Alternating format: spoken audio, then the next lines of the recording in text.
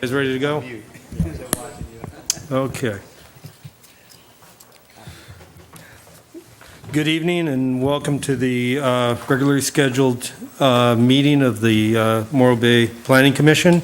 This is Tuesday, November 20th, 2018, and we're at the Veterans Memorial Building at 209 Surf Street.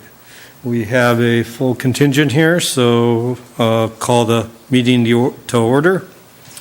So could we please have a moment of silence?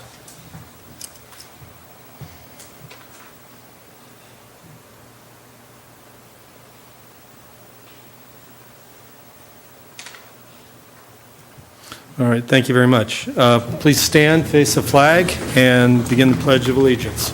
Ready? Begin. I pledge allegiance to the flag of the United States of America, and to the republic for which it stands, one nation, under God, indivisible, with liberty and justice for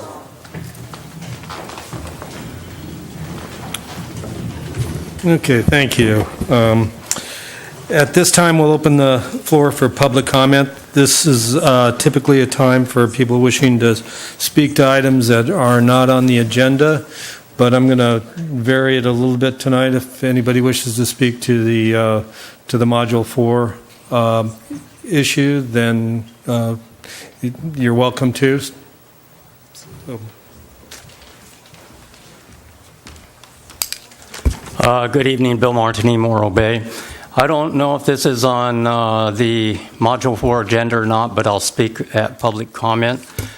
I just picked up the latest draft zoning on the city of Morro Bay, and probably for the last, half a dozen meetings or last year, I've been speaking about special mixed use area B and the water zoning out in front. This is South Main Street between Acacia and down by where the road bends going down to the Bayshore Bluffs Park and the condos down in that area. And it's from Main Street down to the waterfront. I just got the latest draft, and I've been speaking that in the past, the zoning has always been harbor, or it's been out in the bay is zoned harbor, as opposed to waterfront commercial. The land is zoned waterfront commercial. The zoning in the harbor is harbor zoning, which again allows boat slips and that, but the waterfront commercial allows motel, hotels, all that, like the Embarcadero, to be built on the water lease sites. This latest draft still shows the water zoning as waterfront commercial. And I've been told that the last zoning map showed it being zoned harbor that was approved, and then there was apparently an aerial photo that it got accidentally listed as waterfront commercial. It never has been zoned that. And I've been asking for this map to be corrected to show it back to its original zoning of harbor. And the reason being is mariculture is not allowed in that zoning. A lot of things aren't allowed in that zoning. And yet this latest map is still showing the water as zoned waterfront commercial in a primarily residential area and a lower density area. Also, south of the boat launch, the current zoning states in Special Planning Area B that the harbor use in that area is restricted to recreational boating and fishing, where commercial fishing is supposed to be at the northern end of the bay or in the rest of the waterfront. If you eliminate Special Planning Area B or don't have that verbiage in, then you're actually upzoning that part of the bay to allow a type of usage that isn't currently allowed. So I've been asking if we can get both of those corrected to keep the current zoning in that area and also get the map to show its historical zoning and the actual zoning in that area. The last thing is along Main Street there, LU2, and I don't know if this has been corrected or not, it shows that as a commercial zone currently. It hasn't been a commercial zone since probably the 70s. Even at that, there was a little bit of commercial. It's been gone for about 20 years. And if that can also be corrected in the update, so there's no misunderstanding that that's a commercial zone This is along Main Street in that area. And so that was my main thing, is to see if that's going to be changed. Thank you. Okay, thank you very much. Does anybody else have an item they wish to speak to? Okay, at this point, I'll close public comment. Scott, do you want to address this issue again? Without having both maps and looking at them, it's hard to. I don't think we're going to change the last item that Mr. Martin talked about. He wants to change what is the land use designation that's on the current maps, commercial in that area. We're not proposing to change that. He's suggesting it should be changed to residential, but there's no proposal to change that. The other portion of it, we were dealing with some issues with some of the zoning on land extending out over the water, and we've talked about this before as it relates to the land use plan, and we do have corrections underway to resolve that issue. Okay. So we are going to be fixing a couple of the things there to get some of that that was on land zoning that extended over the water. Looking at the maps, it appears that that zoning that ended up extending out over the water was done in error, probably based on laying the zoning on top of an aerial. It was my take. So we are working on resolving that, and then that'll be pushed out through zoning as well. And then in that zoning, is mariculture allowed? Mariculture is allowed. Yeah. Okay. Okay, great. But we aren't keeping that whole planning area B thing. That's not remaining. That's not proposed to remain. Okay, great. I know he's spoken to this before. I just wanted to get an update on that. Hey, real quick, Scott, you said that mariculture is allowed there? It's not allowed? Is allowed. Because Bill said that it's, like, with that zoning that it should not be allowed, right? So the problem was there's the zoning that extends on the land on the current maps that we have. That zoning extends out into the water in front of the property that he owns there, and you wouldn't be able to do mariculture underneath the zoning that's on land. But the zoning in the water does allow for it on Harbor.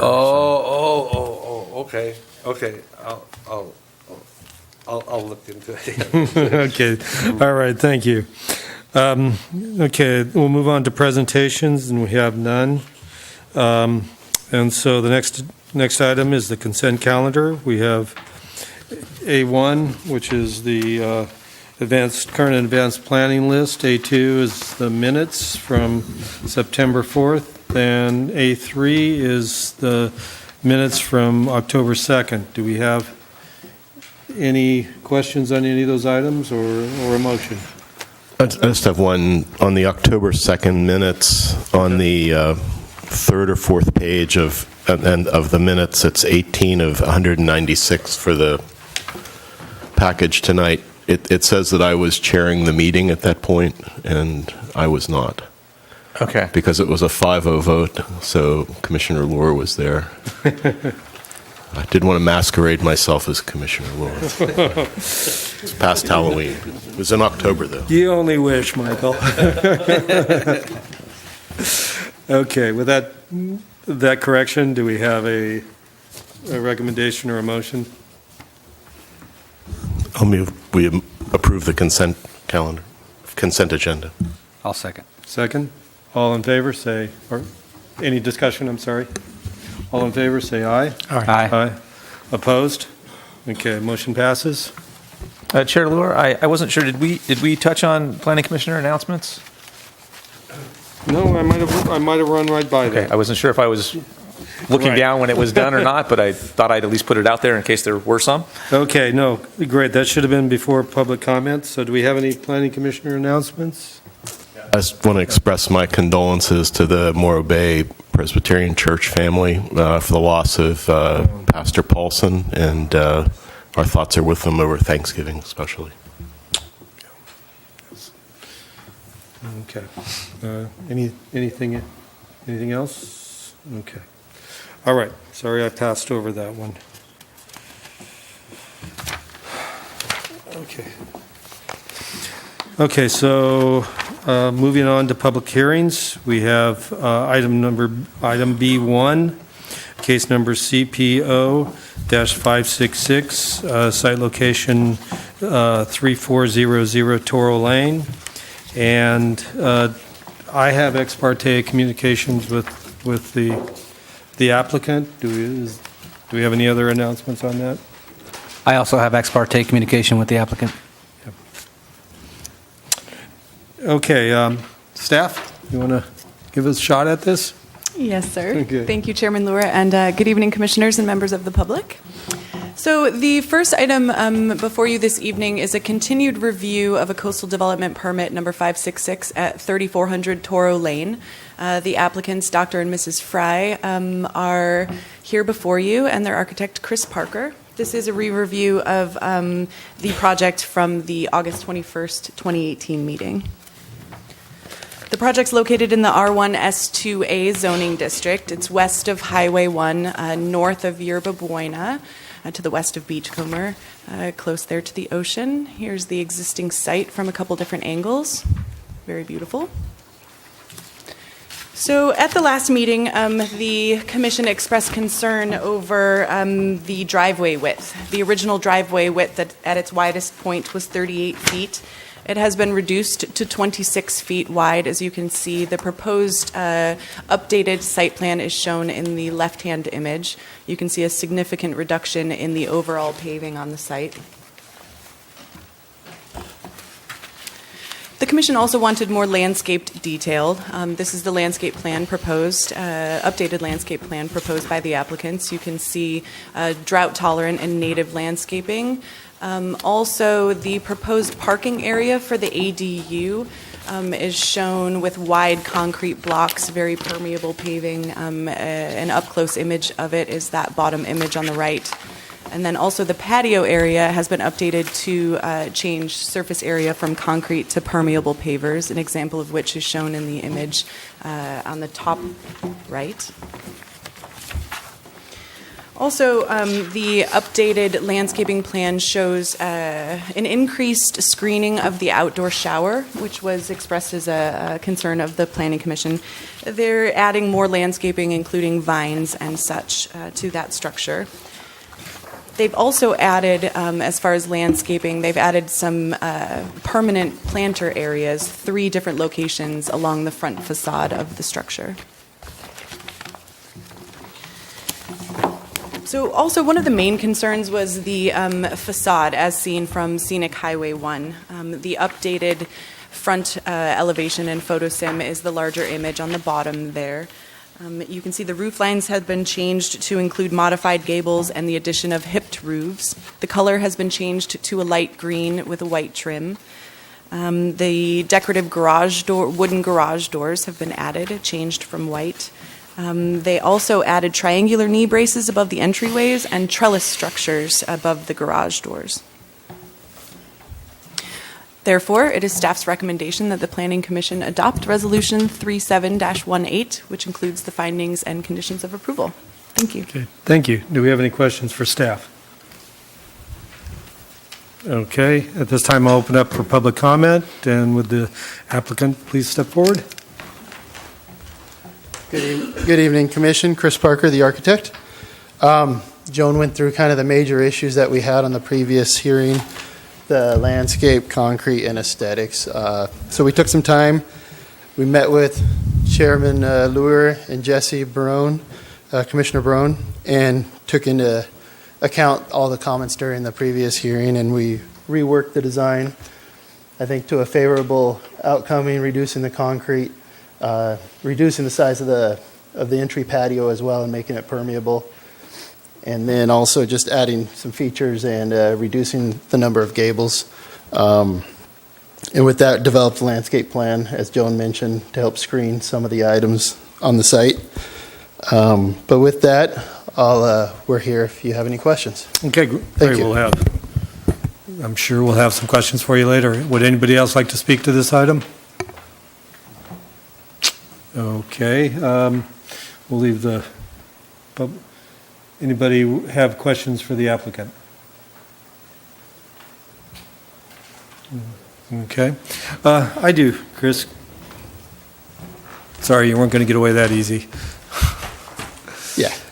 Okay, I still have concerns about the amount of concrete that's in place there. especially in the public, in the public right-of-way.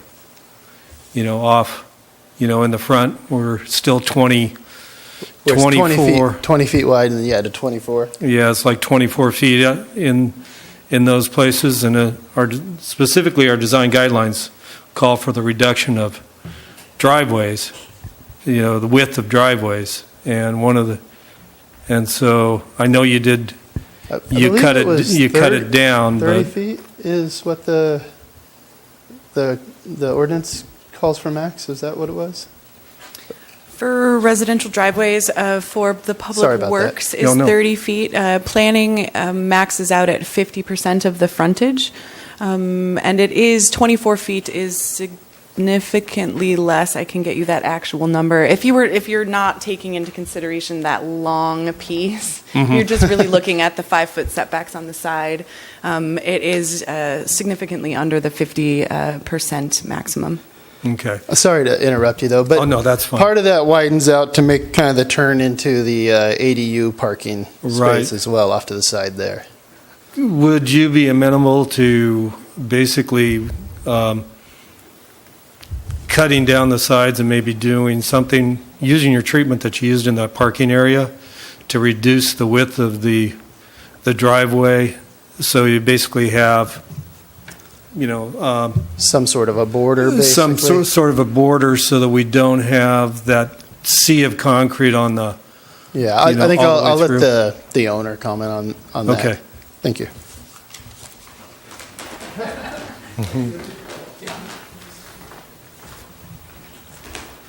Good evening. good evening. Could you state your name, please? Just Yeah, Greg Fry. Okay. Thank you. So how would that look then? Well, basically what I'm thinking of is if you use that treatment that you use for the parking area for the ADU parking, Yeah. and basically where you widen out, maybe do a border on each side with that kind of a treatment, you could still use it for occasional parking, and you could still use it for access, but that way, when nobody's parked there and it's not being used, it wouldn't read as a sea of concrete when nobody's there. So are we talking about this area or this area? I'm talking about the along the border on both of the, yeah, so So putting yeah, so linear taking along there? yeah, so taking where your existing width is and maybe coming in 3 to 5 feet on each side and using that treatment that you used for the parking space to reduce the appearance of the flat work there. Okay. But it turned it more into a landscape area than a paved area.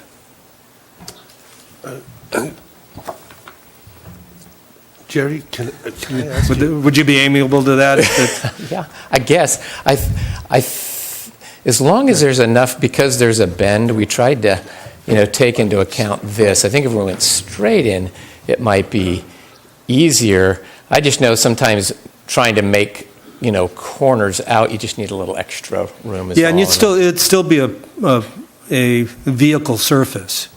It would just break it up a little bit more into a little bit more of a landscaped area than, So are we talking ribbons on the side of the driveway? kind of more of a border. I think Chris understands. Like a different color concrete? There better. Okay, so putting more like Right, blocks along the edge. right. Okay.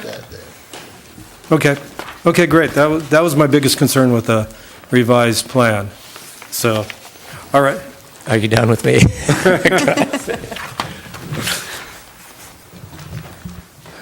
Okay, I'll bring it back to the commission here and for comments and.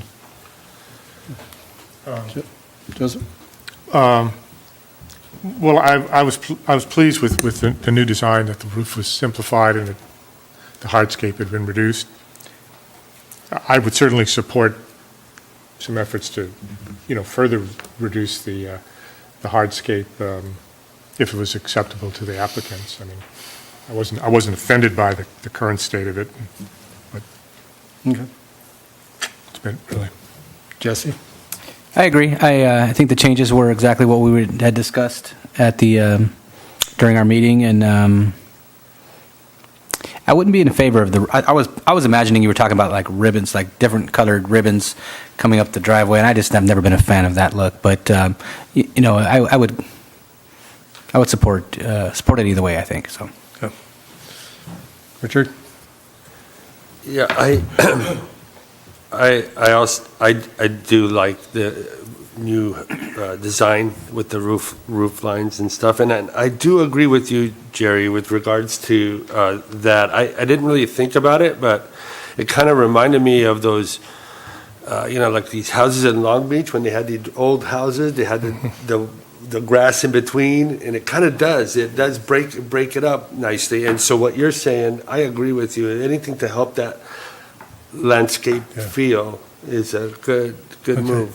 Thanks. Michael, what do you? Yeah, I think the house looks a lot better with the hips in the center. I think the reduction in the driveway is good, and I think Commissioner Lure's insights, I think, make it even better.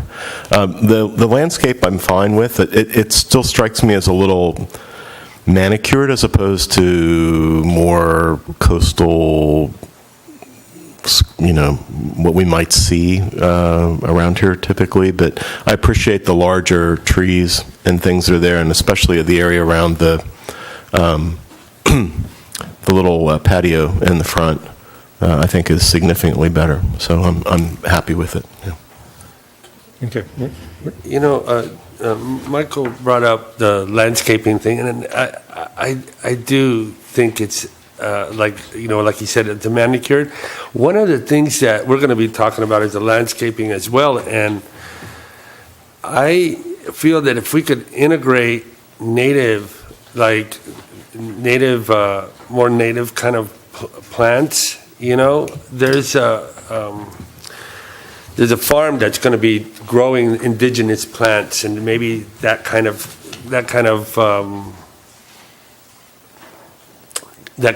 trend, a little more less suburbanish, more natural.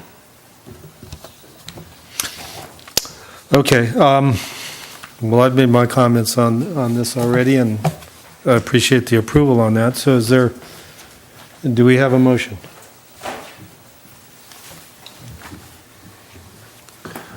I'll make the motion. Let me get my stuff together here. Let's see. Okay. The motion to approve CPO 566, a single-family resident, 3400 Toro Lane, with and resolution 3718, and with the additional change to the driveway landscaping. Okay. Do we have a second? I'll second. Any discussion? Okay, I think we're good. Can we call the question? Commissioner Lucas? Aye. Commissioner Sadowski? Aye. Commissioner Barone? Aye. Commissioner Ingraffia? Aye. And Chairman Lure? Yes. Motion passes 5-0. Okay, thank you very much, and thanks for the changes. Thank you for your help. Okay. Okay, item B2 is case number UP0-536 and CPO-586, and this is, the site is 125 Hatteras Street in Morro Bay. And can we have are you ready with the staff report? Yes. Okay. All right, we're just moving a little south from the first item. And this is in addition to a single-family residence, existing single-family residence. The zoning is R1 S2A. It is in the coastal appeals jurisdiction, and this map shows you the stream corridor that creates the behind the home. This is a view of the site plan that shows there's a red line kind of zigzagging through the center of the house, and that is the recently determined buffer for the Esch. The blue line, it shows you the existing house. The original house was 1972, and the addition was 1993. The development background, house was 1972, was added on in 1993. The Esch buffer was delineated in July of this year. There are some non-conforming conditions. The north and the east setbacks are slightly off, 3.5 inches, 2.5 inches, and that occurred from the 1993 addition. The garage is slightly undersized, just a little bit less than 20 feet, but undersized. And the Esch buffer goes through the existing home. The description of the proposed project, the existing home is 1,654 square feet. The garage is 525 square feet. The proposed remodel addition is 316 square feet to the living area for a total living area of 1,970 square feet. And the purpose is to expand the kitchen and the dining room, add a new entryway, enlarge a closet for a bedroom, and relocate an existing bathroom to create an office space. They are also adding on to the garage to remove the non-conforming condition. And they are putting on a new roof that will tie in the old, existing, and the new addition. The non-conforming items addressed by the project. The setbacks from the 1993 addition, there is no work occurring in that area, and the new addition is in the center of the lot, so it does not have an effect on that non-conforming condition. The non-conforming garage is being corrected by the addition to the garage space. The Esch buffer goes through the middle of, or the center of the house. The new addition is outside of the buffer area. A portion of the roof located in the buffer area will be reconfigured to accommodate the addition. There's no expansion towards the Esch buffer or to the Esch area. And there's a condition of approval, number 5, which limits the work in and around the buffer area to ensure that the area is protected. This is a chart, again, that just the red highlighted are the slight variations in the standards from existing and proposed. This is a photograph of the existing house, and what I didn't talk about in the non-conforming conditions is the fact that there are 2 curb cuts and 2 driveways, one leading to the garage and one leading to a double gate that provides secure storage or entryway patio outside of the living space. These are existing conditions. They are non-conforming, but there's not work occurring in the area that the second driveway is. The driveway curb cut to the garage is necessary. In looking at the non-conforming section of our zoning code, there's a section that talks about continuation of non-conforming structures. That says a structure that's non-conforming with respect to this title but was legally constructed meeting the requirements in force at the time of its construction may be continued without alteration unless deemed a public nuisance because of health or safety concerns. And in this section, it defines the sections or the preceding provisions of this chapter apply to structures, land, and uses which have become non-conforming by operation of preceding chapters and sections of this title.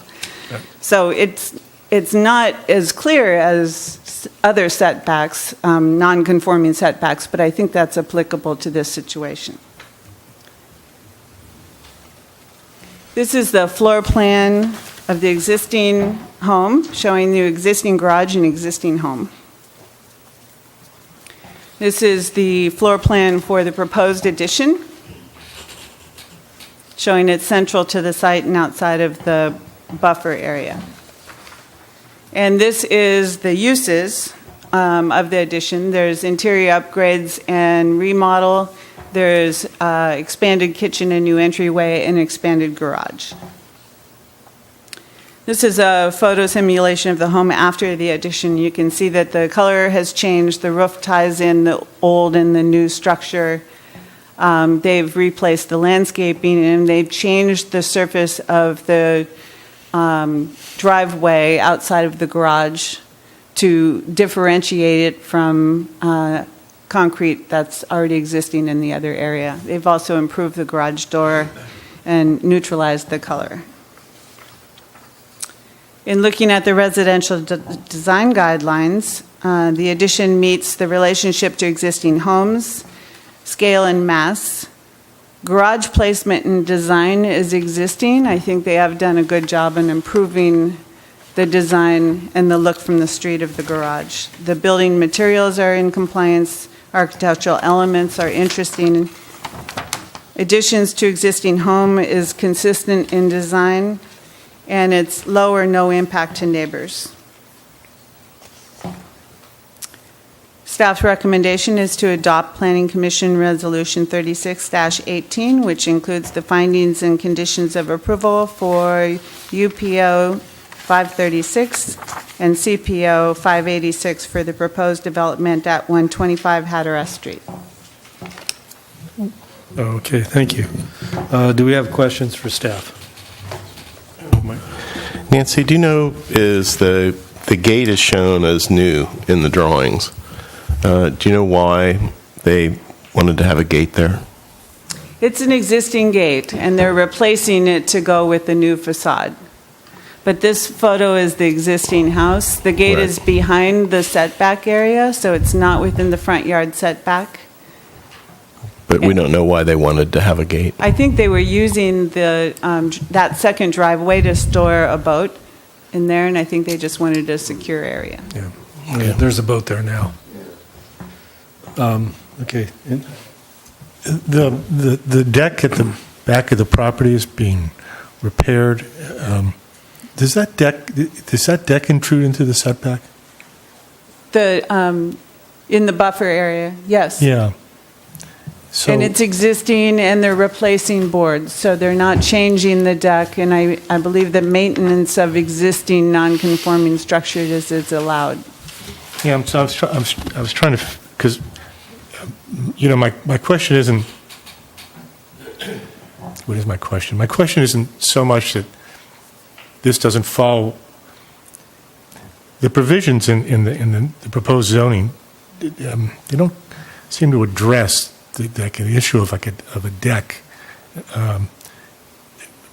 They don't seem to address this situation in that.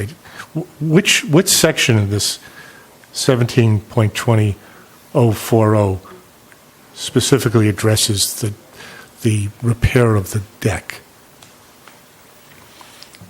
I actually didn't bring my zoning. Oh, I'm sorry. Today. There's something here that says maintenance repairs, and then there's structural repairs. But then there's something in there about, but not to exceed 50%. And then there's another, in C, which talks about non-conforming setbacks. And C seemed to be talking about walls and not decks. And I just wanted to make sure that this new zoning specifically or explicitly or clearly addressed decks that were non-conforming and intruding into the setbacks. So the deck appears to be relatively at grade. So I mean, the architect will get up here in a minute. He can speak to that, but you can extend a deck that's at grade to your setback line, to your property line. Oh. Exception here is it isn't a setback because there's an esh setback here. Okay. So those are two different things. Right. Like if it's at grade, you can extend your deck out to your property lines basically, or under 30 inches above grade anyway. When it gets over that, it becomes a structure and there's setback. Okay, that's what I didn't understand. Okay. Okay. Jesse? I was going to have a similar question. So I'm speaking from my experience, which might be different from the way the Morro Bay does it, but typically a deck requires a permit when it's over 200 square feet, it serves an exit or it's attached to a residence. And it seems like two of those three do apply to this, so it would require a permit to replace it. It's an Right. existing, Yeah, they're proposing to repair it. there's no new construction in the buffer area. I guess that's where I was going, which was, based on my experience, when you start replacing deck boards, you're going to find rotted girders, and you're going to find rotted posts, and you're going to find rotted hangers, and you're going to end up replacing rather than repairing.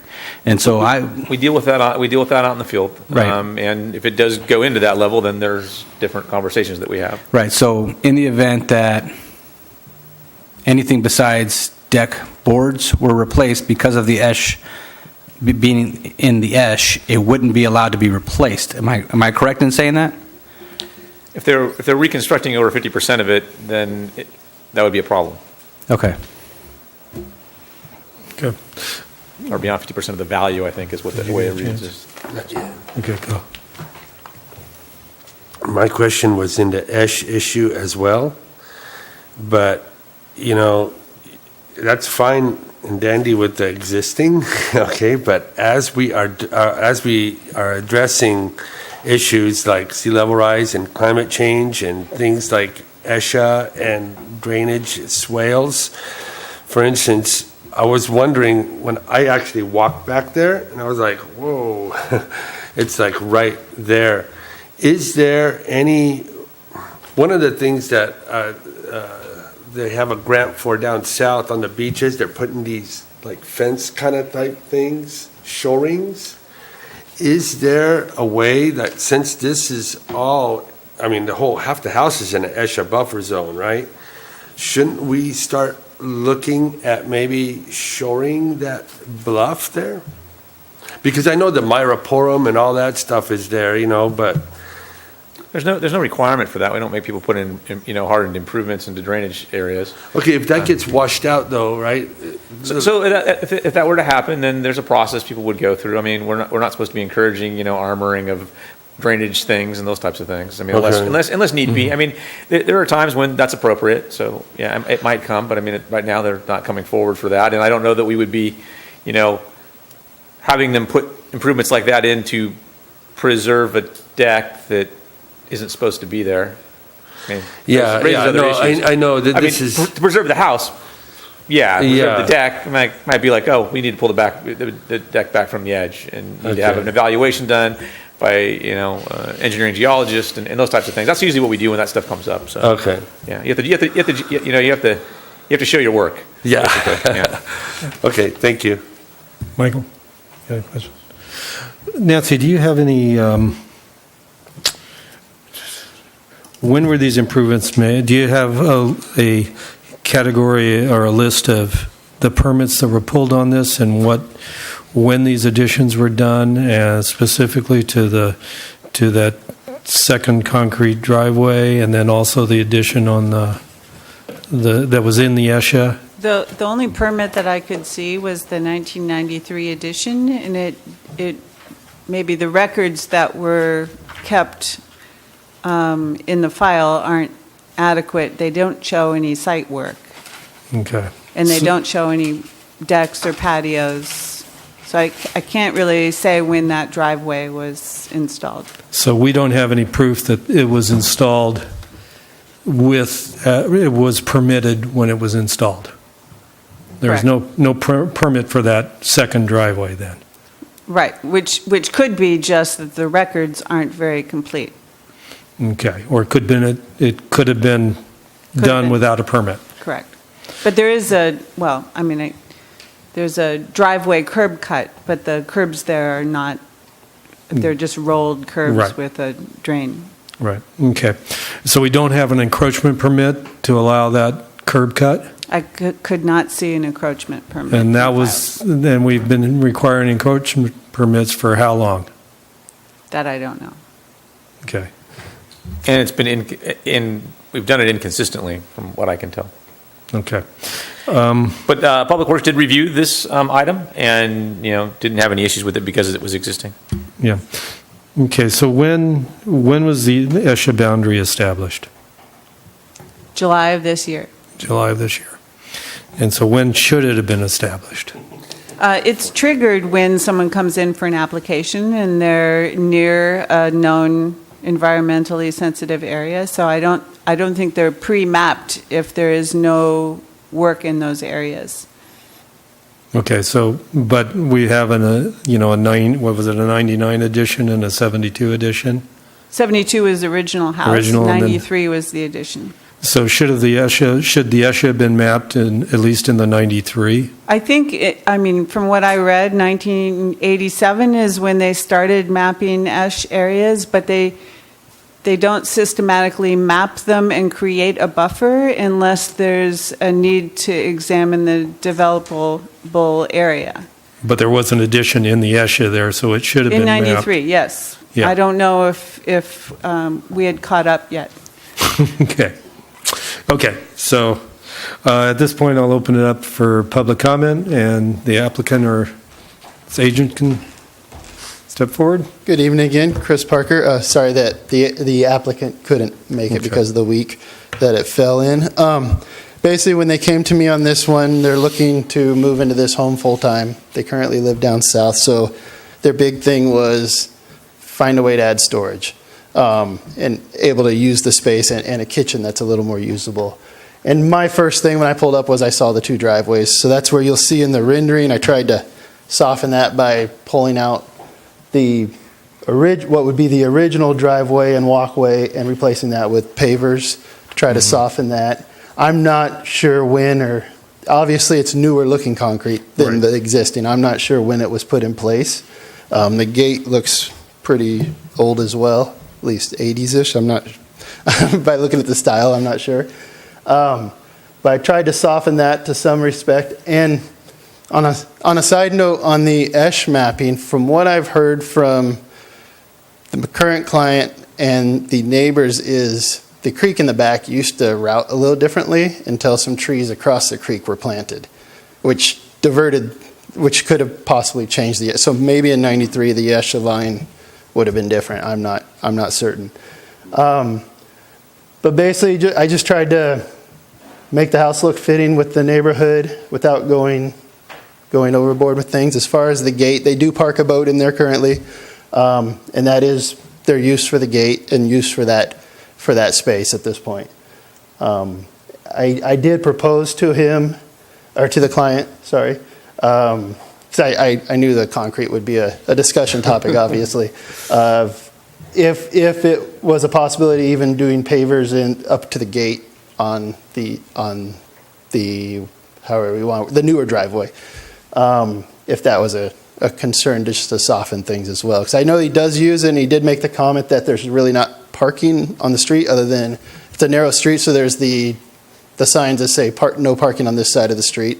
You have to park on the other side of the street. So he said they do utilize it while they're here, and then once they live here permanently, and that's again why the garage is enlarged as well, so they can actually park two vehicles in it, and that's where the washer and dryer are as well. Okay, great. Do we have anybody else who wishes to speak to this item? Okay, seeing none. Chris, you might as well just stay there. Okay, questions for the applicant? Okay, Michael? Okay. Do you have any proof that driveway was put in with a permit? I don't That have second any driveway? record. I don't have any record of it. I'm not sure. Okay. That was before, and the 93 would have been before my time of dealing with these projects around here. Right. So, Okay.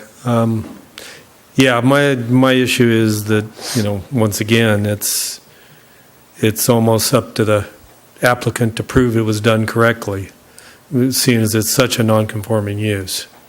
I mean, this is obviously against all of our design guidelines, and it's out of character with the neighborhood. So that's my question and comment. So I was hoping you had some validation. yeah, I mean, I could talk to him, see if he knows any more about it. I'm not sure what year they purchased the home.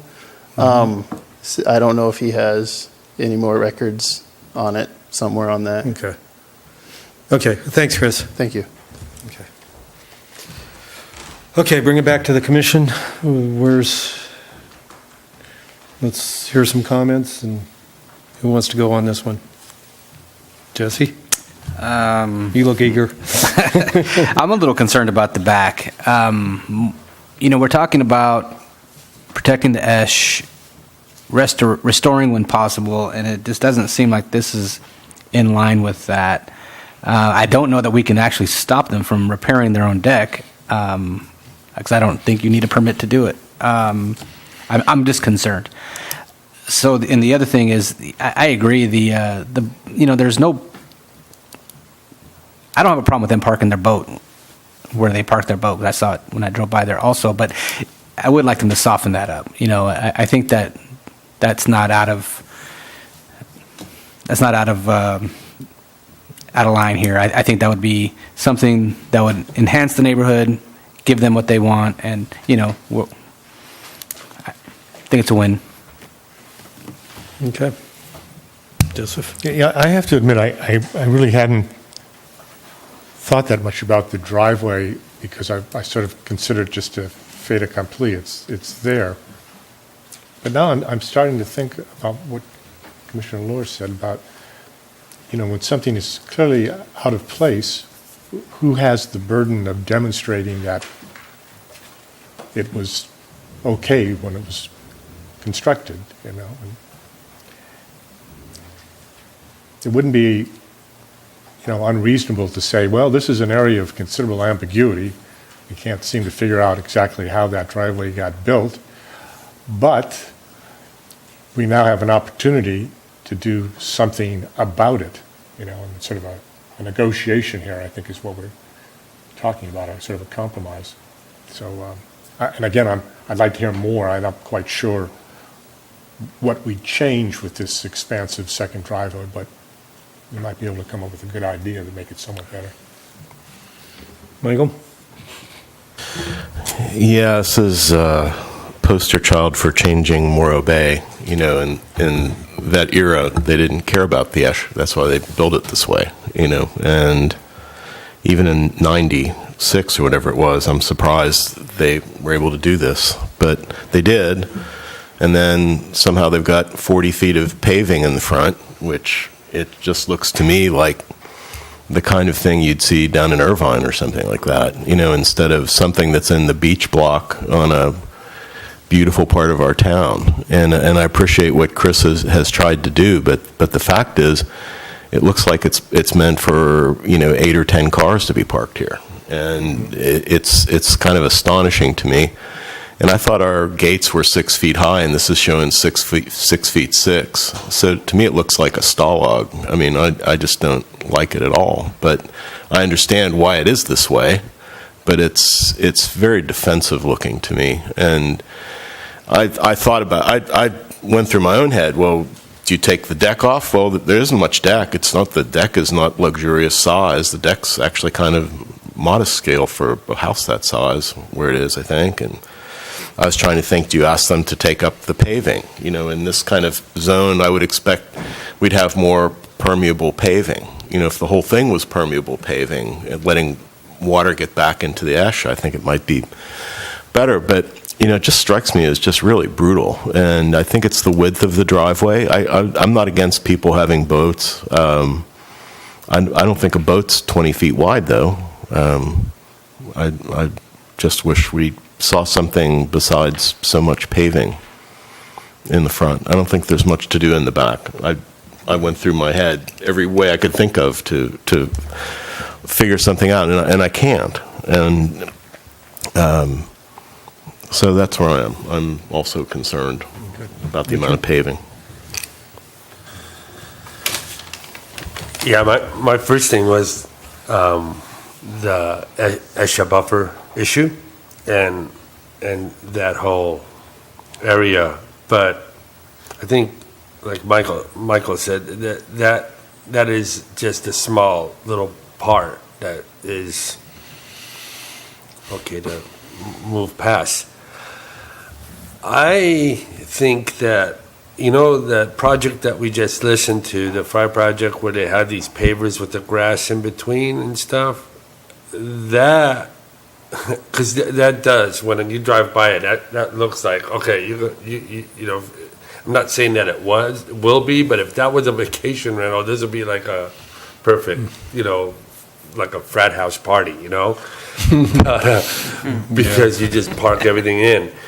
And I think that, we're not supposed to have gates, but it's already there. I think, something a little bit more natural, wood-ish maybe. But I think that if we went full permeable pavers in the back, I think that would work nicely. At least we're doing something to do and address the stormwater and issues and all these things, just kind of moving in the right direction.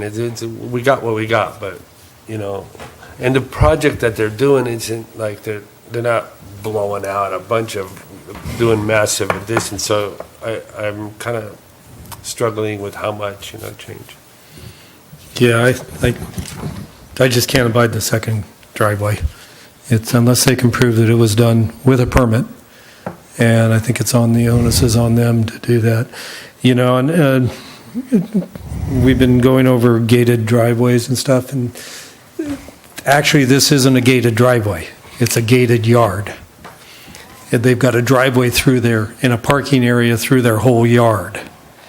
And so by definition, this isn't actually a gated driveway, so it's not in the setback. It's pretty much, it's allowed. To my reading, it's allowed, but I can't accept this project with that concrete there at all. So I would propose that if Chris is very, very good at making things work, but if they wanted to have parking there, the only way I'd accept it is if it's complete grasscrete, where it's a landscaped front yard that they drive over temporarily to park their boat there. So is that just outside of the gate or the courtyard area inside also? I'm most concerned with the front setback, that front yard. Right. Because it turns it into a apartment parking lot, And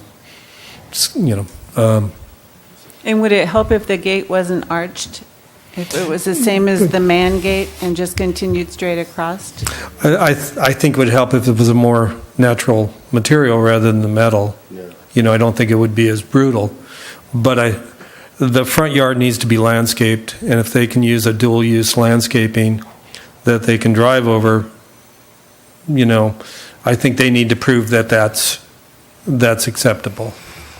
Let me just ask, can I just ask Chris one thing? Chris, did you look, and it may not have enough space, you can't put the garage door on the side of the house? No, I want to say it's about an 8-foot to a 9-foot setback. You're talking about if you use the existing driveway. No, I don't think there'd be enough, because really it's hard to call, not the existing concrete driveway that's remaining.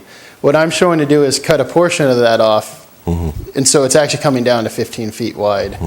And there wasn't enough room there to make the swing into there. The lots just aren't wide enough. Yeah, the grass pave idea, I can chat with him about that. And one thing, though, Richard had mentioned was, which I hadn't thought about, and I don't know whether there is rebar in that concrete or what it is, but possibly saw cutting, kind of like on the previous one, and putting and leaving the concrete, but saw cutting not joints, but 6-inch wide areas and putting grass in those, if that was something favorable or not. But I understand where you're looking to kind of find a way to landscape it. The metal gate, the reason for that, they were trying to still feel a little more open rather than going with like a solid wood gate or something. Yeah, that's an aesthetic choice that they, to me, they can make. But what I can't approve, and what, just is totally against all our design guidelines, is the massive sea of concrete. Yeah. So, and I think you knew that was going to be a problem coming up. I knew that. I had mentioned to them that was going to be a discussion topic. Yeah. So that's where I steered them, at least doing the concrete pavers on that portion, and I talked to them about it on the front. But obviously, pavers are still going to be looking like a driveway. Yeah. Can I ask you one more thing, Chris? I don't know if you Did you look at trying to put the two-car garage where the existing driveway is? No, we were trying to keep the actual addition and work minimal. As far as, we're utilizing the existing garage, you're talking about shifting the whole garage over? Yeah, because you're putting in a new entrance and a big closet off the one bedroom, and it Yeah. strikes me that that bedroom closet then would be the front of the house, which might be more attractive than the two small windows in the master bath and the little 3-foot door, which is a really narrow porch there to get inside the house. It seemed like you would have a opportunity to rethink the whole garage piece, maybe even have a little private courtyard off the master bath there. Yeah, I think that would have turned it into a bigger addition than they were looking, remodel addition they were looking to do. I mean, the solid lines are basically the new walls, and so the closet off that bedroom, it kind of created an entryway there. Obviously, everything is tucked back because the garages are in the front. But I also worked on changing the windows in the bathrooms from the current, that back bathroom there that you're looking at, a couple windows. I modified those, and I modified the windows at the entry just to kind of break it up some. I mean, I could add window inside of the garage if necessary too, but I think flipping the garage over to the other side would kind of make it quite a bit more of a project. Okay. I'm sympathetic to the fact that the applicants made, presumably one of the reasons they bought the house is because it had convenient parking for a boat that they contemplated using and the like. But I think that the what I'll call the boat driveway, Yeah. our side of the gate, that's about 17 or 18 feet wide. Currently, it's about, let me see, where did that go? Well, I'm more concerned, after your It's a- widening of the garage, what would the Let me look at that. width of that? You know, yeah, it's approximately 15 feet wide in the gate, and actually on our side, on the street side of the gate, it stays that for a bit, and then it fans back out to what would be its existing approach. Right. So that's, I mean, I don't know if anybody has any knowledge of what would be an adequate width of a driveway to back a boat up into the property, but I have a feeling it's considerably less than the 15 or 17 feet. Is that? When the boat's in there, it takes up a good amount of the space off. It stays off to the one side, though I think he needs the approach to get it in Right. there, and then once it's in, it narrows up. So I guess I'm trying to get a feel for how much could you narrow the street side part of this second driveway and still accommodate a boat? Does anybody have any idea? Because maybe if we, I'm Well, not certain. Joseph, there's another issue too, where, boat and RV storage is in the front yards. We've had an issue that they may not be allowed. It's not So it's Scott- not an issue. This is out of the setback. Okay. So Yeah, so this is behind. not an issue. So I guess Okay, so it's technically not an they can issue have being- a front Right. fence Okay. going across, and you would never see any of that, but it'd be a solid front fence. Right. I think Chris's idea, if they were able to, would they be able to saw cut the concrete to come up with a design that looks similar to the Fry project? I mean, I don't know how this was poured, if there's thickened edges or anything, but Yeah, or how so- thick the concrete is. I'm assuming there's rebar because it still looks relatively good. Yeah. It didn't seem to be too cracked or anything. So that's going to be the. the only concern I see is you're going to be exposing rebar as you do that as you're cutting through. Okay, thanks, Chris. I think Thank you. we've got our issue defined here. Yeah, so my main point is that it needs to be landscaped, and there's different ways that they can landscape it and still drive a car across it without destroying it. But the question is, do we want to approve it with a condition and have staff review it? And do we want to trust staff to do it, or do we want to, not trust, but do we want to have it come back before us to look at this again? I'd like to see it again, I think. Okay? I'd like to see. yeah, I think this is a sufficiently unique, sort of novel situation. And maybe an example for the future that we'd like to really get right. I'd like to see it come back. Yeah. Okay. Michael? Richard? Yes. Okay, Okay, so we need to provide some direction to the applicant? you're right. I mean, because we haven't done that to this Okay. point, so. And partly, in part of that, I can see which way it's going.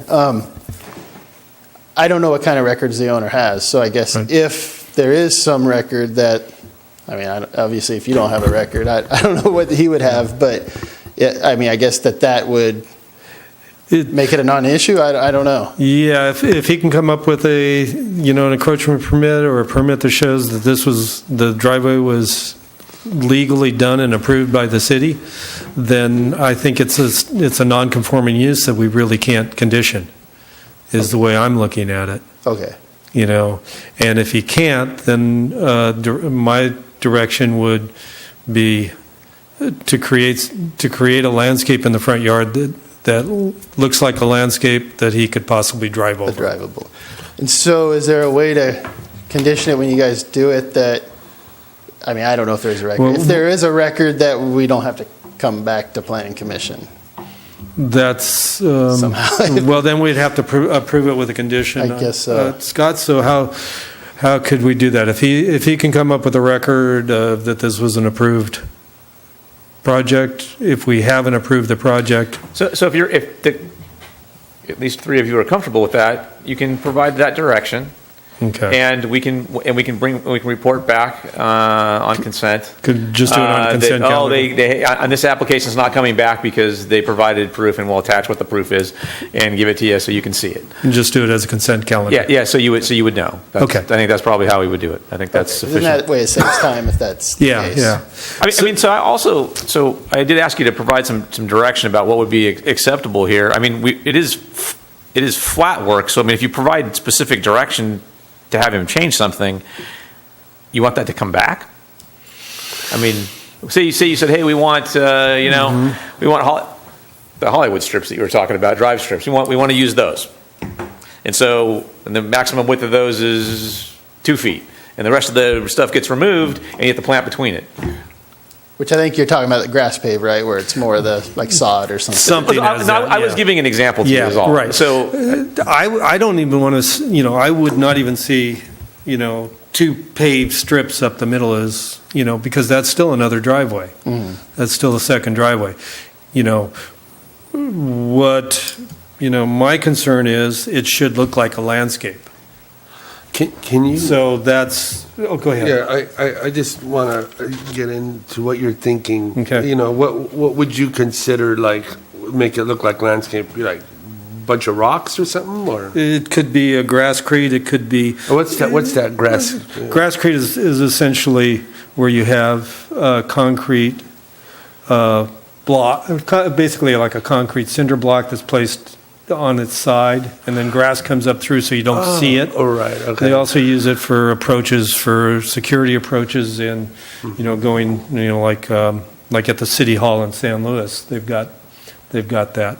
So it's basically, what you see there is you see a ground cover or a grass, but it can support a vehicle. So, What I was envisioning, and only because you're not showing turf, I was envisioning some sort of a hardscape. Yeah. yeah. And that's where at first I thought you were talking more of the grasscrete with a honeycomb that you put down and you plant the grass over, which obviously we're not looking to increase sod. But what you're mentioning as far as the turf that allows you to plant other items besides sod in that. Right. You can do ground that- covers, that ground- fescules yeah. and stuff, yeah. Yeah. So I think there's a lot of opportunities to be, to be artistic and be inventive. And just so it doesn't look like a runway. Yeah. And I think that's something, honestly, that I can run with on the owner. Yeah. And I think if it's still a drivable surface, obviously it's a little extra work, but they're looking to make the house presentable, Right. but they're wanting a usable surface there to get to the back portion. Yeah. Something I was kind of picturing in my head was, okay, so you're replacing the garage driveway with pavers. Yeah. So if you gave us drive strips with those same pavers and, just to the setback line and then left whatever you wanted to do in the back, I imagine they probably would want to modify it, but I'm thinking strips might not work well with the trailer. Yeah. Because it's gonna, you're never in an exact spot until you get straight. Right. That's true. And then again, if it's driveway strips, it's still a driveway, and that's what we're trying to get away from. So I think Chris could do, something like you did over on Toro, but in a smaller scale or something. I think you can come up with something, and I think we can. It'd be good to see it. Okay. So. Well, back to Scott's point is, do we want to give direction that staff approves, or do we really want to see it back again? So, did we answer that? I don't know if we answered that. Well, originally we had 4 people say they wanted to see it again. And we're basically talking about a landscape plan. We're talking about a landscape plan. Yeah. So could we see a landscape plan on a consent calendar, Scott? If you want them to bring it back, we should bring it back and have it presented like this. Okay. I think that's a safe bet. So we can continue this to a date uncertain? Or? Only to give, do you have good direction? Do you feel like you have good direction? I have really good direction. It's just that, this is one of those ones for such a small project. Yeah. And for a small change to come back, it seems like a little bit of an overkill, honestly. Because I have total direction of what you're saying with the grass pave and that. And I'll have to direct the owner that way, but it definitely just slows down the ball here because we're trying to make sure we're ready to go once rainy season's over. Could we do a deferred submittal and approve the project conditionally with a landscape plan to come prior to final, and allow the project to proceed, but we can... Yeah, I don't know if that's something on Scott's end. I'm not sure what you're asking. Well, it seems like we have... So the planning commission needs to make a decision. You either want this to come back to you so you can see it, or if they're going to put grasscrete out there, I know exactly what it's going to look like. There's about 3 different types of grasscrete materials that I've seen used. Some of them work better for different types of ground cover. The good thing is we don't really have a hot environment here, so you can probably use all 3 of them. So any one of those that works the best is what it will. But it's going to be probably planted with a single type of material for the most part. So it's not. He's going to show it. He's going to show a drawing, and he might have a detail to the side that says we're using the honeycomb one, we're using the concrete one, we're using the other one, and then it's going to show this is the type of material that we're going to plant in it, and it's probably going to be one type of material, and that's what you're going to see. Yeah. So I don't know. So if you're expecting to see something other than that, please tell Chris. I'm comfortable with having staff, but I'm not locking you into the grass creek. I understand that. If you can come up with a flagstone that looks great, and I feel comfortable. Flagstone may be a great option too. It's one of those ones where the previous project, the big concern before was it's an iconic location. Yes. You're coming in on Highway 1. Right. This, obviously, there's a driveway there. They're doing a minimal addition, and it's on a side street. They're the only house on that street, really. There's a house next to them that's on Sandalwood, and that other house is on Beachcomber. Yeah. It's one of the few. Obviously, it's near the beach, but so Chris, it's not the problem. I understand the issue. Though. The issue is that we have this problem throughout the city, and this is what we're trying to address, so that we get clear direction for future projects. And I don't have a problem with us conditioning it and have the staff approve it. Okay. And so that they can keep rolling on it. A solution I saw, and I may be out of line here, but what I was saying is, look, we don't have a problem with the project in and of itself. Yeah. So allowing the project to proceed and reviewing a landscape plan at a future meeting if that's would be a workable solution. I don't see that an issue on my end. It doesn't change anything. I don't know if there's a process. Because you probably wouldn't be planning landscape till the spring anyway. Yeah. And we're in November, so I don't know. That's just the solution I was thinking. Yeah, I don't see an issue with the deferred approve. I just don't know if that's something that Scott deals with on a regular basis. Okay, Scott, I think this is more a staffing issue and how you'd want the staff to handle it. Do you want I bring it back. if you condition the project, you've given him pretty clear direction. We've heard what you said. I know what you want. We'll make sure he does that. If you want to see it back, you just need to continue the item and have him bring it back. Okay. I mean, Then how does the commission feel on that? I'm comfortable with conditioning it to, approving it with a condition that we have a landscape plan that's approved by staff. But it's, Do we want to have a maximum width for that grasscrete? no, because I could see maybe one of the best solutions is to do that whole area in some kind of a intermittent flagstone or a rock or something that's all planted in between. So the whole front yard could be that, as long as it's adequately portrays that it's a landscape and not a runway. Yeah. So that's what I'd be concerned about as far as having a maximum width. I'll change my opinion. I'd be willing to approve the project as is with conditioning that the staff approve whatever landscape plan Okay. they can see as approvable. Joseph? Yeah, I would agree, because from a practical standpoint, we're really going to be dependent on Chris to come up with something, and I, for one, can't really envision what that something is going to look like at this point. So I would say fine. I would leave it to your expertise. And Okay. So I've seen nodding. Yeah, I think, this is Scott, you kind of explained it well, so, yeah, I think that we're good to go. Okay, so let's have a motion. Can I ask one question? Sure. Is the gate height 6 feet or 6'6"? I don't like gate creep. I don't, Okay. Are you asking of the I requirement? Yeah, based or it what's- on the, I think what's the the- fence height allowed is 6'6", right, Scott? Yes. And so that's Is why it I based it on 6'6"? that, but, Yes. All right. and it's the curve that took it up to that, but I I know. don't know if there's I an issue know. one way or the other. Yeah, I think 6'6" is a lot. Okay. So I'm seeing nodding. Okay. Okay, motion. I'll take a shot at it.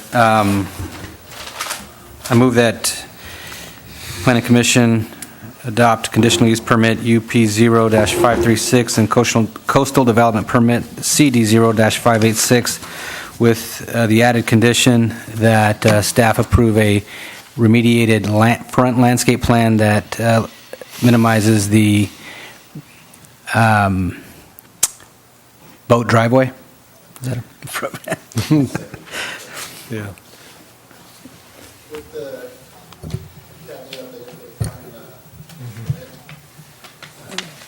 with the added caveat that if there is an existing encroachment permit that allowed the boat driveway, that be considered a non-conforming legal use. Okay, do we have a second? I will second that motion. Okay, any further discussion? Yeah, Yeah. regarding what you said about, like, if there's a legal blah, blah, blah, but I would still like to see some kind of, like, softening of that driveway, even if it was legal, like they did over on that other spot, where you have the grass in between. I think that, even if it was, that's my opinion, that's all. Okay, well, do we have any other discussion on that? That's a valid opinion. I agree. I agree with the chair also that I don't know that we have that ability. What would you say, Scott? Yeah. So normally in circumstances like this, the question you raised and the way you raised it was how you get your foot in the door, and that is, where's your approval for this? But you're saying, but if they have approval, then it was approved before, whether it was approved at staff level, whether it was approved when the addition was done in '93, whether it was approved when the house was originally built. If it was approved through that process, this project doesn't touch it. So it's a conforming thing that was allowed, and now you're trying to change something that has absolutely nothing to do with the project in front of you. That would be inappropriate for you to condition to make the change.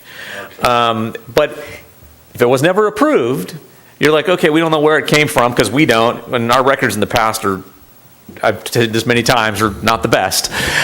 So we don't know. So saying, hey, it could have been approved, maybe it wasn't. But our position is, if you can't show us that, then you can keep the parking area back there, but you got to fix the driveway and remove the impact from all of the concrete, because it's a sea of concrete out in front of that thing, right?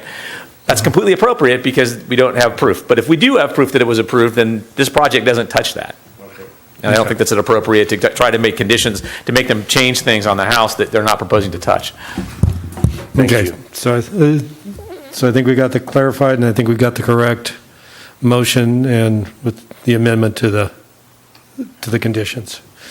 So we got a, did we get a second on this?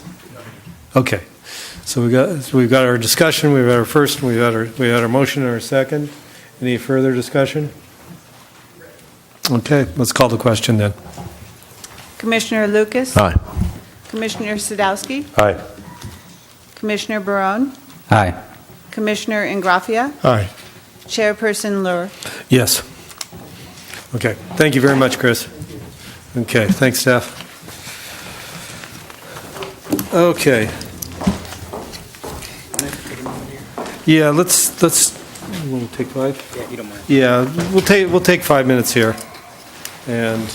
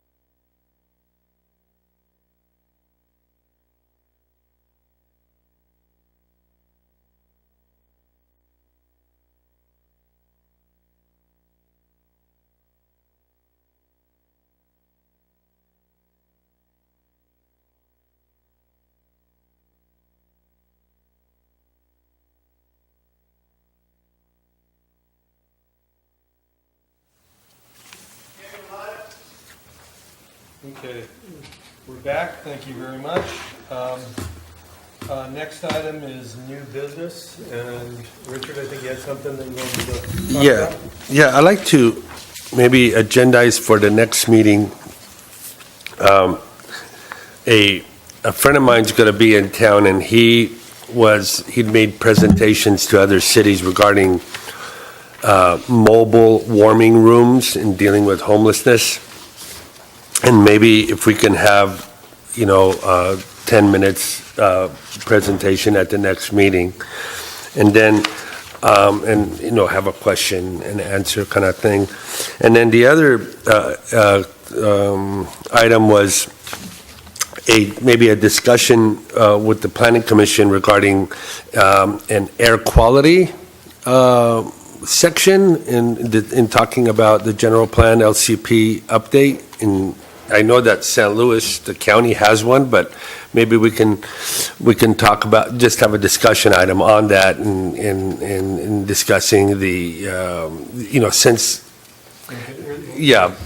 Should we save that discussion to item D?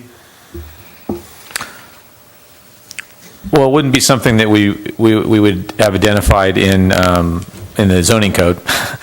It would be something that's identified as part of Plan Morro Bay, so general plan LCP, and so you'll be with any luck. I'm hoping we move into the Thanksgiving Day holiday, and one of the things we're thankful for is we've wrapped Module 4, so that we might jump back in on Plan Morro Bay, where we'll be walking around inside the conservation section of it, which would be the appropriate time to have that discussion. So if you'd like, Commissioner Sadowski, we could certainly talk about what policies are in there, so you can see what's in there, and then we can have that conversation as part of Plan Morro Bay, again, which would be hopefully bringing back here the first meeting in December. Okay. And for the other item, happy to make arrangements with you to have that presentation up front if the commission so desires. We have that presentation section that we never use, so it'd be nice to plug something in there once in a while. Let's pull it out and use it. I'm pulling up. Is that good? Do we have a consensus on that? Yeah, I was just going to say, I think there's some novel things coming out about the homeless, whether it's warming or bathing or, there's all sorts of niche things. I know the county's looking at parking for homeless people in their cars, things like that I think it fits into that. Yeah, I'll work with Commissioner Sadowski to get a little bit of a description for the presentation for you guys, okay? Okay, great. Put it on there. Have a little discussion on that after the presentation? Yeah, I think that's fine. Yeah, I think that'd be good. We'd do a presentation for about 10-ish minutes and then have a few minutes of question and answer afterwards. Yeah. Okay, great. Yeah. Thank you. Okay, so let's do business. Unfinished business. Once again, we have D1, Plan Morro Bay. Yeah, we are. I gave my plug for plowing forward, and I'll turn it over to Martha to pick up where we left off. So this is the continuing discussion of Module 4, and we left off last meeting on page 48, which was the beginning of the landscaping section, chapter 1719.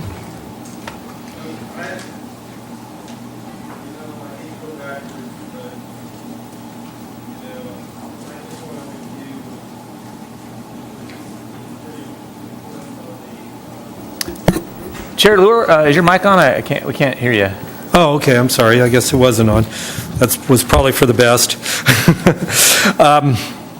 I'd like to go one section back to to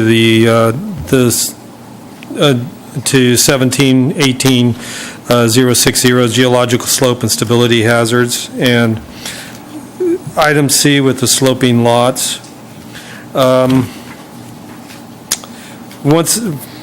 Once again, I think this whole discussion is creating like almost 95% of all the houses in North Morro Bay will be non-conforming at this point, if this is approved. Also, I think this is more appropriately dealt with in the design guidelines rather than in the standards. So I know we were moving it out of the geological hazards section. But once again, the reason we had the design standards and not having them in the zoning code was that they were easier to change and were more readily adaptable if there were problems. And this is going to be a huge problem, because every house, every addition or every change to every house in North Morro Bay above like Fur is going to be non-conforming. And we're going to have to see every one of those before us. So this is a huge change to what we have and what we're proposing, and I just don't think it should be I don't think it should be done this way, and I don't think it should be in the zoning code. So, do we have anybody else who has any issues with this? Well, I respectfully will disagree, because I think some of the most significant projects we have coming before us need something like this.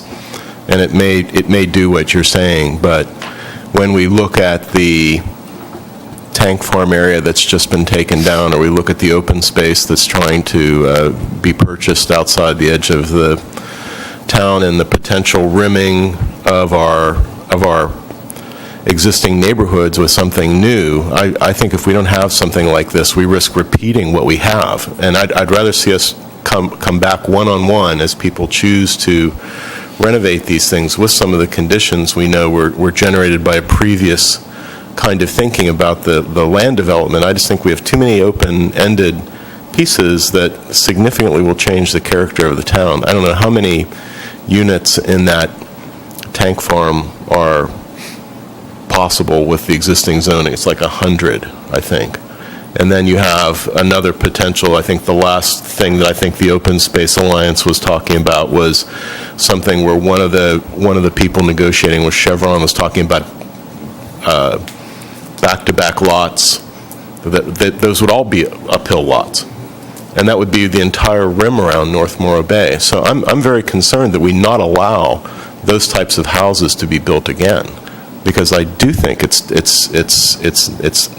understand the Hilltown thing. I'm all for the Hilltown. But I think that we should have something like this, because I think the next set of projects shouldn't repeat those problems.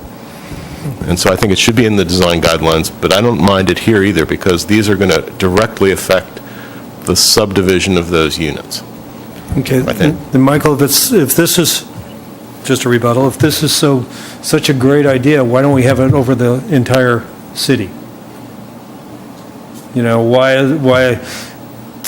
no decks, no cantilever decks over 6 feet shouldn't be allowed in the entire city then?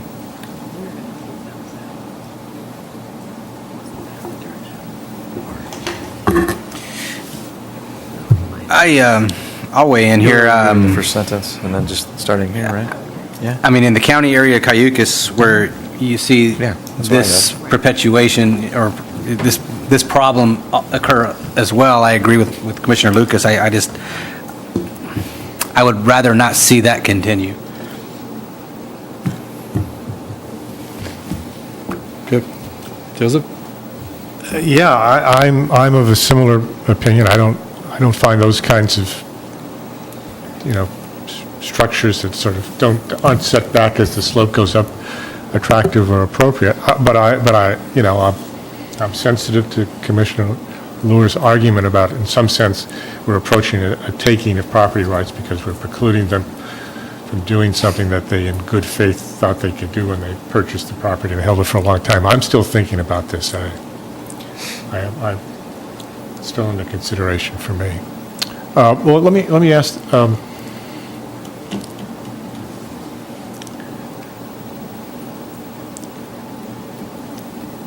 No, I have to think about this. Okay. So, Richard? Yeah, I think we discussed this had a pretty good dialogue last time about this, and my opinion hasn't changed. I think that having it in here and having it come to here, I think that it'll give us an opportunity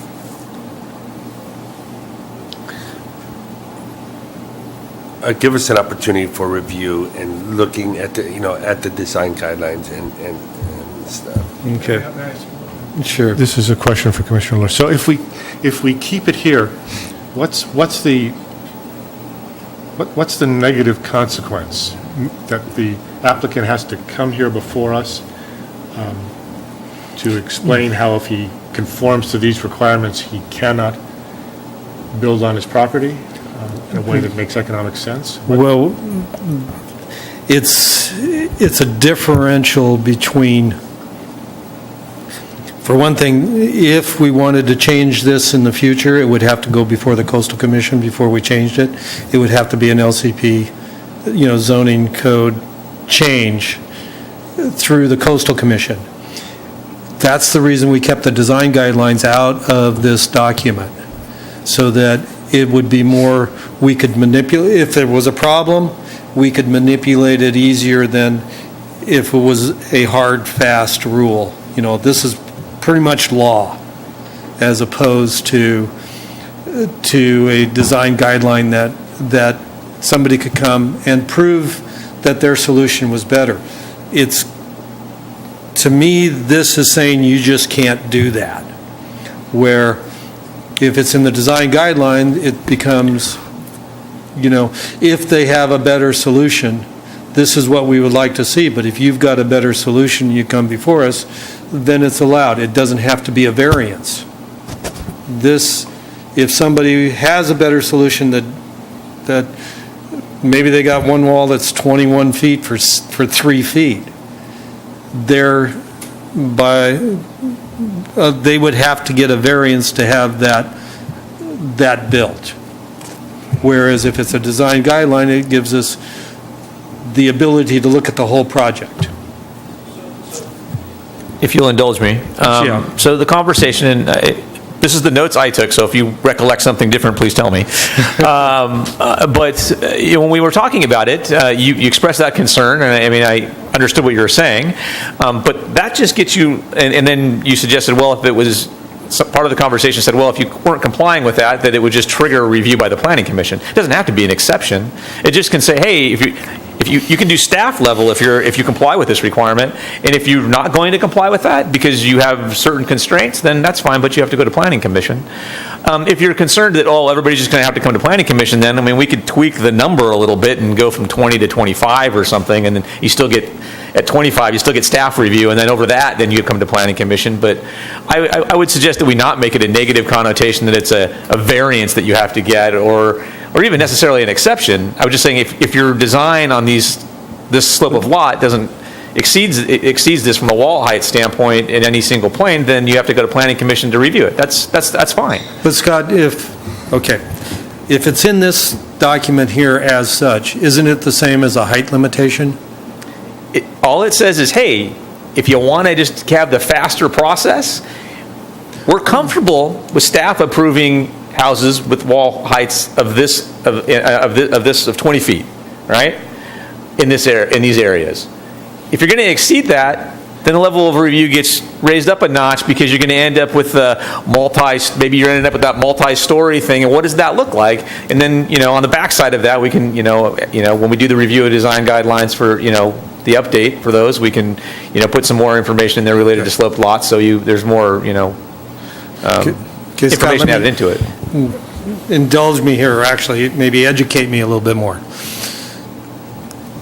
If it's in this document as such, it would be the same as a 25-foot height limitation over natural grade.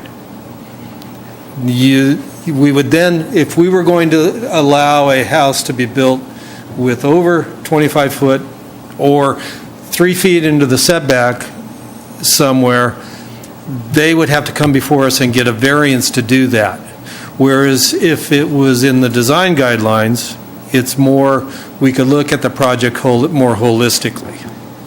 This is simply a trigger for what can be approved at staff level. I mean, the way we can frame this is, all it is if you comply with this, you're at staff level. It's fine, and you still have to comply with the design guidelines. And if you have something that has a wall plane that exceeds the 20 feet, then then your review level is Planning Commission. There's codes cities have codes like that all over the place. There's you meet a threshold, then you're fine at staff level. You go beyond that threshold, and the level of review ratchets up because there are concerns related to what something looks like. I mean, that's common. Yeah, but I thought that's what our design guidelines were for. I'm not trying to argue, but... They work hand in hand, simply. I mean, ask a question? Either design, whether you would go the 20-foot and review it at staff level, has to comply with design guidelines, and then they have to do it when they come before the planning commission too. The design guidelines still apply. It's just the level of review, because we have concerns about some of the things, the way things look out there on sloped lots. When I was in Pismo, any lot exceeded 20% had to go to planning commission, period. And then and our limitation was a 30%, wall, because we had some sloped lots out there that were well in excess of 30, in the 50% range. But they automatically had to go to planning commission. One of the things I just wanted to mention is in Pismo, for that example, all that construction that's on the east side of 101 had to have been informed by something coming in, because you already had other older areas that had been built out. And so that's what I'm concerned about. As we drive up Route 1 and you look across North Morro Bay, almost inevitably we're going to see a new rim topping all of that off. That'll define what we see against the hillsides there. And I think the trade-off of having people come forward from a neighborhood where there's already these types of situations occurring, that they're saying, I just want to build what my neighbors have, is a totally different thing than somebody subdividing territory that's in discussion right now without knowing this is what the discussion points are. And I think when you go to lay out lots, this is the type of thing that you take into account. Because if we don't want what we have now in the new places, I don't think.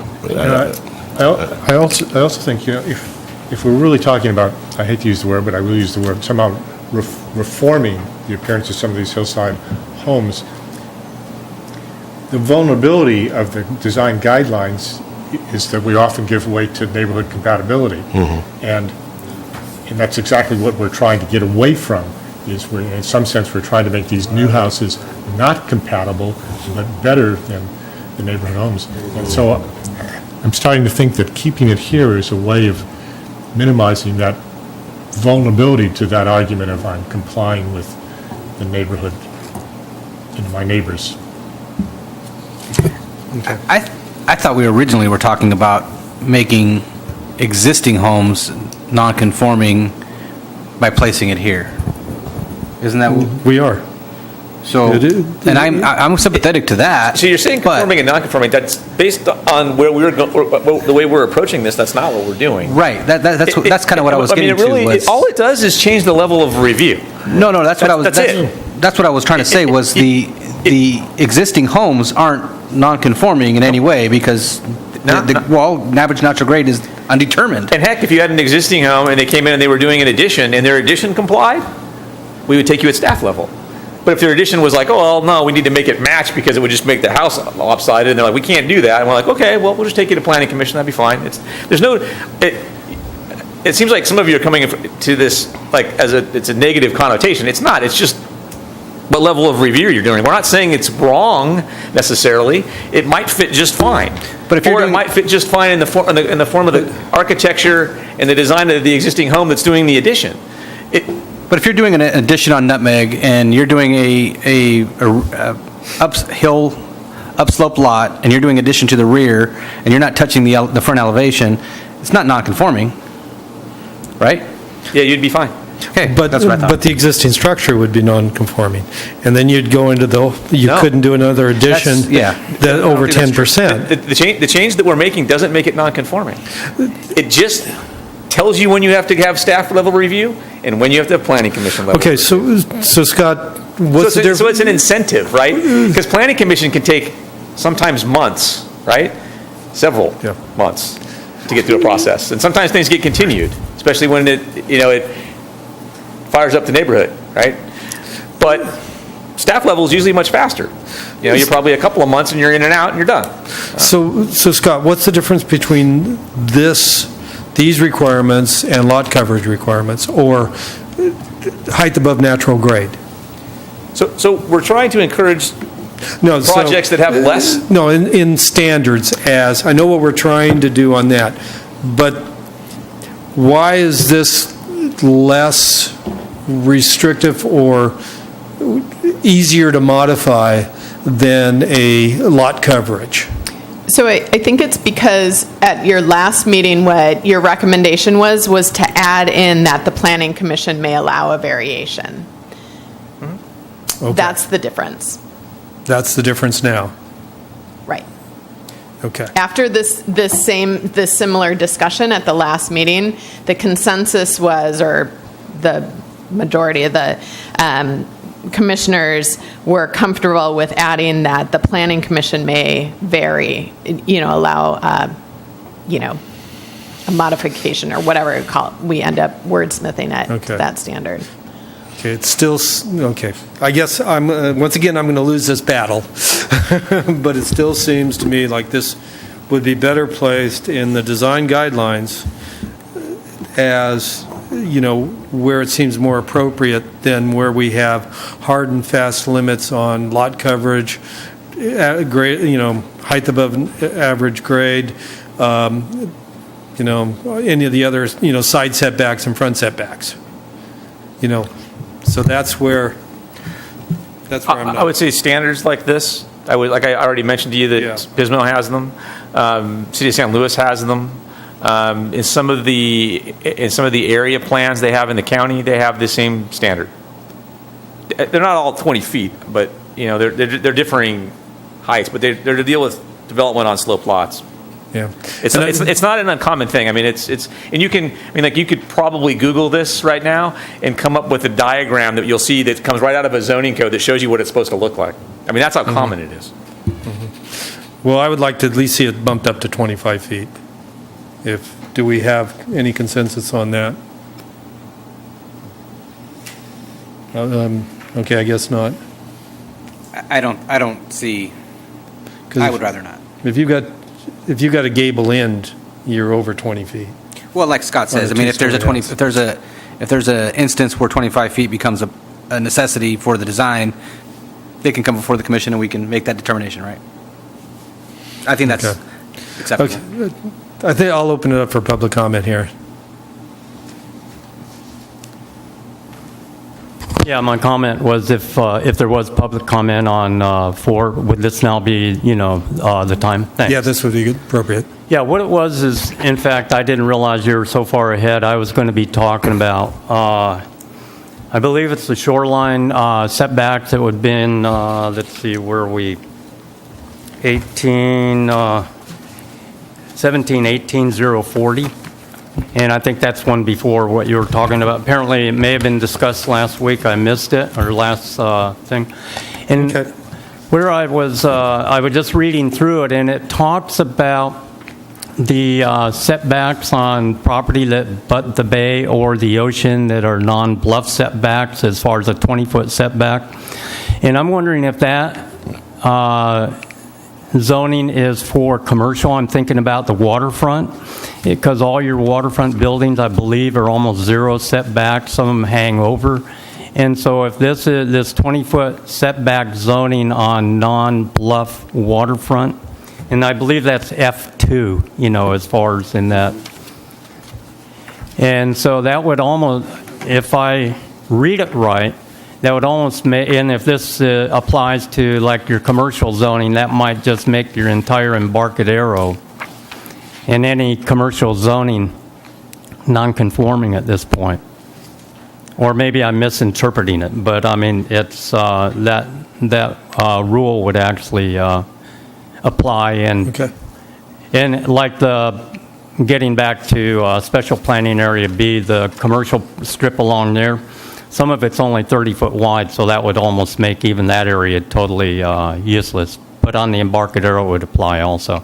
So that was just my kind of comment and question on that. Okay, good point. I think we'll address that to staff now. What do you see on that?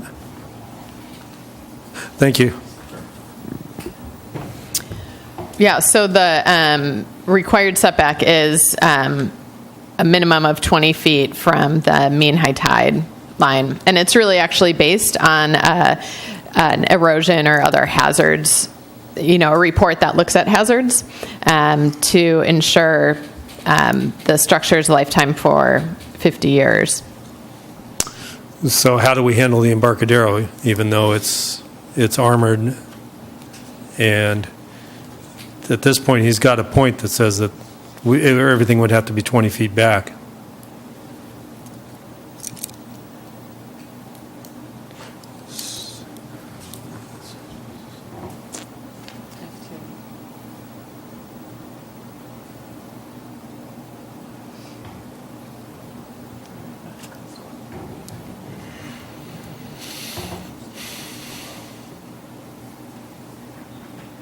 This section deals with coastal bluffs. The Embarcadero is not a coastal bluff.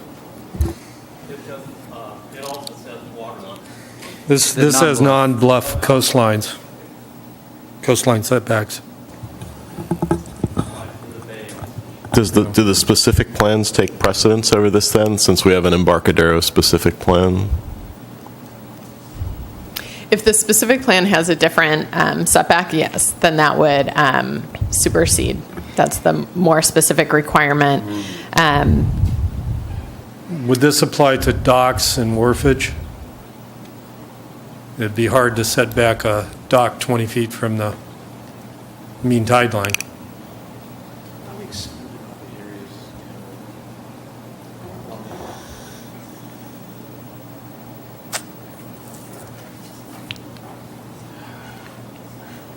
I was trying to think where we have non-bluff lots. Yeah, this area was supposed to pick up like the Beachcomber area and that type of area. Although it does say bay in one of these things, I think. Although some of the bay doesn't have. We have a armoring couple on it. that, there was that Down seam by the marina. And by tide land? Yeah, down there, yeah. Yeah, so there are some There's a few, but not many. non-bluff bayside. We'll take a look at it. Okay.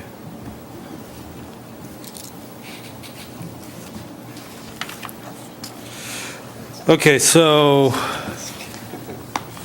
once again, do we want to move forward to landscaping here? Do we have any? Please.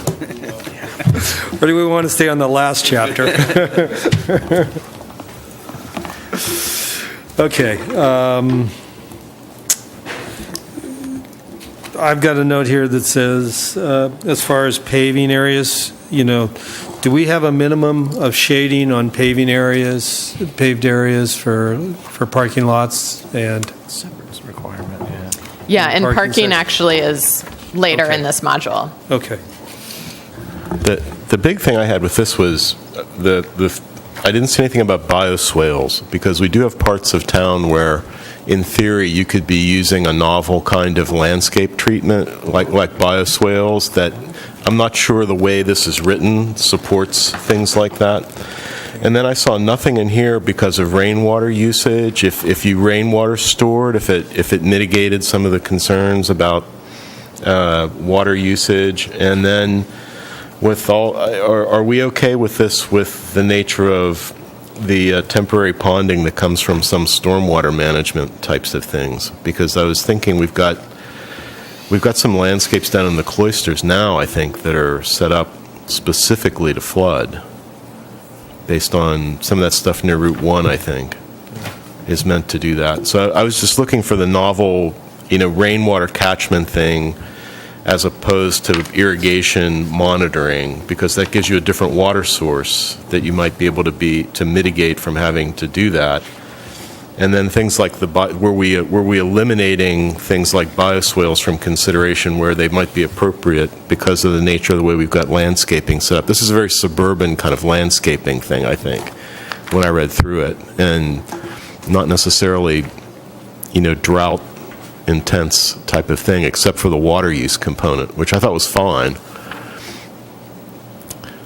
So that's more of a pondering question than I saw something was actually wrong, except for the rainwater the rainwater collection not being addressed anywhere relative to the water usage. So that also, I'll piggyback on that, is, new and innovative solutions. I didn't see anything that would encourage that, such as, curb cutbacks and tree drainage or tree basin Yeah. in the curb cuts, Yeah, that's both ones. stuff like that. So I think we need to have it so it's a little more forward-looking towards innovative solutions. So just to clarify, though, this is the landscaping section of when landscaping is required. It's not your stormwater management program. So this does not prevent the use of bioswales for your stormwater. It does not prevent you use curb cuts or tree gates.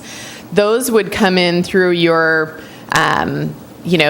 review of plans coming forward. Or your, I do believe in the parking section there is something about cuts in the curbing to allow stormwater to pass through. But that's, this landscaping section is just when you're required to put landscaping in, what areas are required to be landscaped. The irrigation specifications are, and the requirements are consistent with the state law regarding that. So that's where those come through.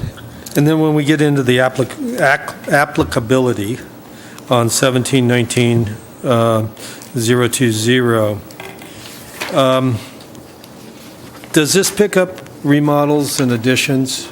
It says, like new developments, multifamily, and new landscaping projects over 500 square feet. Are we comfortable that that's going to pick up a 300 square foot addition, or where do we sit on that? A more specific question I had, does that mean if you do a 750 square foot landscape only project that doesn't require a permit, would this document trigger a permit? That's a good point, too. So the part on the new and rehabilitated landscaping projects that include new irrigation landscaping over 500 square foot, again, that's state law. So whether your project would have required a permit separately or not, per state law, these requirements apply to it.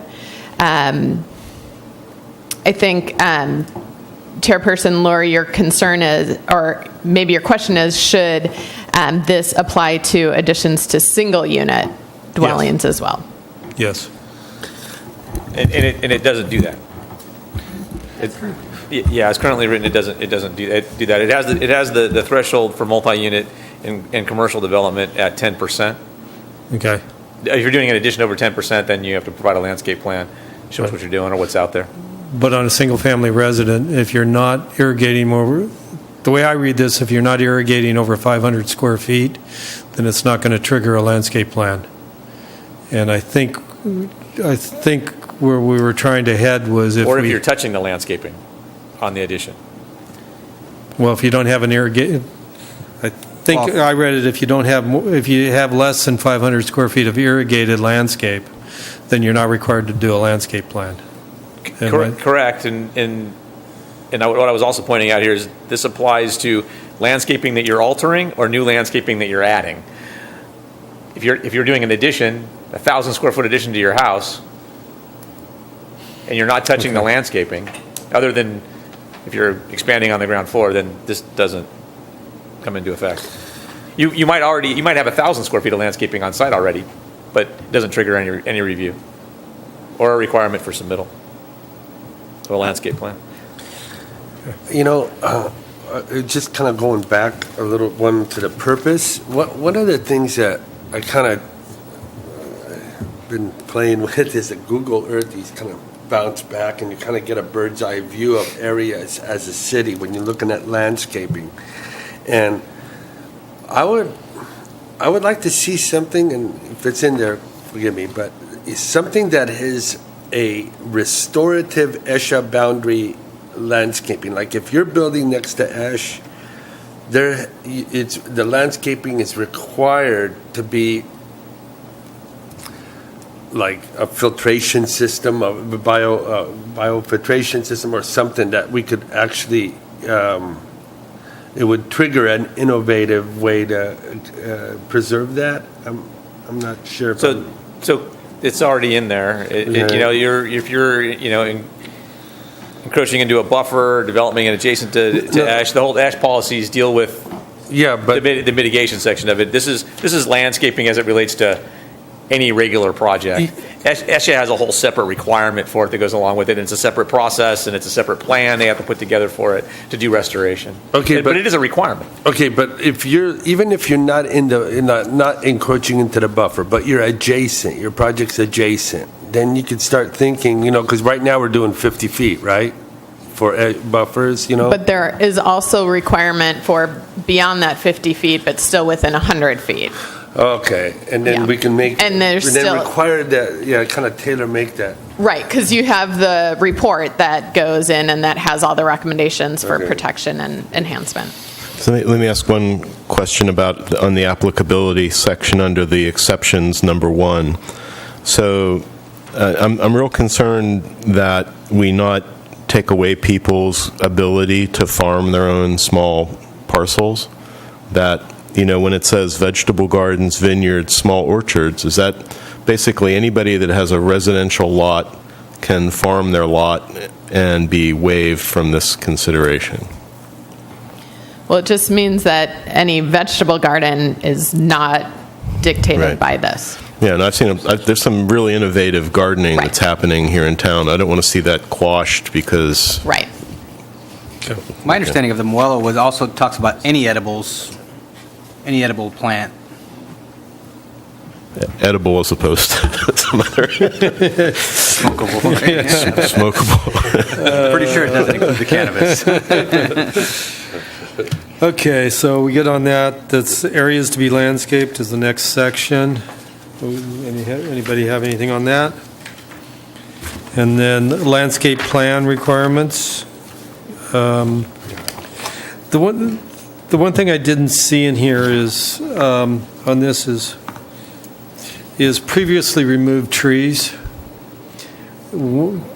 How do we capture that in where somebody came in a year, 2 years before that, they cut down a bunch of trees, or every year they'd cut down their three trees that they could cut down, without triggering a review, and then they come with a subdivision that's then or a proposal for something that's then over that area where the old trees were, and then we're not triggering replacement value of the trees that were originally there. How can we capture that? We've seen that come forward before. You have a subdivision come forward. You have all the discretionary authority that you need to require the amount of landscaping that you want. You don't need a separate policy in here to do that because you have discretionary authority as it relates to the development that's in front of you. If you think that they don't have enough landscaping, you make them add more landscaping. I mean, you want more trees, have them add more trees. But how about single or multifamily developments that are, that they've previously cut down trees that are not shown on the existing landscape plans? So, is there any way we can capture that we need a historical record of trees that have been there like 10 years before or something? I don't know how we'd regulate that. I mean, our policies right now allow you to take trees out. So, I mean, you're saying on one hand you can cut trees, and then now you're saying no, you can't. Right. The city needs to make up its mind. We can't be telling two different stories, that are opposite of one another. That's a problem. I get where you're going with it, though. I mean, you don't like the fact that we're losing trees, and I mean, I get that. When you're dealing with discretionary, permits, though, you do have authority to require, larger trees to be planted if that's what you want, or those types of things. I mean, so you can get some of it back if there's a permit in front of you, and that's a completely acceptable thing to request, especially if you have history and you're like, this lot used to have X number of trees. Heck, you can probably look at the historical photos on Google Earth and go, we can see them there. And in fact, we mapped a lot of the street trees in town, not a lot of the private trees, but we've mapped them on GIS.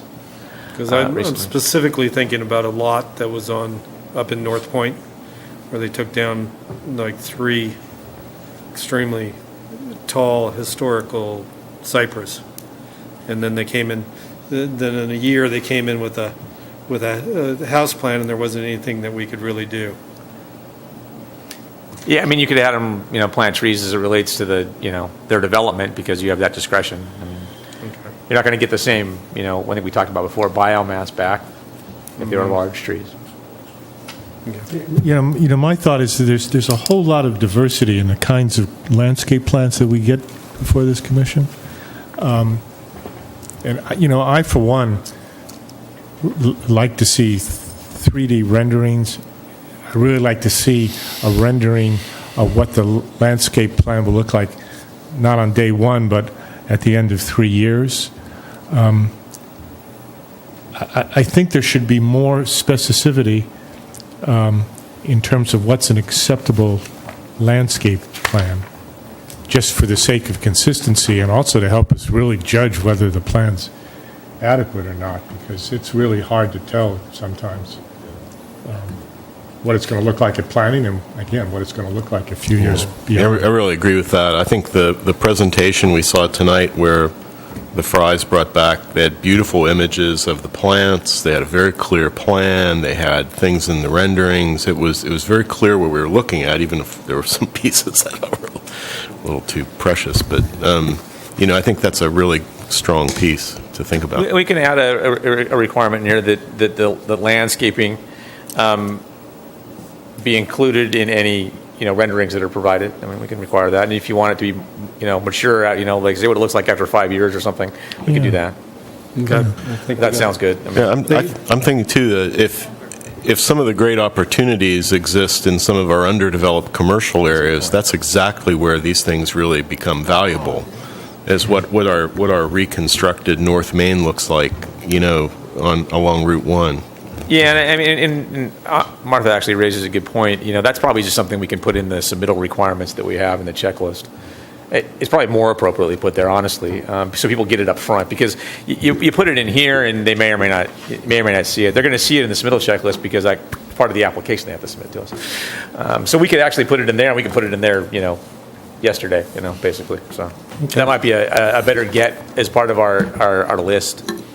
Okay, I think we've got consensus on that. Okay. Go ahead, Jeff. This is just a question. With respect to the larger trees in town, which are typically on the right-of-ways, when a tree gets sickly and has to be taken down, whose responsibility to take it down and whose responsibility, if at all, to replace it? Is it city, homeowner adjacent, combination of both? No one? If it's a street tree, yeah, it's the city's requirement it's on the city to remove it. Typically, we've had scenarios where we've let homeowners take them down when we got an arborist report and they were damaged, dying, failing, that type of thing, and they posed a threat. You don't really want limbs falling off large trees. If people are parking underneath them, that's dangerous. And the replacing of those trees? We don't have a requirement for replacement of city trees. Sometimes we do, sometimes we don't. It just depends on where it's at. Okay, moving on to page 51. We have general requirements. I noticed that we had requirements for drought tolerant, but we didn't have requirements for more native plants. And seemed like we missed that. And as we're seeing in all these fire sections, these fires, like one of the videos that I saw was one of the firemen standing with a hose trying to shoot up to a palm tree, and the water was landing 10 feet short of where the fire was. And at the top you have all these fronds, just bursting off into Neverland. So can we beef up the section that requires native plants as opposed to just drought-tolerant plants? Yeah, I had a similar question because it talks about in that on 51 under H5 additional shade trees to create, there is a master tree list that the city has that we want people to refer to, right? For what becomes a shade tree, what becomes a street tree. Because I can't agree more with Commissioner Luer. I would be fine if we banned palm trees in this town. They don't belong here. So I think there's two things, though. I mean, certainly the city can put together a list of, appropriate trees and appropriate plants and landscaping. So that's one thing, and that's separate. But I think what Commissioner Luer is saying is actually requiring all native landscaping or native plants, and I think that's. So we'd have to look at, so what we tie that to, like, we'd have to tie it to the zone, right? That's through here in the Western Garden Book thing. Yes, yeah, there you go. Right. Well, that alternate landscape plan H on 50 that continues over to 51 says preservation or incorporation of existing native vegetation. That's the key thing, because that takes into account Commissioner Sadowski's concerns about extending the ESHAs and caring for them in a certain kind of way, and it basically says we should be very cautious when we use anything except a native variation. I'm a little concerned of the subjectivity of what's considered native and what one landscape architect may consider native, one landscape architect wouldn't. So that's what I was saying. It's a very good point, and that's what I was trying to get at. We would need to tie it to the zone that runs between Ventura and Monterey in the Western Garden Book area, and its zone, whatever those zones are, you'd have to tie it to those, and those would be the plants that you could use probably. We'd have to look at it. I haven't looked at that book in a long time, because we don't require landscape plants. Yeah. And I think the California Native Plant Society would be a good resource for that. They have. I didn't know such a society existed. Yeah, it's extensive. So they've done a lot of research on that, and specifically for areas and what's naturalized and what's native. It's different, different definitions.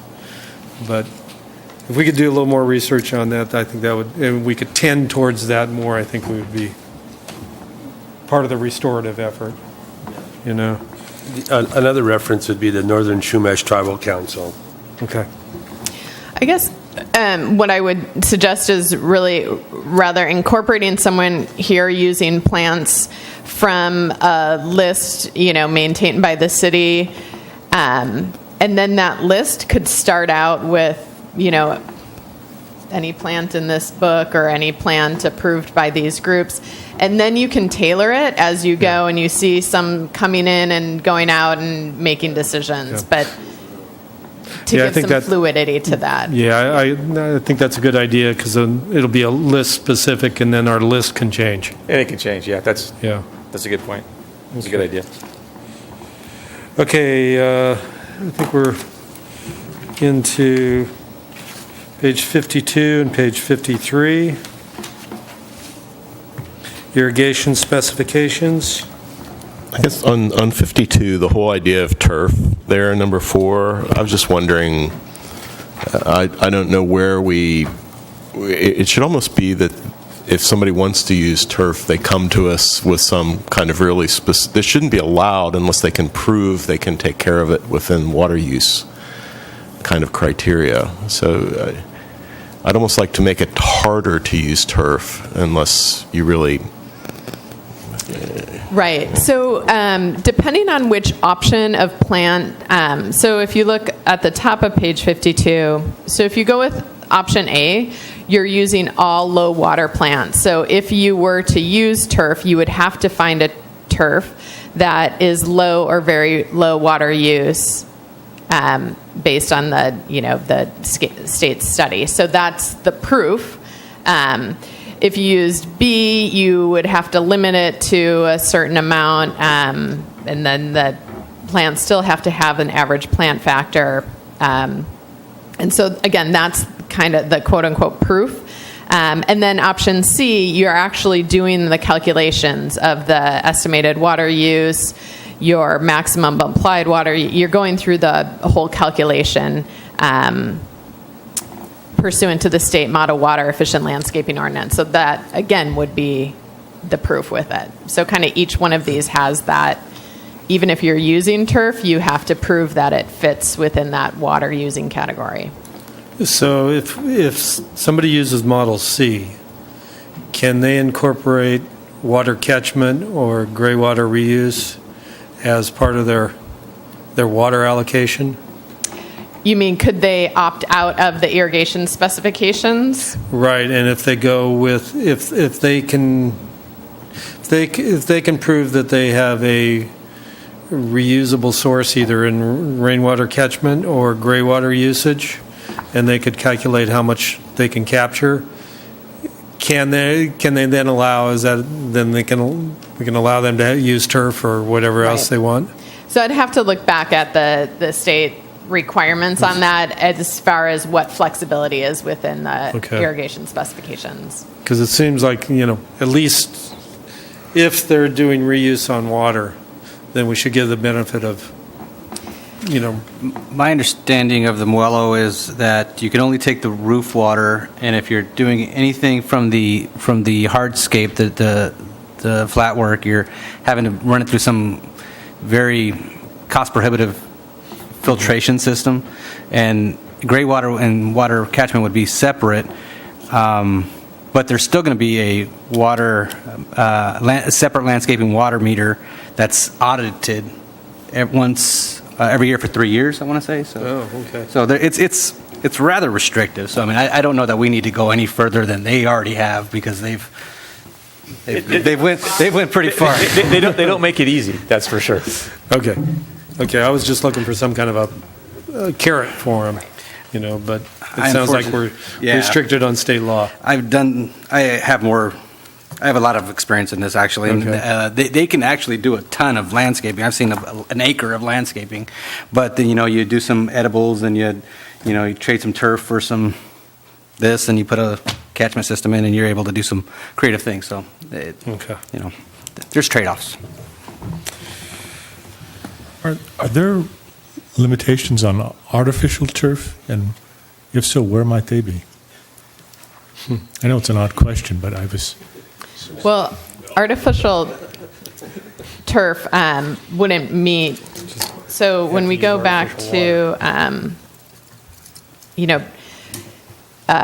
page 51, the materials. So required landscaping areas shall be planted with a combination of ground cover, shrubs, vines, and trees. So that's what qualifies. And then you can have other materials, the decorative ones, but that's limited to 50% of the area. So it doesn't call out, it doesn't say specifically you can or cannot have artificial turf in these areas, but you have to meet, those requirements.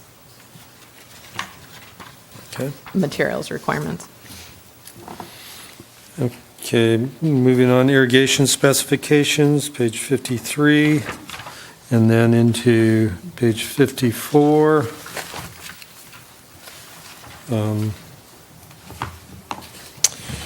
54 is where the water meter showed up which I think if it's a standard concept in the state, it's pretty new for around here, if I'm not mistaken. How's this been greeted? that seemed to me, what kind of water meter is it? Is it like the city's water meter where you've got... What I've seen is a commercially available separate meter off of another line, and it's expensive. Not cheap. Yeah. Well, don't go over 1,000. Who calibrates it? The landscape architect has a responsibility to conduct an audit, if I'm not mistaken, for the first 3 years, and if that water usage exceeds their estimated use, then they're supposed to go back and recalibrate somehow. I don't know if that's actually established, because it's pretty new. So it is something along those lines. Yeah, it's for commercial development typically. Okay, item number I just caught my attention. I don't know why anybody would put a gate valve in, unless it's like 12-inch or larger. So if there's any way we can encourage ball valves over gate valves.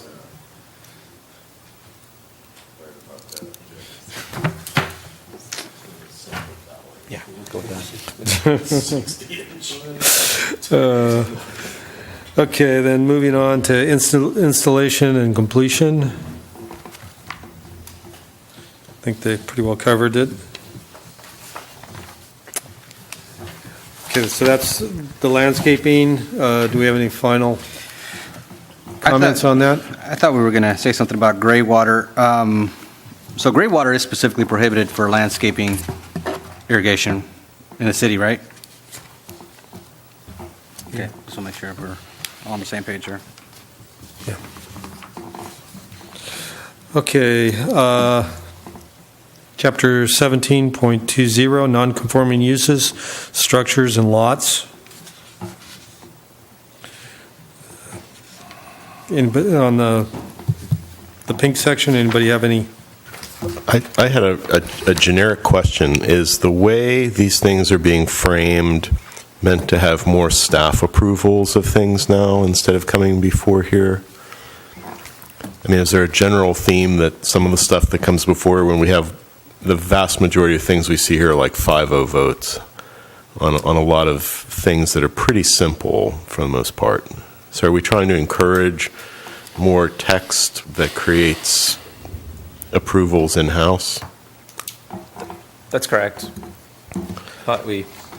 So a couple of changes. So one, you have that limitation on if something's a non-conforming structure, anytime, an addition goes over 10%, you have to go to the Planning Commission. Mm-hmm. That's been removed, as well as now there's allowance if you have a non-conforming structure, but whatever you're doing doesn't touch that non-conforming part of it, and everything that you're doing conforms, you can do that as well.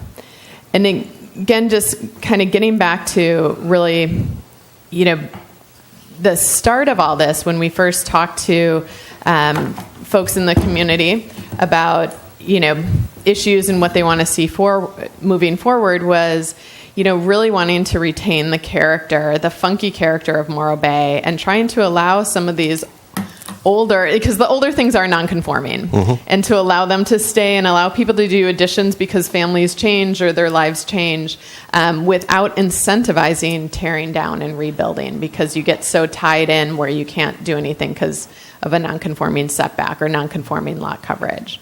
So it was intended to allow for reuse and reinvestment in existing older structures, which tended to be non-conforming. So the 10%'s gone. Is there any figure at all? Because the second paragraph says, conforming alterations and additions are allowed and are not limited to 25%. So I wasn't sure what's the 25%, because we talked about 10% before. The 10% refers to if it's a non-conforming use. The 25% if it's a non-conforming structure. Structure, okay. Okay. And then we brought up non-conforming uses. Does this section apply to non-conforming uses as far as being, I'd like to see a more restriction on a non-conforming use being moved. We've had that issue before, especially in Measure D, in the area where we have Measure D. So I recall this conversation before, and I forget under what context it was, maybe the district standards, but this does say, so on page 59, 1720-060 is for expansions, changes, and substitutions of nonconforming uses.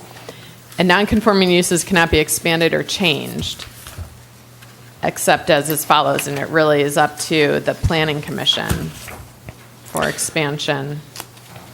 And that's really what... The one thing in the general provisions that made me think about this as well was in B, right to continue under 1. The idea that you can sell the non-conforming use and have it still be maintained. It would strike me that's like one of the key points that if you had an objectionable issue, you could really have some teeth in stopping it. I mean, the thing that bothers me the most right now is the vacation rental issue.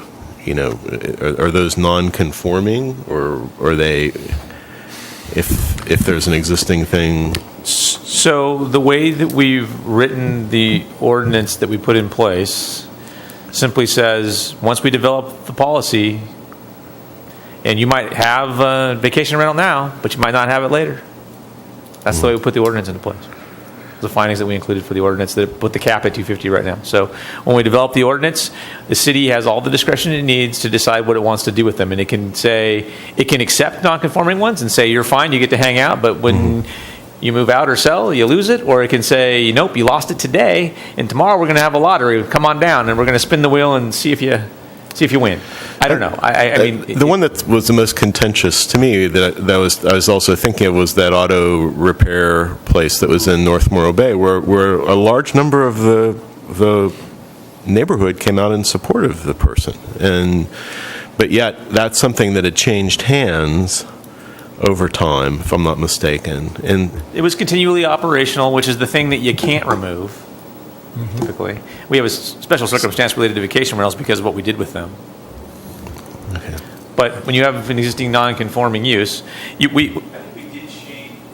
think we did change the time frame and reduced it in here, though, right? Wasn't that? I think it's 6 month vacancy. Yeah, we reduced it from a year to 6 months.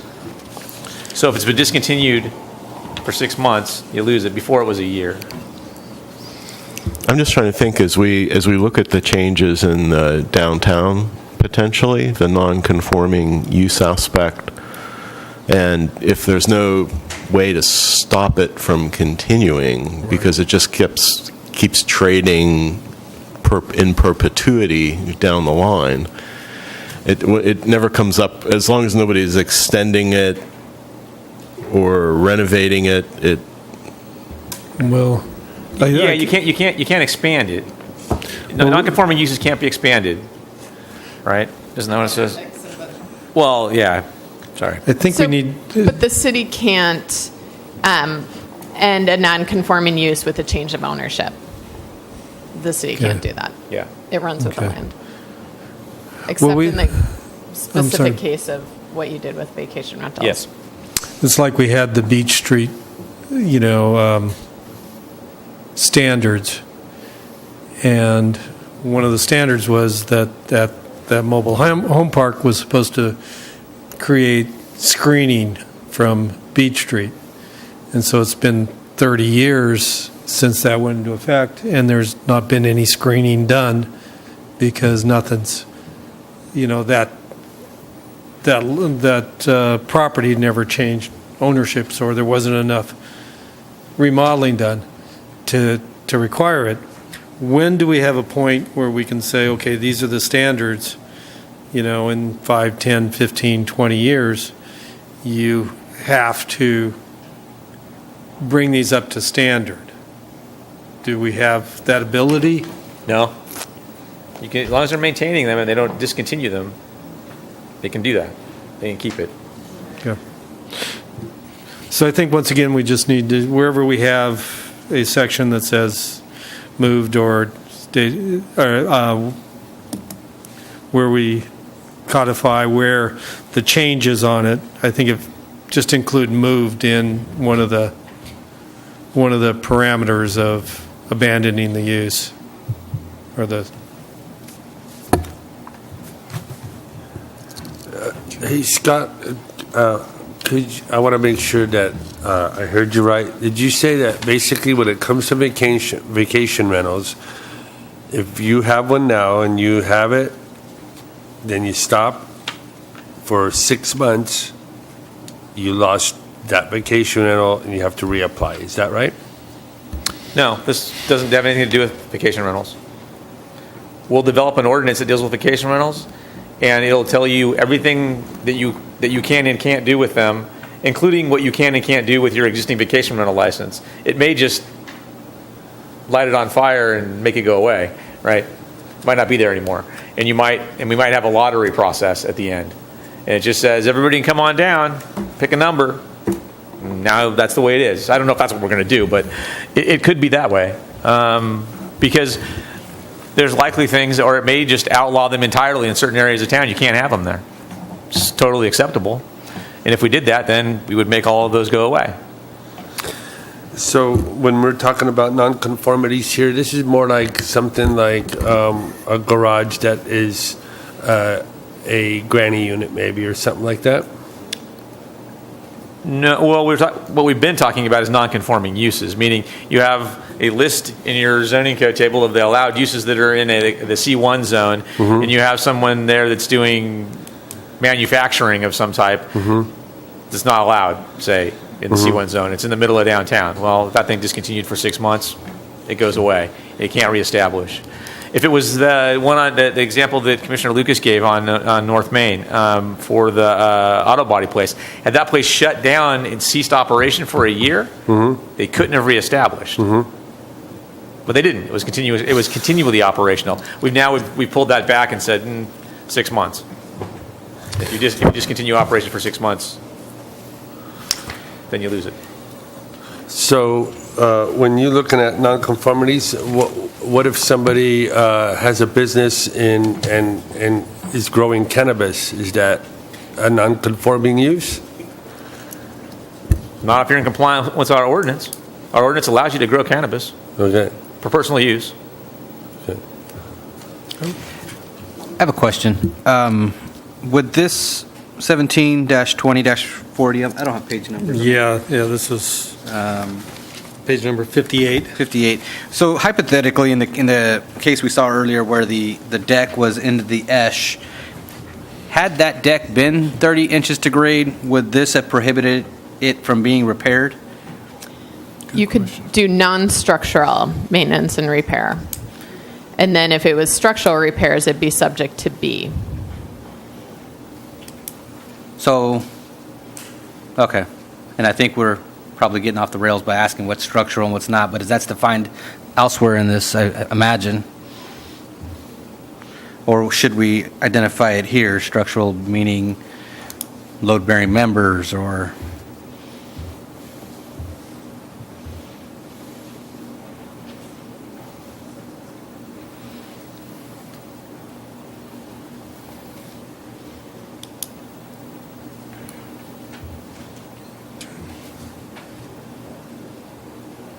You're waiting for an answer here?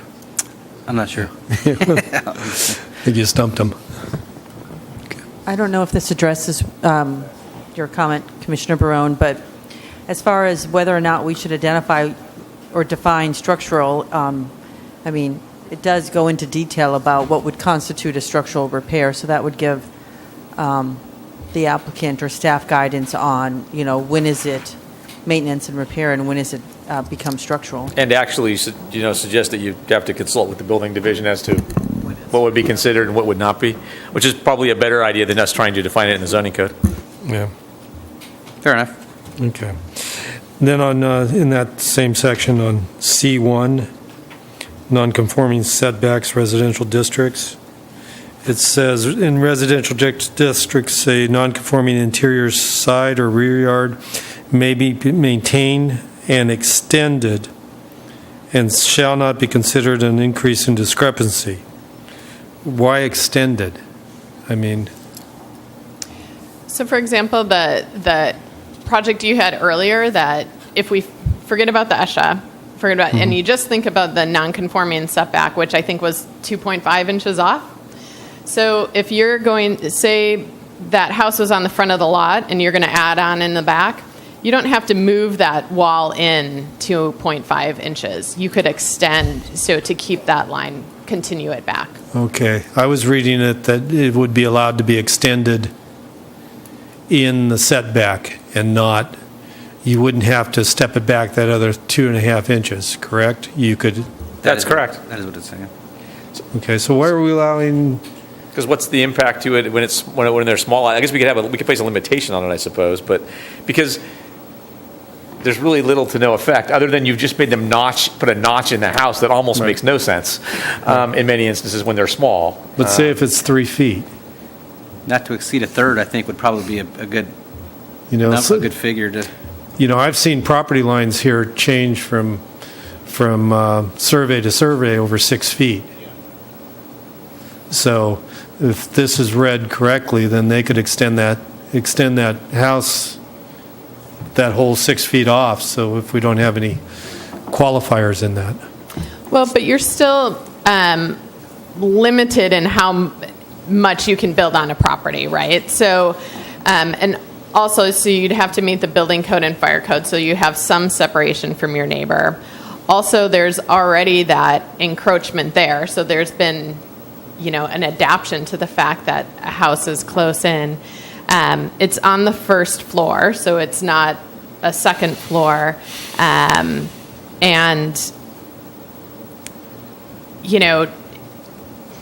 I don't know how many cases you would have where it's, a very short extension into the setback and then suddenly there's a wall there. From just the nature of the existing development in your current, particularly small lots and how things are built, I don't know. The one that's coming to my mind is the one across the street where we had the wall line on the property line, and this would allow that wall line to continue. Well, I've got a personal situation where, That one was an interior lot line, yeah. I've got the structure built 3.5 feet was built 3.5 feet into the public right-of-way. So this essentially would allow me to extend it the full length of that property, which is another 90 feet. This is 3.5 for feet, interior essentially. side yards, and we would require to be within the lot and Okay. interior side yards, and I think, is it along the rear or something?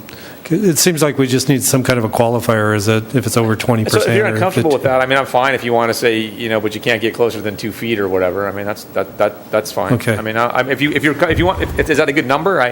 What we were thinking is these things come up all the time, and then we're doing this. We're making them okay. Your addition, move it over, and it literally will move over inches. Maybe it moves over a foot for most of the time, but some could be more severe. So if the concern is that you are getting too close to the property line, I'm comfortable if we said, but no closer than 2 feet or something. I would like 3, and I would like it to say also not to increase the encroachment of the side yard setback, required side yard setback by a third. So if it's 5, then you can't go closer than a third of 5, whatever that is. We've had a couple that are almost impossible to figure out how they're going to service the building. It's so tight. It's like Commissioner Burns saying, it's less than 3 feet. How do you get in there with workers to repair a surface or something like that? Yeah.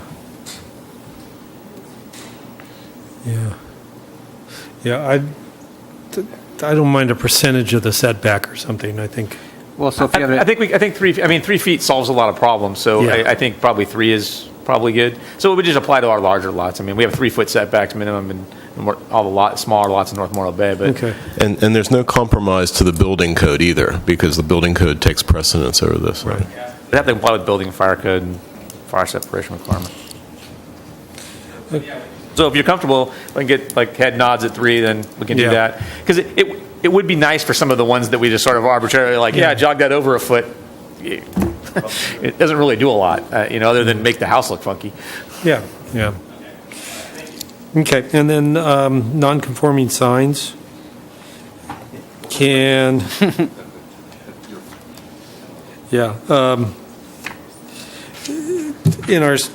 are we going to be able to do a sunset clause on signage, on non-conforming signage? We were talking about prorating them so this seems like it allows them in perpetuity. We do have a non-conforming clause in the sign ordinance. I just don't recall off the top of my head. I don't think it makes them go away. I think it allows them to stay. I thought we had a 10-year sunset clause on them or something. I'd have to go back and look at it. Okay. I think it's a good idea, On the Embarcadero, for sure. Yeah. Yeah, the financial burden is an extreme, I think, yes. Yeah. So, do we get a concurrence on a sunset clause on non-conforming signs? Yeah. Okay. Sure. Okay. Yeah, no, I mean, yeah. We would place that in the sign ordinance. because you could still approve it if you wanted to. They just have to Right. come to you Right. to make the case. So Scott, are you comfortable with that? So, I just threw out 10 years. I don't know if there's a better time frame or not. But you could recoup any investment you had on a 10-year. 10-year from today, 10-year from, enactment of the ordinance. yeah.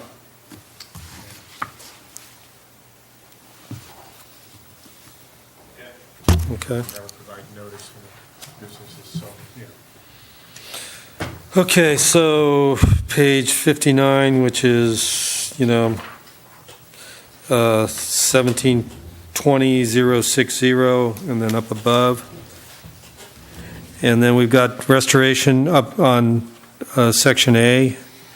Restoration when damage is 50% or less of value. We don't have anything on saying that it's providing the materials conform to our design guidelines. So I don't know if we want to allow somebody to replace something with something that isn't applicable to the community.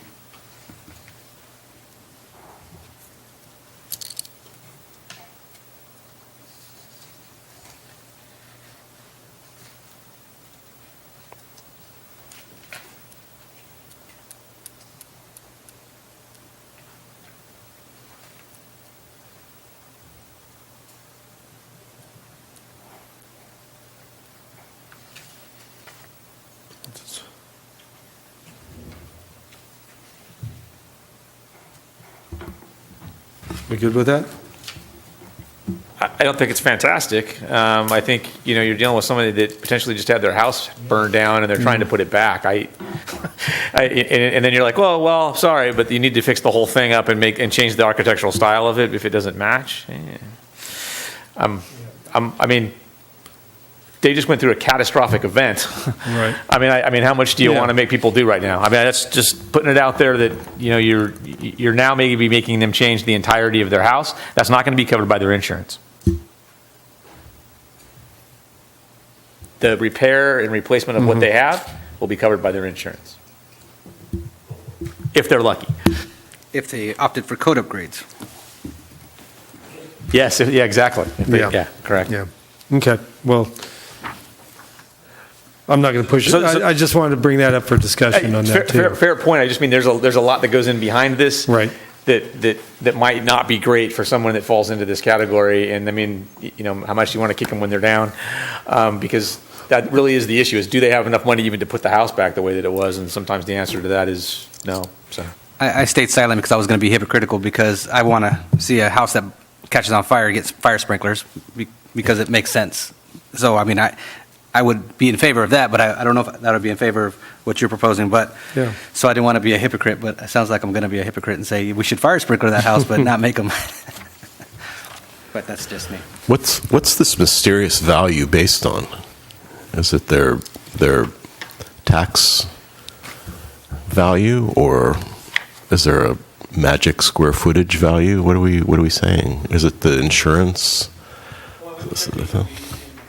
come up with valuation numbers or valuation tables that you can use to establish it, and then you would find out what the cost of the repair is and compare the two.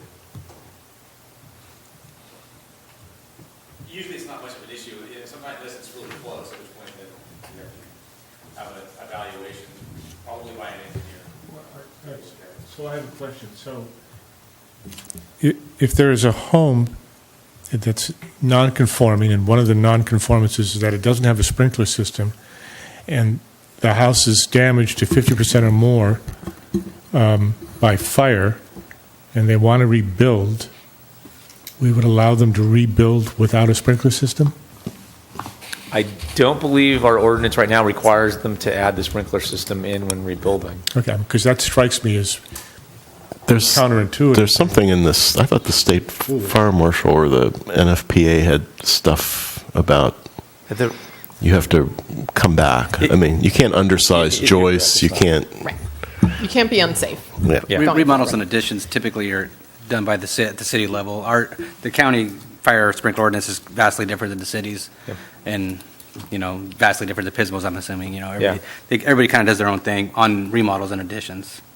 I mean, the reason I'm bringing up the point for obvious reasons, but once after damage, if the remodel is in any way discretionary or it's related to financial gain because it's a commercial project, we're dealing here with residential, and somehow I have a feeling we should distinguish between reasonable safety additions that probably shouldn't even be discretionary, because, if they had been in place, they might, and to say nothing of the damage it presents to neighboring properties when your neighbor doesn't have. So this though doesn't cover the health and safety, the building code or the fire code requirements. Those are going to be done through the fire marshal and your. All right, so this section does not address safety requirements. It does not, and we have local amendments, as Commissioner Barone was referring to. Every jurisdiction has their list of their favorites, special amendments that they do when they adopt the new codes, and they run the gamut. And so ours, just as it relates to the sprinkler, doesn't deal with this specific issue. I've seen some cities that have ones that do. Local amendments can be extensive, and sometimes they're not. It just depends. I was just going to say, I'll promise not to ever say fire sprinklers in here again. But it's a good point. I mean, there's some things that clearly should not be discretionary because they represent a larger safety issue beyond the individual who's unfortunate enough to suffer the damage. So, Okay, Scott, on B2 and actually B2A. So the way I read it, and correct me if I'm wrong, was that if a non-conforming house burnt down, then they could replace that, and it was completely destroyed, then they could replace that house in a non-conforming manner? Yeah. So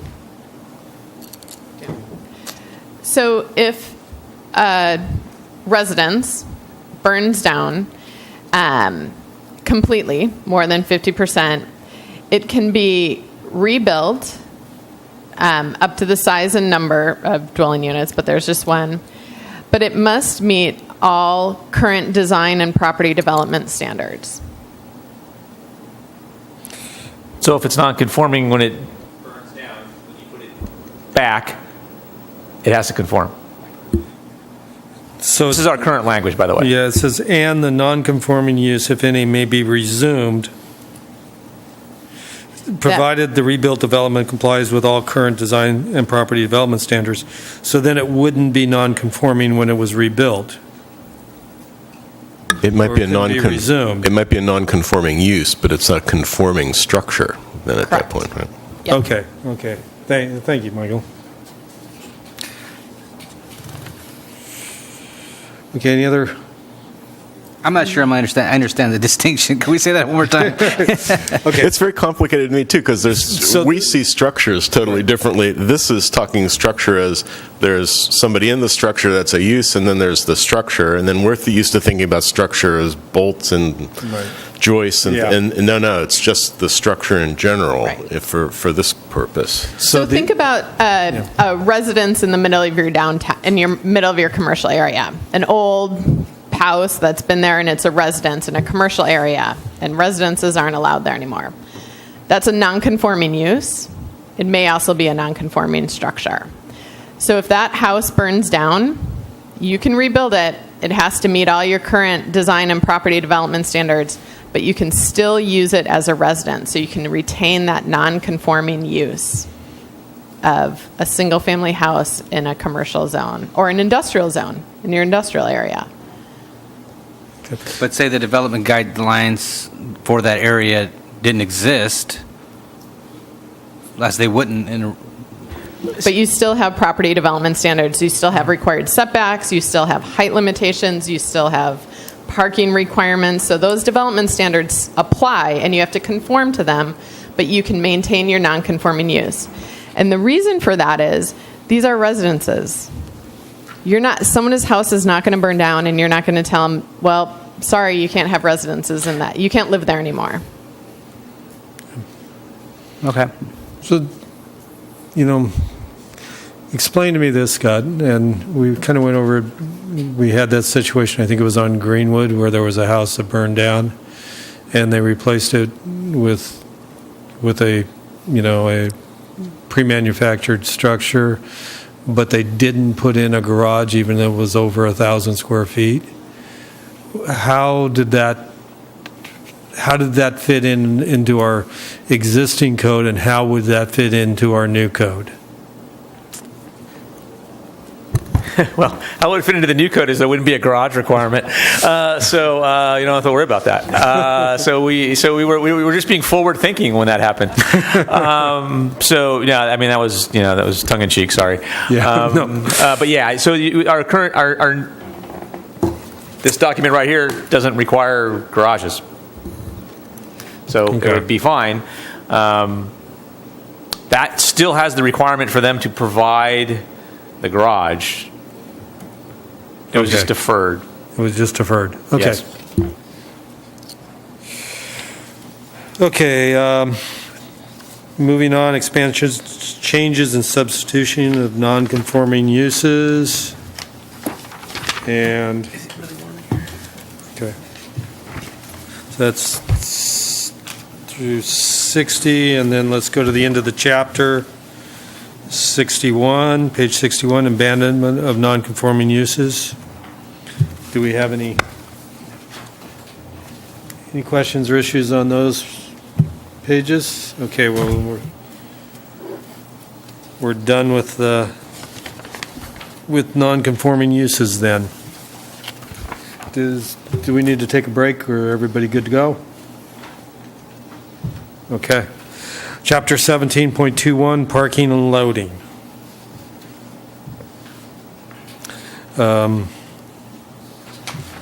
61, that's page 62. I'm very confused. My maths weren't working for me on the last paragraph, because it says landscaped islands every 8 stalls, trees every 5 spaces. So are stalls spaces, and why don't we have things in a common denominator to work with each other there? That's a good point. Because I'm trying to think what this parking lot looks like. It's metric. Poor Albertsons or whoever. I'm thinking of Albertsons where they have, yeah. Yeah.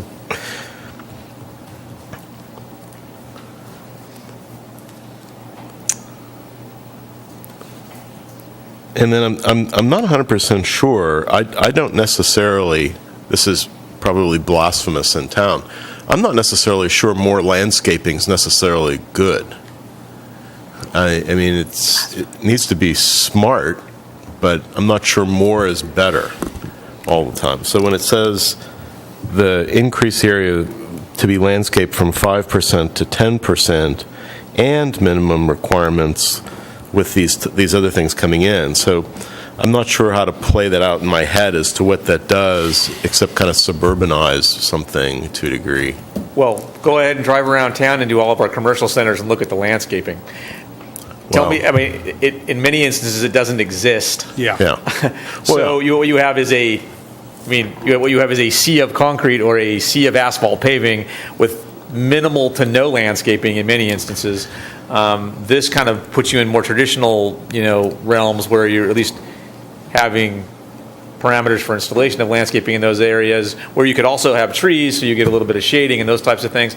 This is more, it's kind of more of a traditional, requirement in parking areas, because look at the centers that we have in town; they're not very well landscaped. No, I don't disagree with that. My biggest concern was, I guess in my own thinking, I'm seeing a lot of these parking lots are going to look like the high school. They're going to have solar collectors all over them, and then we're going to have trees popping up shading the solar collectors.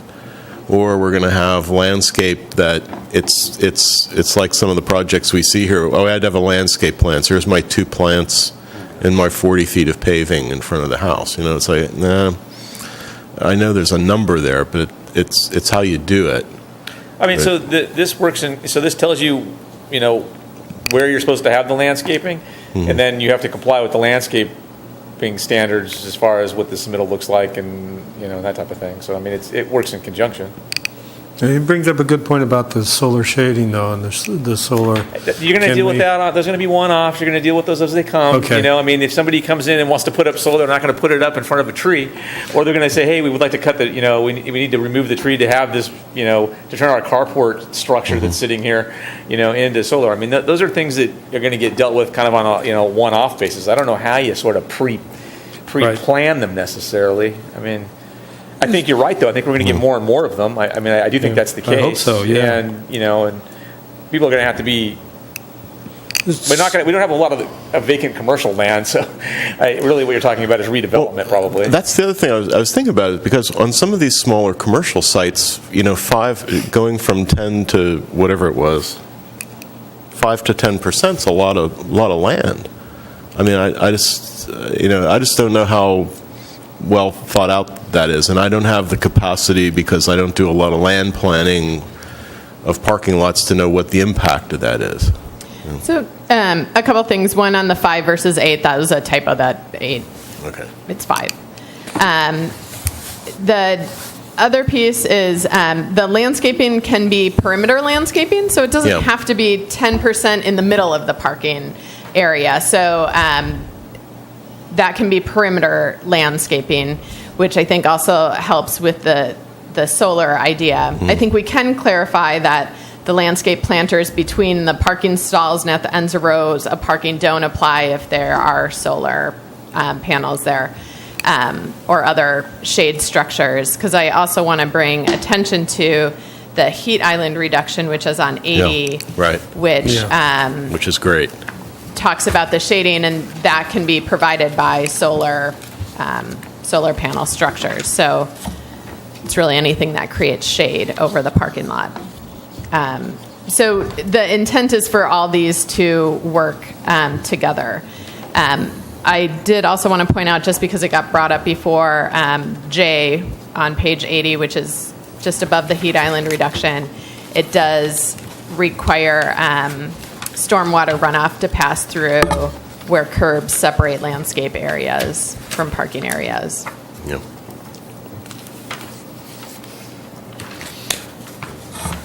Okay, so I'm going to have some questions when we get into ratio of parking per square footage on some of these things. So are we done with the purpose and applicability? 1721.020, and then so one of the changes, it looks like we're eliminating residential parking on anything less than a 4,000 square foot lot, and one parking spot on, is that on in the pink section, second paragraph? Just the garages. Maybe just look at the standards. I think that was a holdover Okay. from the discussion with the GPAC. The GPAC, yeah. So I think just start on page 63. Okay.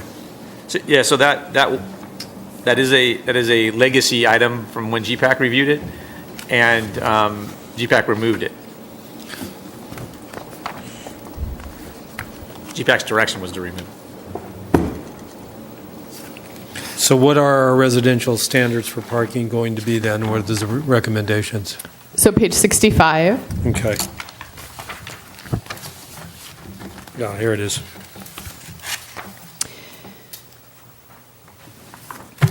Okay. It's table TB to be determined, number of parking spaces.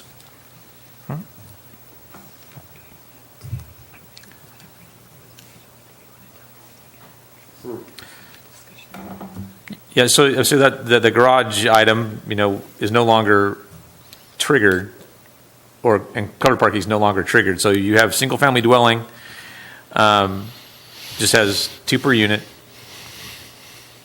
no covered or enclosed. So no garage required for single-family residences? Right. Correct. Okay.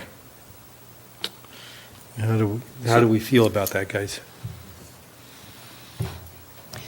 Well, this whole table between the residential and the commercial by itself, I just had to kind of look at it for a couple hours. And I mean, it gets into the kind of, on one hand, the state is taking away all of our former parking requirements. We don't have much choice in that. They've basically said, garage, yeah, turn it into an accessory dwelling unit. Just park them someplace. Okay, that just superseded anything we had in here, right? And then, that accessory dwelling unit, you don't have to give it a space to park anywhere. That just blew away anything we had in here before.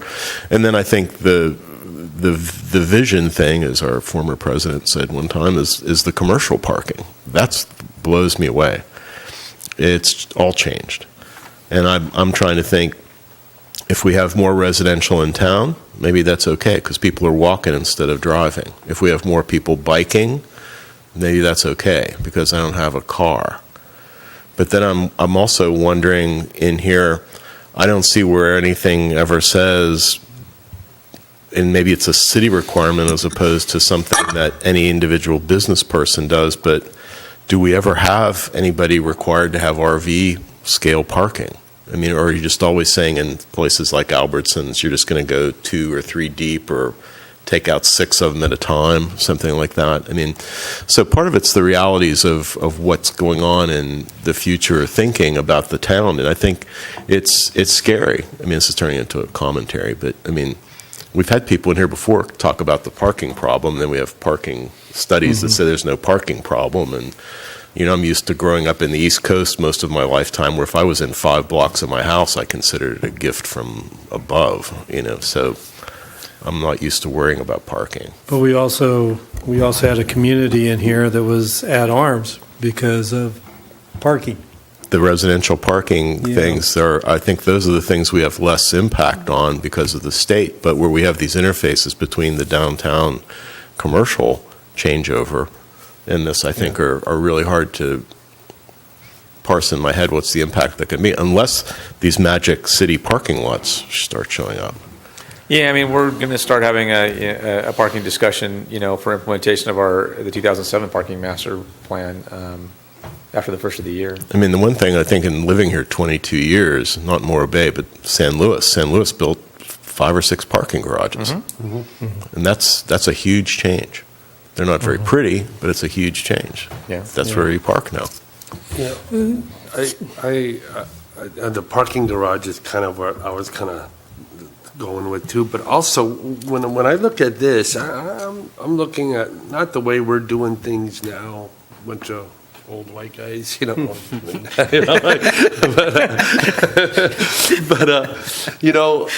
more like when we're looking at 10 or 15 years, I could see young couples not having a car. Young couples using public transportation and or electric bikes, where we could have some affordable housing where people work in the town. So if we start looking that way, the social value of the spaces that we would use for cars can be better used socially in another area, and I think that we need to start thinking that way, kind of a mindset change a little bit. Yeah, Richard, I think I'll run into commentary here. I agree that would be a great way to go, but I think that's wishful thinking. We're a bedroom community. We're going to have people driving into San Luis. Two things. We're always going to have people driving into San Luis to work, and they're going to need 1 or 2 cars. We're always going to have people driving here from other places to come here and stay in their second homes, and they're going to be 1 or 2 cars or more. So even with, you're not going to pay $12 a day to Uber to, drive you each way into San Luis, or whatever it costs. Well, public transportation, I think, is something that is going to be expanded, and especially when we start looking at vehicle miles traveled, and we start looking at climate change and dealing with all these things, and going, California is talking about going off fossil fuel. So this is going to be part of that mentality, mindset change where, 2 cars in a garage is, I think that kind of mindset is going to have to change. Yeah, but you're not going to carry a skill saw on a public transport. I'm a pretty good example because I live in downtown Morro Bay and I work at the courthouse. So I mean, for me, not to take public transportation is a dumb choice, like almost every day. Every time I put gas in my car, I'm thinking, why am I doing this when I could be taking the bus and save myself not only the aggravation of commuting, but just having to put. So I mean, I think people my age. That was a good point. People my age are really thinking. Do I even need that second car, or could I, once it breaks, do I really need to replace it? Public transportation is such a good option, especially for me, just my specific situation. Right. And I think if we improve transit, then these things become non-issues. And I agree, we're getting way off topic. So just to put what's in here in perspective, this does not drastically reduce the amount of required parking, and this is pretty on par with. As I work in communities like yours throughout the state, it's a pretty conservative approach to it. Also, parking doesn't disappear overnight. So the rate of redevelopment in Morro Bay is not super fast. I don't know how much change you would see in the next even 10 years in the amount of parking in the town. I would also say that people can still either provide more parking or they can have a garage if they want. It doesn't, the garage thing was really, it stemmed again out of the conversations we had with folks in the very beginning saying, particularly on our small lots, when we start to require 2-car garages, that's all we see. Because that is all you can see. It takes up the whole frontage of it in order to access it. And what we really like is to, smaller scale housing, decrease massing. So this was to give an option for that. People with building big houses are probably still going to build a 2-car garage. But this gives that flexibility. You don't have to if that's not your preference to do it. Yeah, and those houses on the smaller lots, right, with the garages, the cars are parked in front of the garages. Yeah. They're not parked in the garages. Yeah. In the storage. Sometimes people with 2-car garages, their cars. Yes. So I mean, there's a lot of that goes into this, and that was commentary that we heard, and so this is sort of reflective of that. So. One thing I didn't see were things is if you did choose to want to attempt, what did we call our front and back parking as opposed to side by side? Tandem. There's nothing in here about tandem parking if one chooses to pursue it inside. At least I don't remember seeing any provisions for that. Or if you did, or what did constitute covering a space, if there was a covered space. So tandem parking is on page 77. And that has, if you wanted to do that, how that needed to be arranged and under what circumstances.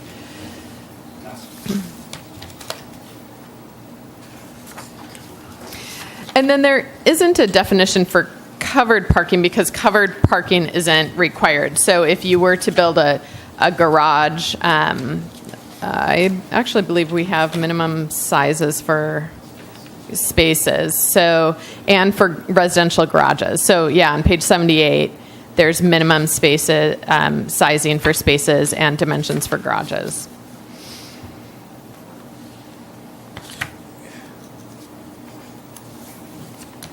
So if someone wanted to do a carport, does it come in the same size as a garage? It just doesn't have the walls, pretty much? Okay. So let me get a little off topic on this before we go any further on this, though. I didn't see a requirement for EV charging in any of these parking spaces. So do we have a commitment on these for level 2, level 3 chargers? So page 77 has the EV charging station requirement. So this is one where other communities will, because the building code addresses at least the infrastructure for it, where some communities have chosen to deal with this as part of their building code kind of amendment type things. But going through this process, that's what got included here. So this is for anything with parking lots with 10 or more spaces. Shouldn't we have something for multifamily units, for, level 2 charging for, for mobile home parks, level, multifamily, small apartment buildings? Where's our requirements for that in here? That would be, if you want to have that requirement, that wasn't what was put forward. We kind of looked at, well, what is a sizable enough parking space that kind of justifies the cost and the provision of it. But again, it's up to your. Well, to actually put in a charger in an apartment building or something, basically all you need to do is put in a 30 amp 240 receptacle. You can plug in your own level 2 charger to that, but I think we need to have the circuiting in there for multifamily or for I think the issue always becomes for me the who's paying for it aspect of the energy, of the electric itself. Mm-hmm. And I just think that's something that's better market-driven rather than mandated by the government. That's just my opinion. So. Well, it could be coded to each apartment.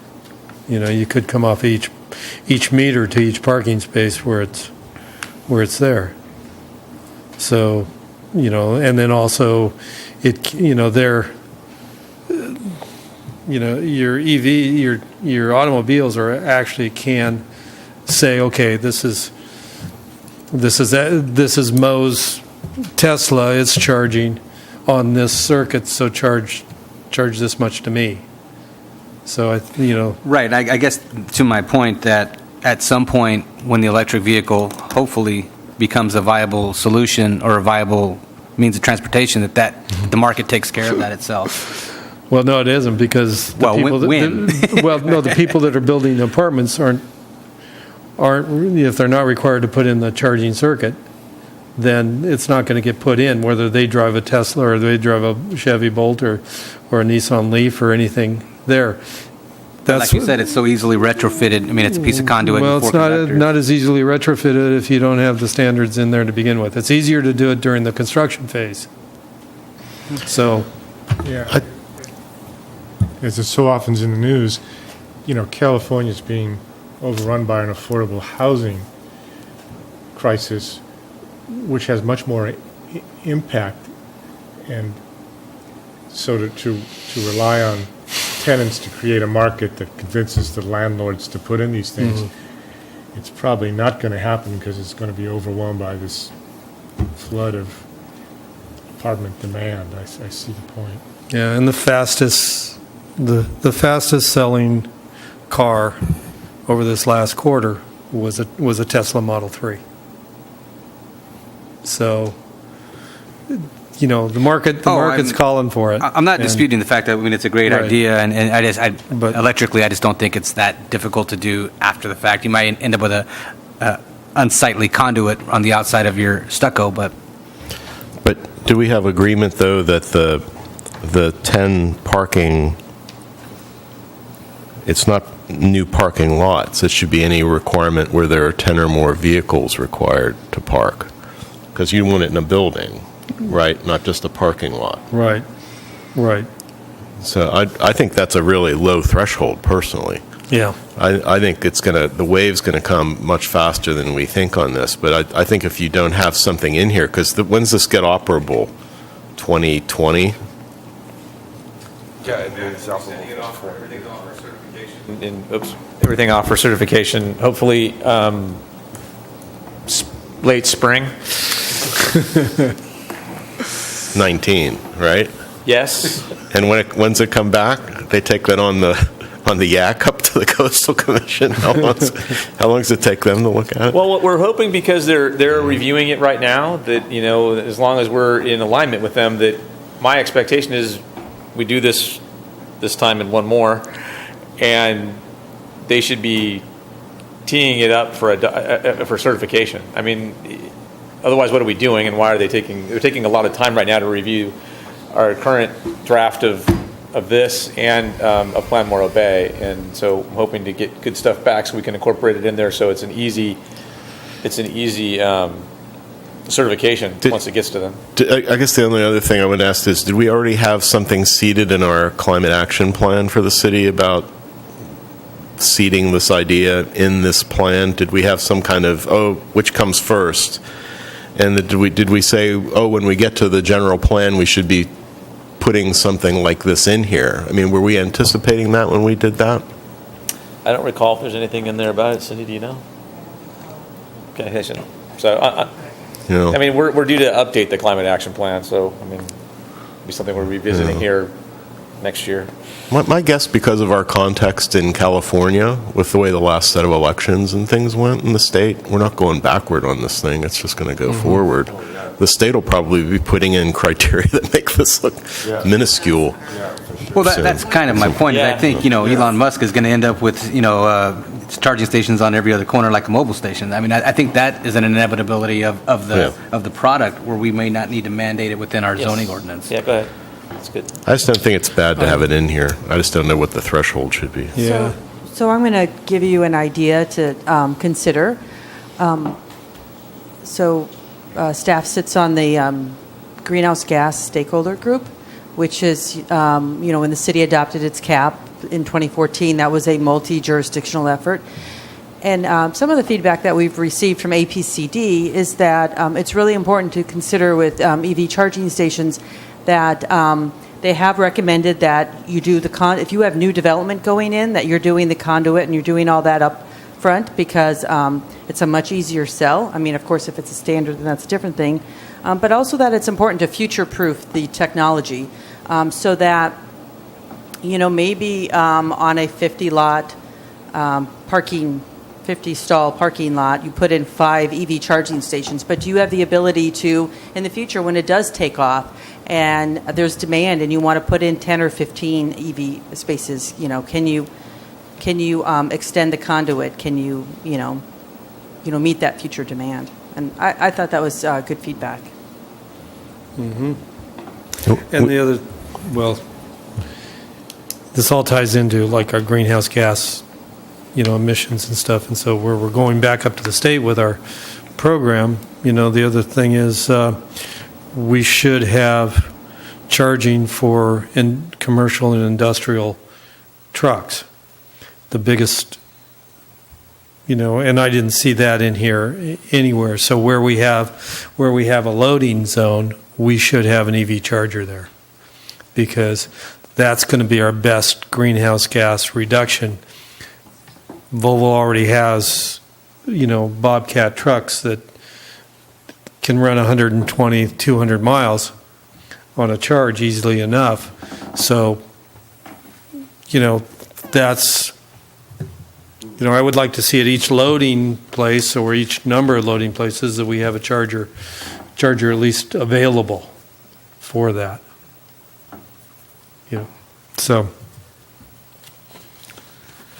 Okay, so where do we go with this? What do you guys? Do you not like the standard? Do you like the standard? Do you want us to add the same standard and apply it to residential?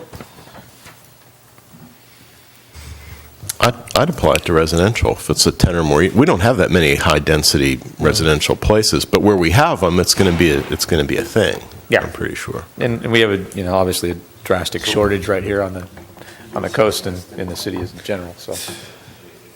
I would like to see the standard come down to 5 spaces.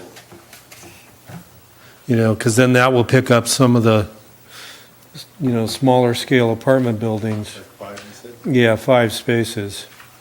I think I could support something where a conduit was installed, but not necessarily the charger, where the means to readily install, should the technology become desirable. Similar to the building code requirement for single-family homes? It's part of, it's part of the garage. Well, that's kind of what I'm saying. I think the That's state's what I already think you're getting yeah, at, accurate. yeah. It's already addressing it in a sufficient way, I think. So I mean, I wouldn't be in favor of being more restrictive. I also think that for single-family homes, I mean, you could safely say, leave that to the discretion of the homeowner. The expenses aren't such that, an after-purchase installation. Title 24 already requires it, and has required it for quite a while. It has to be wired for them. It has to be These wired single-family homes have to be wired. So we could do the same thing Right. for residential projects, and then keep the requirement for provision of the chargers for commercial projects. If you want, does that sound good? I think the commercial is critical because with the kind of tourist industry we're looking at, we're going to get more sophisticated people with the cars, and if we don't have a place to charge, they aren't going to stop. It's friendly. going to end up being a problem if we don't get more of these units here. I mean, yeah. I just don't want to burden the developer with an unforeseen cost that they may not incur in another jurisdiction with a mandate to actually install the charger itself. Making them do the provisions for the charger, I think make a lot of sense. Yeah. I would like to see it at least as a circuit. Yeah. Maybe they don't install the charger because the charger's technology can change, but having the power That makes sense. available, is, I would be comfortable with that, except in the commercial and, locations and the visitor serving locations. I think we have to get level 3 charging in both of those areas for future delivery trucks, and then also future fast chargers for our visitor serving, especially on the Embarcadero. Good. So, how do we do that? So we're Scott? wiring multifamily, we're providing commercial. Right. We're providing commercial at these numbers, or we're providing these? I guess I'm comfortable with a 1 in 10. Okay, so we're good with there. So, and then we're going to require to wire the multifamily. Right. So it's going to be similar to what it is for a single family. So Right. that makes sense. Okay. And so so what was the other item that you were asking for? You're asking about, areas for For Truck parking charging. and loading and loading, unloading zones? Is that what you're talking about? we need to have a charger at loading zones. The unforeseen problem I see there is you're going to be dragging wires across a pedestrian zone, potentially, and No, you're not. You'll have them on curb, or it could be induction. It could be a plate in the road. It'd be a pedestal on the. So I have a question on that. Yeah. How viable is that in areas where, because we don't have phase 3 power in all of our commercial areas. We don't have 3-phase power. So how is that even working if we don't have 3-phase power there? that's kind of where I was saying that the industry would have to. I mean, if you're Joe's That's very my concern. I don't. I mean, I don't have a great answer. I just realize that's an issue because some of our, like down in the Embarcadero, we have 3-phase power. So Right. Pretty much, aren't you going to have 3-phase wherever you've got like sprinkler systems with pumps and things? Not necessarily. I mean, like we don't have 3-phase power on North Main. Really? Spencer's and up there doesn't? well, and I think honestly, this is more like a regional issue. So I mean, for They want a 41. delivery company coming out of Santa Maria to come to Morro Bay, yeah, that's great. But you probably need one in San Luis and in Cambria also because they're going to be making a loop and coming back. So I mean, I just think this is more of a regional issue than, and I'm with it. I think we should be forward thinking and thinking about these things. I just don't know that the cost to put one in would outweigh the potential benefits immediately. Well, for one thing, even charging forklifts. To be able to use an electric forklift on the Embarcadero to load fish rather than a diesel powered one. You're reducing greenhouse gases right there, particulates, noise, all of that. Right, but I think this is more of a thing where maybe the city or even like a slow cog is funding these kinds of improvements rather than private developers. How does it do that? Yeah, I think you're right. yeah, Well, like in the Embarcadero, where several businesses share a loading zone, or a number of them, how are we allocating the cost of installation of them when it's not associated with just one business? In the middle of the street.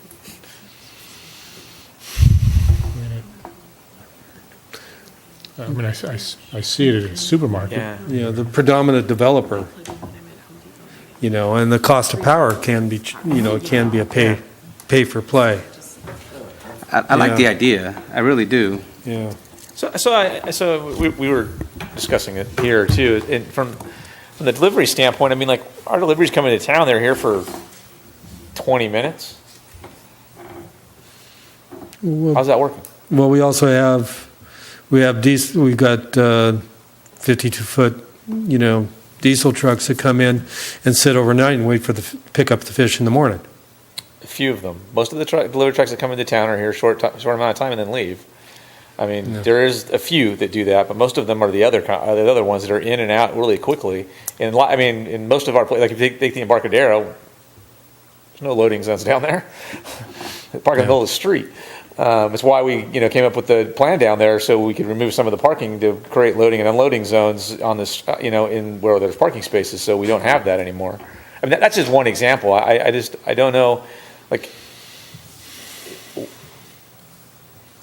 I like the idea. I'm just not sure what the how does it really work? Like, how is that working on the ground? Yeah. And I'm sort of questioning. Like, I don't know. Like, I don't think the technology's there. I mean, really the ampacity. sort of what you were raising, and that was sort of where I was. Yeah. Okay, so how do we mandate the city to put in fast chargers there on the Embarcadero then? The city council does that. Yeah, I know. Well, and I mean, they could partner with SlowCog. They can partner with these, regional transit type of organizations, and they could. I'm sure that they would be willing to accept our recommendation that they do so. Well, there also it does pay for itself on a returning basis. It may be 7 years to get a payback, but. Well, I mean, over time we've talked to different companies about it. I just don't know where it's gone because it was in the Public Works Department. It wasn't in planning. Yeah. Community development. Okay, I just don't. There's too many details, too many unknowns. I mean, I have a feeling, tourists who come to Morro Bay, might expect it to be these facilities to be in a motel, but the motel owners will decide whether that makes enough sense to, and the firms that are making major deliveries, well, they will sort of think it through in terms of their own charging stations and round trips, or they may negotiate with their customers and share. I mean, it's complicated. There are lots of moving parts. I just don't. Which is, kind of what I was saying was the market. The market will when the market is able. I guess the only thing I'd say is, since we're charged with planning, the market does take care of itself, but we're supposed to be looking out past what the market may see, and some of these things are a quick fix, but some of them aren't. And I think in terms of having future commercial developments come in here, I think having these modest obligations are not draconian. I can't tell you how I drove down to Riverside and down to San Diego the last couple months, and the number of electric cars shocked me in Southern California. And you can't get a Tesla right now because they're overbooked. I mean, it's unbelievable. I don't know what you can't. It's hard to get a Bolt, right now. I just don't know. I just think it's going to happen so fast if we don't have something in here to identify it. The good hotel people are going to get out in front of this thing. The people building homes are going to get out in front of it. But, I'm also kind of seeing it's a generational thing that I think the electric car is going to be 20 years absolutely everywhere. You may not have a gas car in 15 or 20 years. So, I mean, I think for the most part, we're doing that piece. Yeah. Of it. I mean, I think the conversation that we're having right now is, what do you want to do with the delivery truck thing? Does that make sense? Do we do, again, like in those scenarios, we have them, wire for it and provide a location where it could go, and then when it becomes necessary, then the infrastructure is in place, and so then it could happen. I'm not sure when I run my head, when I'm thinking about how that would work right now, I'm not sure that it does necessarily. I don't know that, I'm not sure. I guess I just question, like, mandating that they do it for no reason is not really a great idea. So if we could have them wire it, for as the technology increases to allow that to be more feasible, then I think that makes sense. I mean, please tell me what you think. Yeah, Scott, one of the things is that recently at this climate reality project thing, one of the mayor of Los Angeles was there. And they made a resolution and a commitment to go full electric with their public transportation by like 2030 or something. One of the things is that we could learn from is see what they do with their charging stations, and maybe these delivery trucks we could integrate it with our public transit. Maybe as public transit starts to change over to full electric and the technology catches up where they got the ranges, then we can lace in. Because right now, I hear you, Jerry, but I think there's just too many variables right now to come up with a good plan. But as the other transits, as the electric transit, as we start moving toward decarbonizing our transportation, I think that maybe things will kind of fall into place in that respect.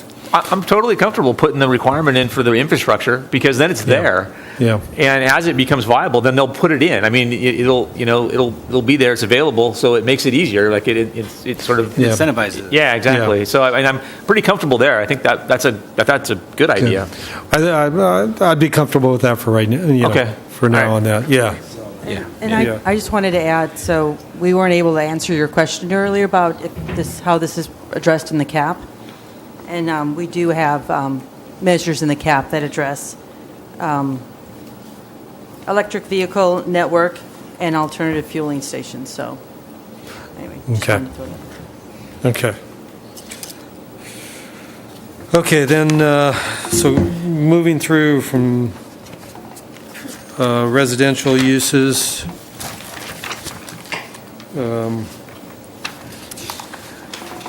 So semi-public and semi-public uses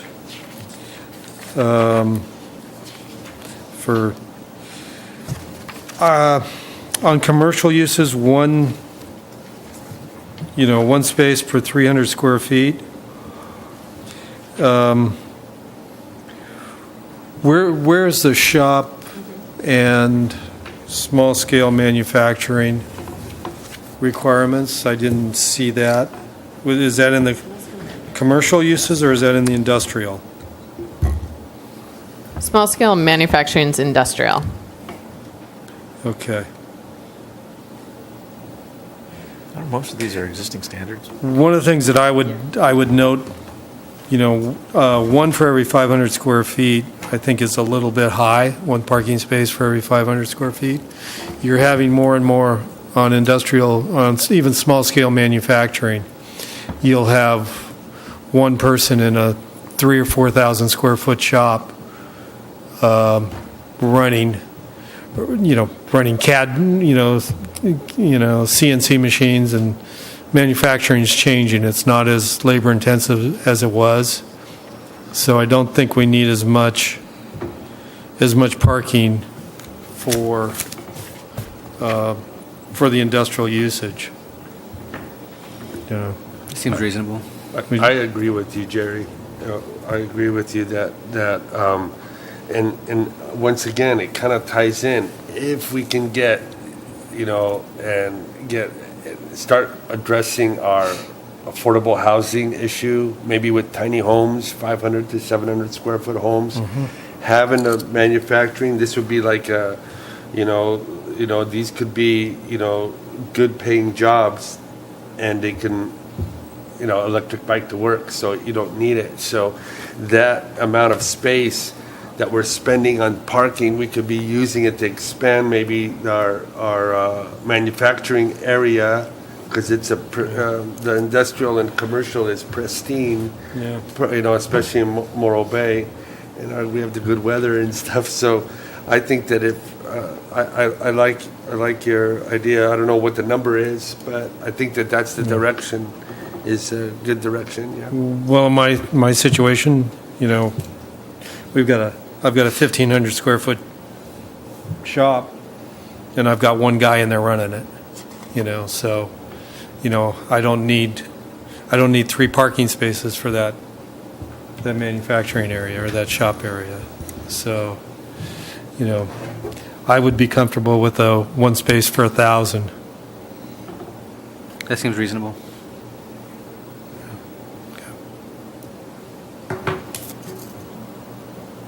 One to 500 doesn't. It does seem a little bit high. So should I recuse myself on that one? No, I would add that one per 1,000 seems kind of light, because there are industrial uses that are a little more labor intensive. I mean, and if you have one of those, then they're not going to have enough parking to accommodate what they have going on there. I guess I'm not sure how many folk build their own industrial facility.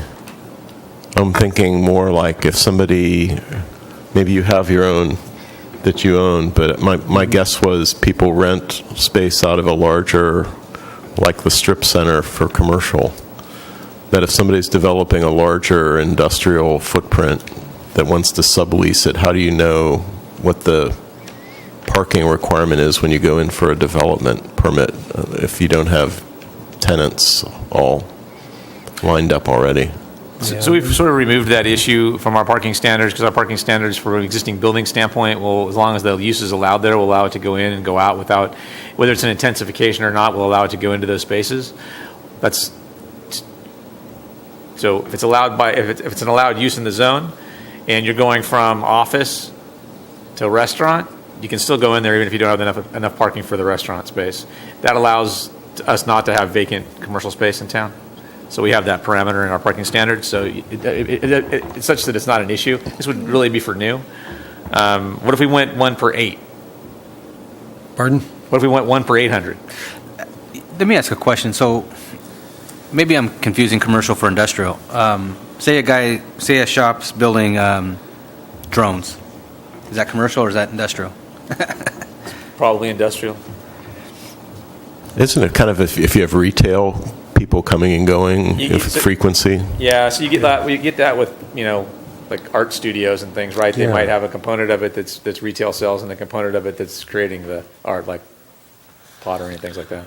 Yeah, Scott, but you're more experienced in maybe the number, but just kind of looking at it from the future, when it comes to industrial, if we can encourage, and we need to, bring in some manufacturing and those different kind of incentives.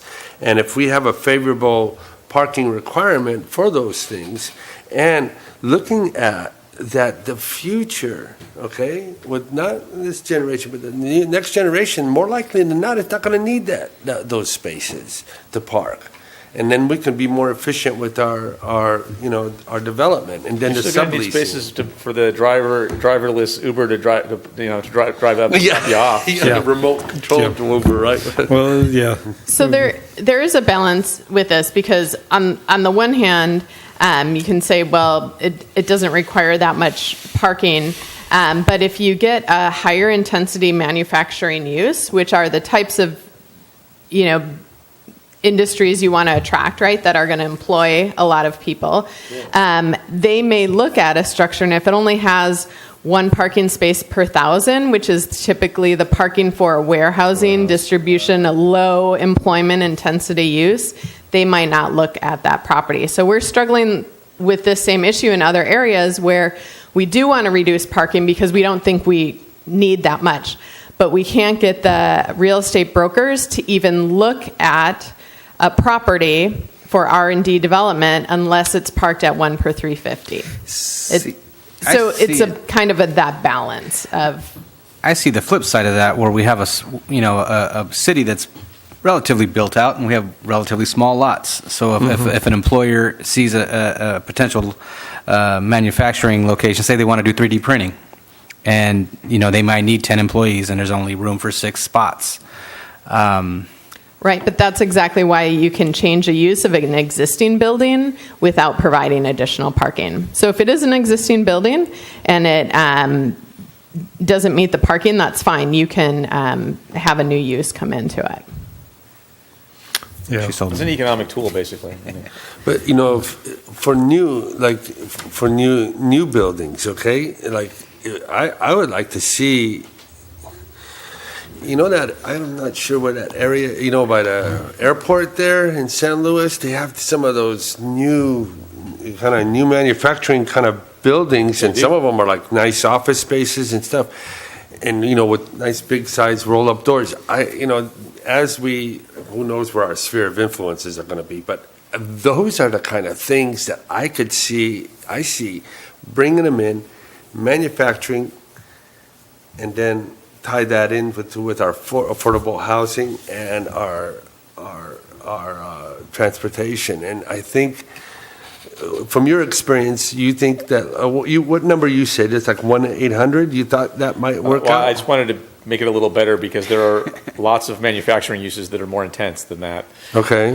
So I was concerned that with the exact thing that Martha described is that we're setting up things that can be built that are going to have a very limited appeal to folks looking for those things. 'Cause, we get calls monthly, looking for space, looking for land, and they we've had a couple of different manufacturing companies that wanted to move here. One out of Santa Maria. We didn't have space that was big enough for them, and they had a certain number of employees. It would have fallen underneath this, and there's no way that would have worked for them, from a standard standpoint because of the number of employees they had. Well, they're always able to increase the number of spaces. Yeah, they could have. I was just Yeah. saying if somebody else came in and did it and it worked for them, and then that we could have had a building that was big enough for them, but not enough parking spaces, and they would have never moved to it because it wouldn't have accommodated with their needs. That's the fear and the reality in some cases is a building or a site gets built out at 1 per 1,000 parking, and that is really just attractive or suitable for warehousing or distribution or low employment intensity type uses. And now you've built that site, and that site's going to stay built for 20, 30, 40 years. Yeah. It's just something, I'm with you on the parking demand. I'm all for reducing parking, but that's one of the struggles that we deal with this. Let's go ahead and we'll compromise on this and one for $750. Okay. I'll be comfortable for that. I'm going to have 3 extra spaces. Charging stations. Yeah. Did we pass accessible parking, or was that coming up? I think that's coming up. We're still in I'll wait. use. But we've been jumping around, so don't Well. forget where. I have to go on my accessible space rant at some point. Okay. Yeah. Let me backtrack a little bit on for landscaping and parking. The nexus on that is irrigation for trees in parking lots. Do we have a requirement that all landscaped areas have irrigation to them in the parking lots? Okay. All landscaped areas need to be irrigated consistent with the requirements in that landscaping section. Because that's one of the big problems on our existing parking lots, why the trees don't grow. They don't have any water. So, Do we, on that note, do we have or if not in place, maybe we could put one in place, a way, as we go in and do our landscaping for these parking lots and putting the bigger trees in, could that be used as a mitigation measure for, development within the city where things are, right now, I think, if I'm correct, Scott, there's no plan. you cut a city tree down, it's no replacement plan. Maybe we could put a replacement plan in these kind of parking lots? Would that be something that would be maybe considerable? So you're dealing with things that are on the private side of things, and then, so we have like, street trees or trees in the right-of-way are maintained by the city. It's private property. We don't have the ability to do anything on private property. Okay. But with this, could we have these areas where this could be a mitigatable area if we... I think if we have areas available for landscaping and trees on the site, that they should have landscaping and trees on the site. Okay. Okay, so moving on to like page 68, 17.21. Can I go back? Can I go back to 67 and just Sure. throw another grenade in there that I think 1 to 4 for the vacation rentals is absurd. It should be 1 to 2, in my opinion. Okay, yeah. 1 to 4 is most of these places are couples coming in and. So my proposal will be to strike this section and remove it until we have the ordinance in place.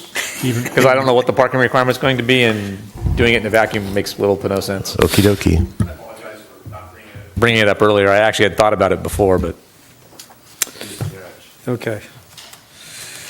Okay, so anything up to and including page 68, 69?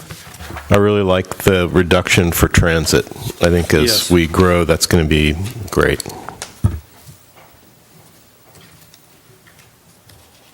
Yeah, and the car sharing programs. I'm still interested in the proximate parking facilities that we don't have yet. When we have them, that's a great idea. I don't have pages. Yeah, that's them. So we're at parking Okay, reduction, I guess I'm just over here. 68, yeah. I had to write them in. Okay, so 17.21.060, page 69, parking in lieu payments and parking management programs in districts. You know, I just have, you know, on parking management programs in districts, we need level 3 charging, you know, on, And accessible parking. and, I'll rant over.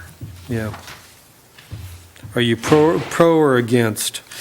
Well, we need more accessible parking down the Embarcadero. I mean, I've said that over and over again, and I'll continue to say that. And where we have districts, we really are remiss to not take advantage of those districts' funds and provide accessible parking, so.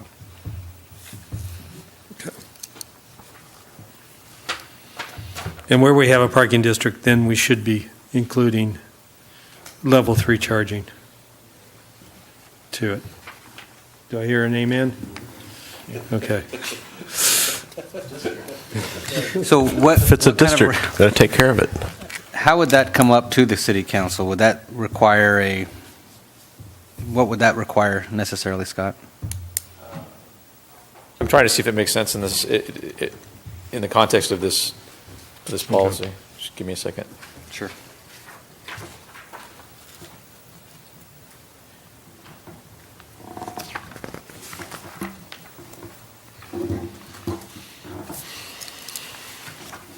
Yeah, it doesn't.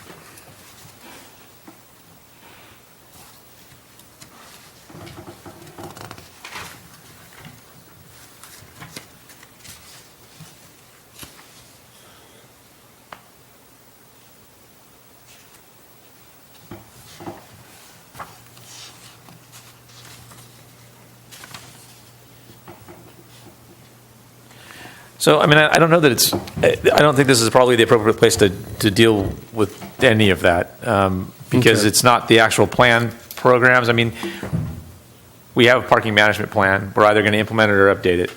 I don't know which. When we do that, then we probably would go through the process of identifying where we're going to have these types of things.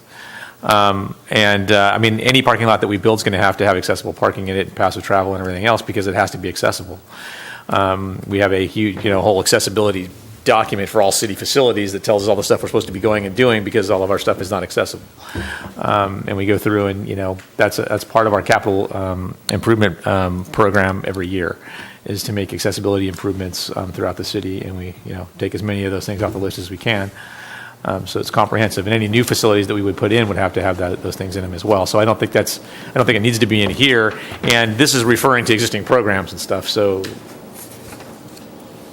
unless we were saying, hey, go update it and add these policies, and well, we probably need to update the thing anyway. And I'm going to find out more about that after the first of the year, what council wants to do with that.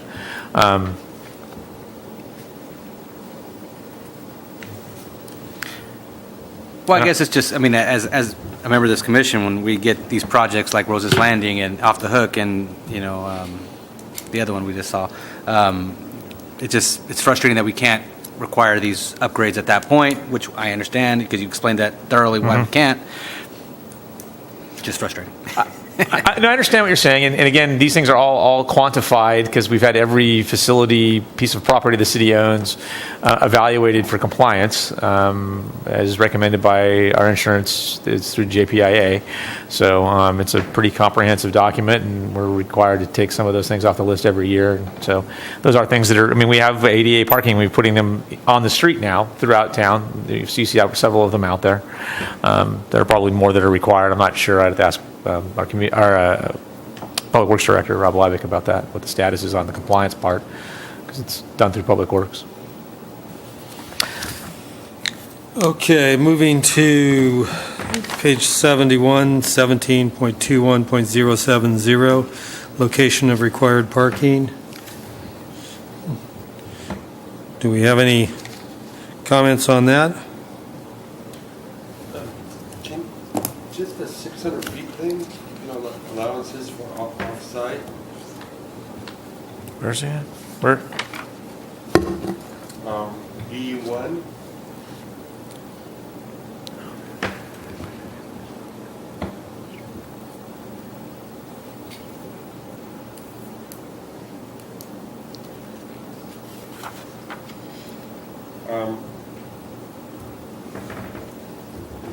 As we, like, kind of, what I've been, just hang on, bear with me here. Okay. If we had a parking structure, right, you could have a parking structure someplace, right, then this kind of goes away, right? This would be a private agreement between private property owners. Okay. Where the parking could be located off-site at a lot. Say we have several vacant lots downtown, maybe they could provide it in one of those, and if you're within 600 feet, it works. We've actually, had conversations with one of the hotel projects that's going through the process that's located on Harbor and Market, about maybe them providing off-street parking, maybe at that vacant weed-strewn lot down on the Embarcadero, and seeing if they could make some inroads through the Hartzels to do something with that, including, maybe they could put some of their parking there, maybe we could put some landscaping around it to make it look nicer, and maybe a table or two or something. That would be great. So, just from you guys' opinion, this will work? So this can, and we've actually had agreements in the past, and then we also have the thing where it deals with, hey, if we have a city parking lot that you can be a part of, then maybe you don't need to provide parking too. So that policy's in here as well. So we have both. Okay. So all right. it's all about options. It's just if we can make it work and it makes sense, then let's make it work. Okay, on to bicycle parking. Well, I'll talk about it since nobody else wants to talk about it. So can we specifically prohibit those scooters? Oh, no.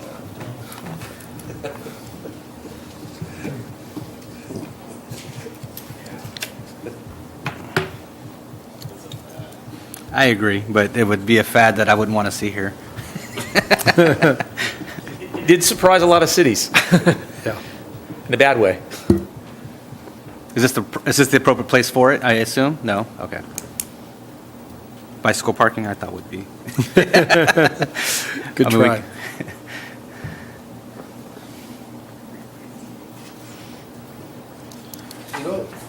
What are the, Yeah, I don't know.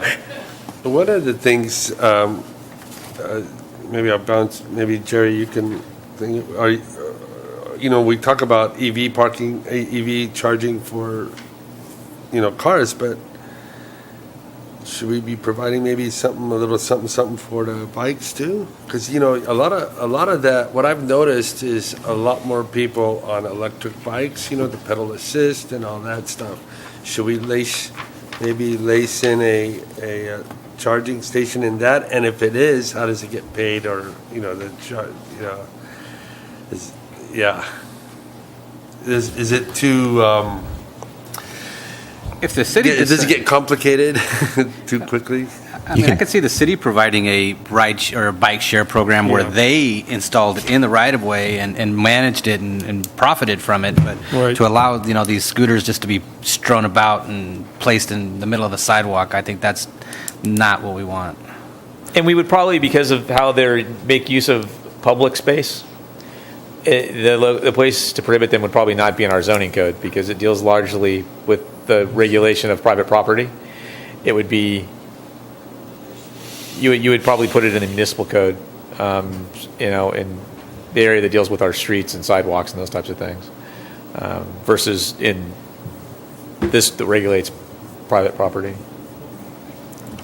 Just to expand on this, are we objecting to the actual use of these scooters, or the fact that they just strew them on the sidewalks and dump them on people's lawns? And it's it's a kind of a nuisance. The main violating- problem with them. They end up so one of the bigger issues, like when they showed up down in San Diego, was they'd be in the gas lamp district down there, where all the restaurants and everything are, and they'd end up like 15 deep in front of any given one of those things, so you couldn't walk down the sidewalk. Yeah, and so that was one of the biggest issues that they had. But you would deal with that, and they dealt with it, and are dealing with it through their municipal code, not through so their that zoning code. violates some sort of city ordinance. Yeah. And then a lot of those things were unlicensed. Those folks didn't have business licenses or anything else to operate those things, and it is a business. So, Okay.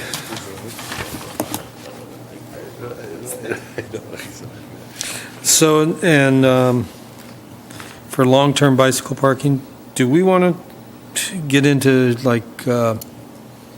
requiring and showers, or cycling to encourage cycling for manufacturing or areas, or if we have, look at that.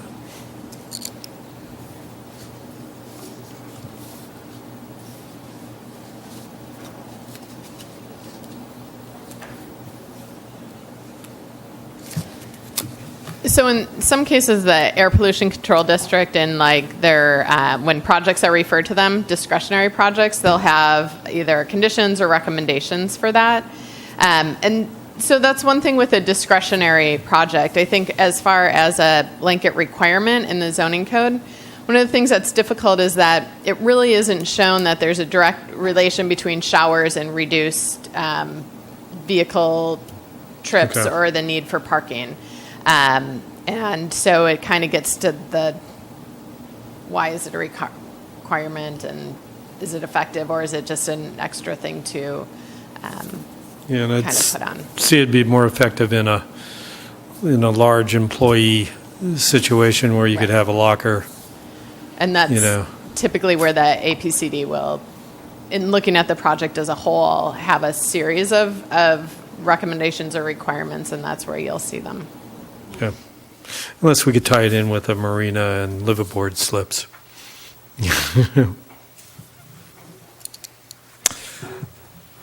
Okay, so moving on to page 73, 17.21.090, loading spaces. And I think we already, my pet peeve was the delivery charging. So I had my say on that one. So anybody, So were we going to require the infrastructure, the circuitry at these loading spaces after all? Good. okay. Any other? Yeah. So we're coming up on 10 o'clock. We're getting close, guys, so. Yeah. are you willing to charge through? We can finish this one, yeah. Okay, so we have a go to finish off. So, The one thing I wanted to ask about on 75, where we talk about driveway length, what we're saying is in the RSD, the 10 feet is not to be parked in, right? Because we said it's potentially a front yard setback, I guess. These are existing standards. Okay. I'll let that go then. okay, so beginning into driveway widths and residential requirements. Does anybody have less than 10 feet for width of the driveway? We were talking about the strips earlier today, which I don't know what that would mean. There's like 2 feet each or something like that. The amount of paving that goes into some of these places because of the driveway widths and things. I know some of it's going to be a market-driven thing, but, does anybody ever go less than 10? You mean you're talking about the approach? Yeah. Okay. Yeah. So 10 is pretty common minimum width for a single, the one-way driveway. But even if you did like the tracks or alternative pavement, the 10-foot width doesn't mean you have to have paving across that whole 10 feet. It just has to be okay. We put an asterisk in there that says not required paving width, or that's the whatever you call it. It's I don't want to let somebody have to think they've got to pave a 10-foot concrete driveway. Right. So actually on page 76, it does talk about the paved wheel tracks. All right. So in lieu of the full width, you can do the wheel Great. tracks. Thank you. Okay. And then where do we have the standard for one curb cut per residential lot and maximum of, a 20-foot, curb cut?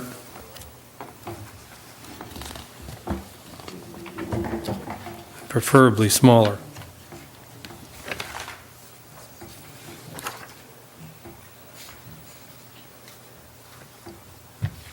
Might be in the public works. Yeah. Street improvement code. Well, it should be in residential driveways, Probably, yeah. residential style. So on page 75, the top of page C. There should be a minimum of 22 feet of standard curb and gutter between the tops of driveway transitions. Residential districts, they require driveway separation only applies to driveways on the subject parcel. So you have to have a very wide parcel to have more than one. Okay. So I guess the point is, it doesn't say you can't have more than one, Right.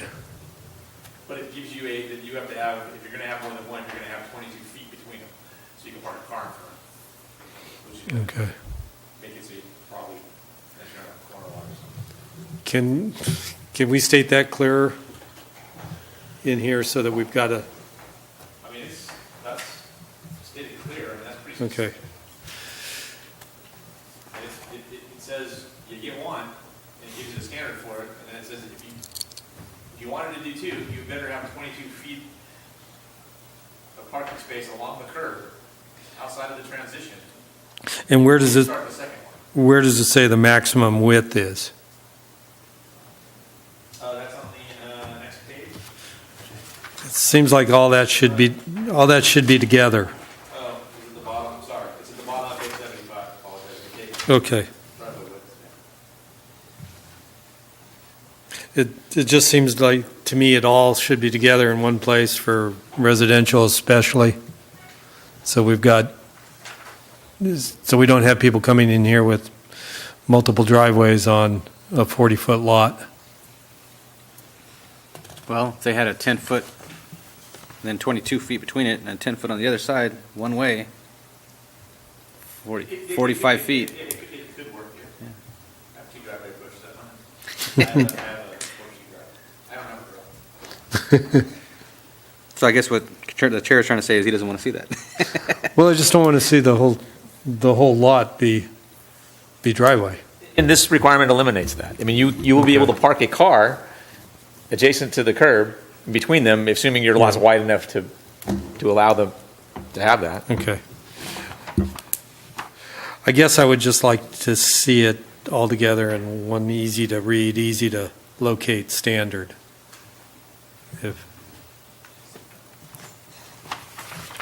Seems we're trying to clarify things. Reason the table just deals with driveway widths, and then you have the separate piece that talks about things related to driveways above it that aren't included, that you wouldn't really include in the table. So I'm not sure where we would, like, it doesn't fit with the table.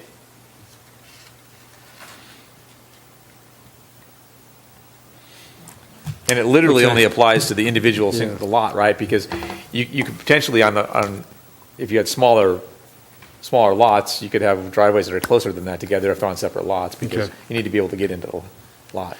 Was everybody else real clear on this? I mean, did you all deduce this from the tables and the multiple locations? You know, it just seemed, I honestly didn't look at it close enough. it seemed awkward to me, but if you can think of some way to clarify it a little bit easier, you know, no, I'm not going to belabor the point, but I'd rather not see more people come forward with concrete all the way across their lots. Mm-hmm. If we look at the bottom of 76, do we not allow residential sharing of drives? Is that something that inhibits some new, smaller residential development?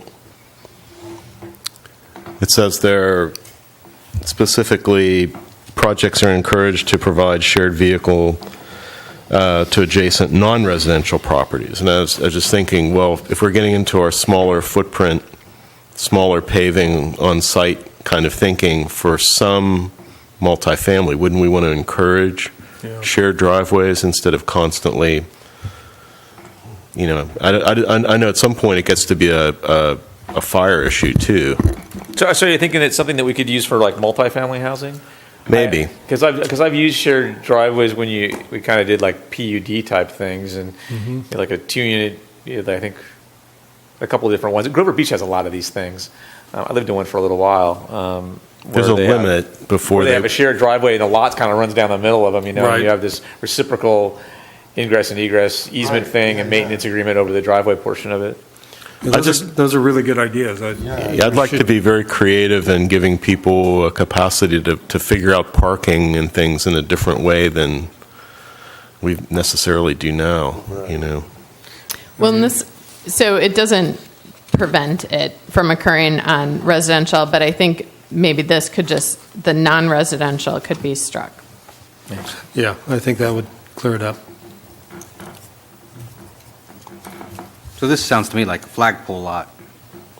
No, it's really where you have, two strip commercial developments and they're right next to each other, and you wish you could just drive across to that other parking lot or walk across, but there's a barrier in the way.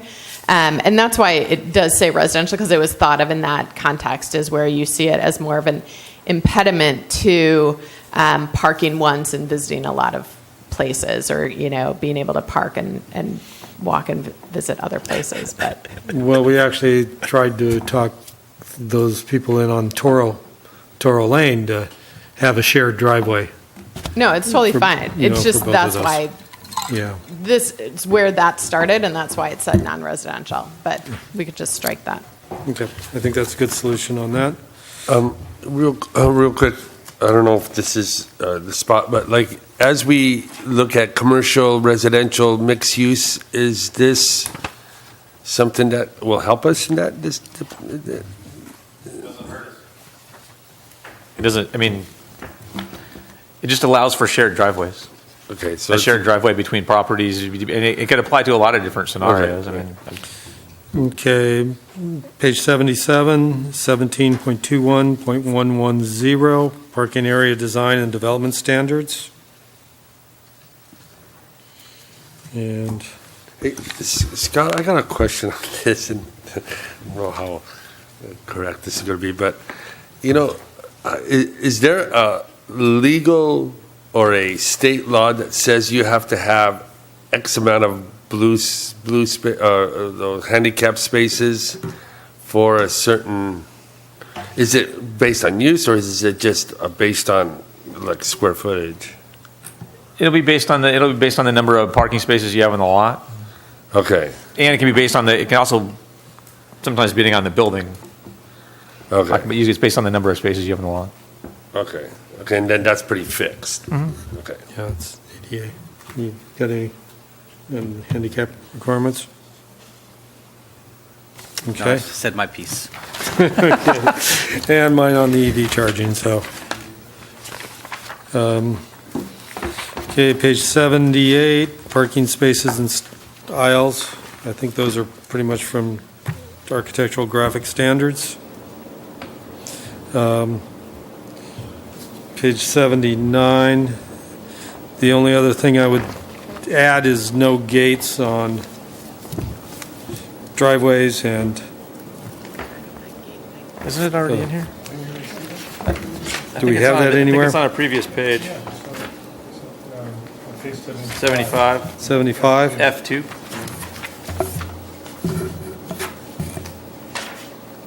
I'm pretty sure we. Hey, Are we to will stop? Are we on page 78 right now? Yeah, we were working up to that. Oh, okay. Okay, so that, paragraph 2 covers that? Okay. I missed that, I'm sorry. Okay. So you had something Yeah. on 78? Yeah, just on a practical visual for me, for instance. You know where Perry's is? Right there by Burger King thing? That, that little area you try to, would this kind of, I don't know if you ever try to get in there, but that I don't know how that, is this allowed by these words? In other words, what was built there? I don't know if you ever kind of tried to. Yeah, there's a med stop right there too. Yeah. Yeah, and so maneuvering, all I'm saying is that maybe take a look at that and let's not do that again. Noted. I have to say that I've actually never driven in or out of the driveway there, so I'm not sure the issue.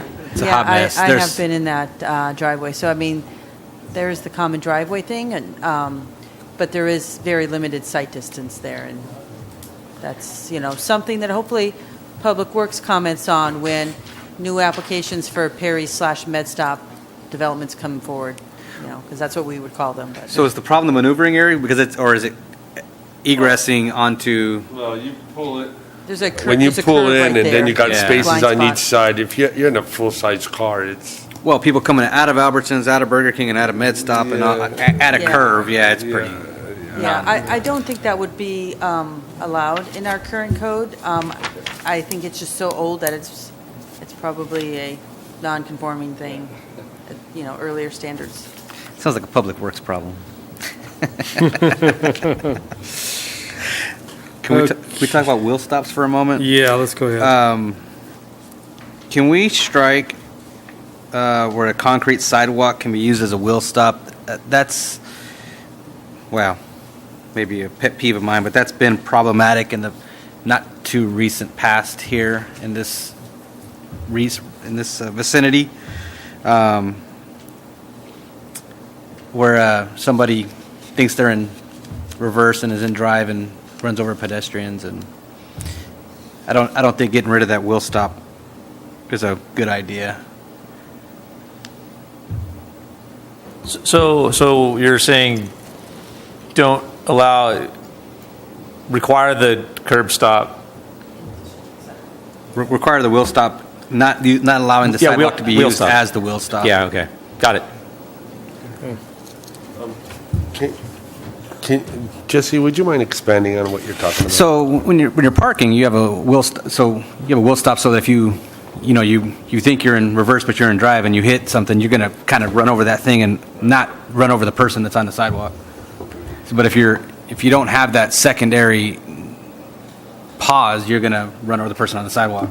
So you run over the wheel stop first, and then there's still a 1.5 or 2 feet between the sidewalk, and hopefully your tire gets caught between that and the sidewalk, not on the person. Yep. I agree with you. Yep. On page 80, required surfaces landscaping alternative, where they talk about up to 2 feet, could be maybe landscape. I was thinking, why wouldn't we always want to do that? Is there a reason why? So it's Mike. No, it's on. The light's on. I was just thinking we should probably always try and reduce the hardscape by making some portion of the parking space permeable. Are you talking about surfacing on page 79? No, page 80, required surface landscaping alternative. Oh, okay. It was just, So that's actually allowing part of what's the required length of the parking space, allowing part of that to be landscaped. yeah. So the area past the curb stop. My point is, why don't we just mandate that has to be not paved, so that just helps with water accumulation and the like? Is there a reason not to do that? Accessibility. Yeah, and you have a lot happening in that parking lot that I don't know what that would turn into at the end of the day. So every parking spot, you would have 2 feet of landscaping in front of it. So how do you get across landscaping to get to a walkway? And On a handicap accessible spot, that'd be problematic because you're required to have certain grades and certain flows, and Okay. specifically on those, I don't know about the rest of them, but I think it's a nice option, though, to allow them to do it, though, because it can get them to the landscaping amount that they need, and it's another way to provide that. I think from an option standpoint, it's nice. But I don't think it makes sense in all scenarios. So if we go back to page 79 on surfacing, this almost precludes us, it sounds like it precludes us from using porous pavers or, pervious paving. not if the city engineer. Yeah, can we be stronger on encouraging pervious paving and pavers rather than concrete and asphalt?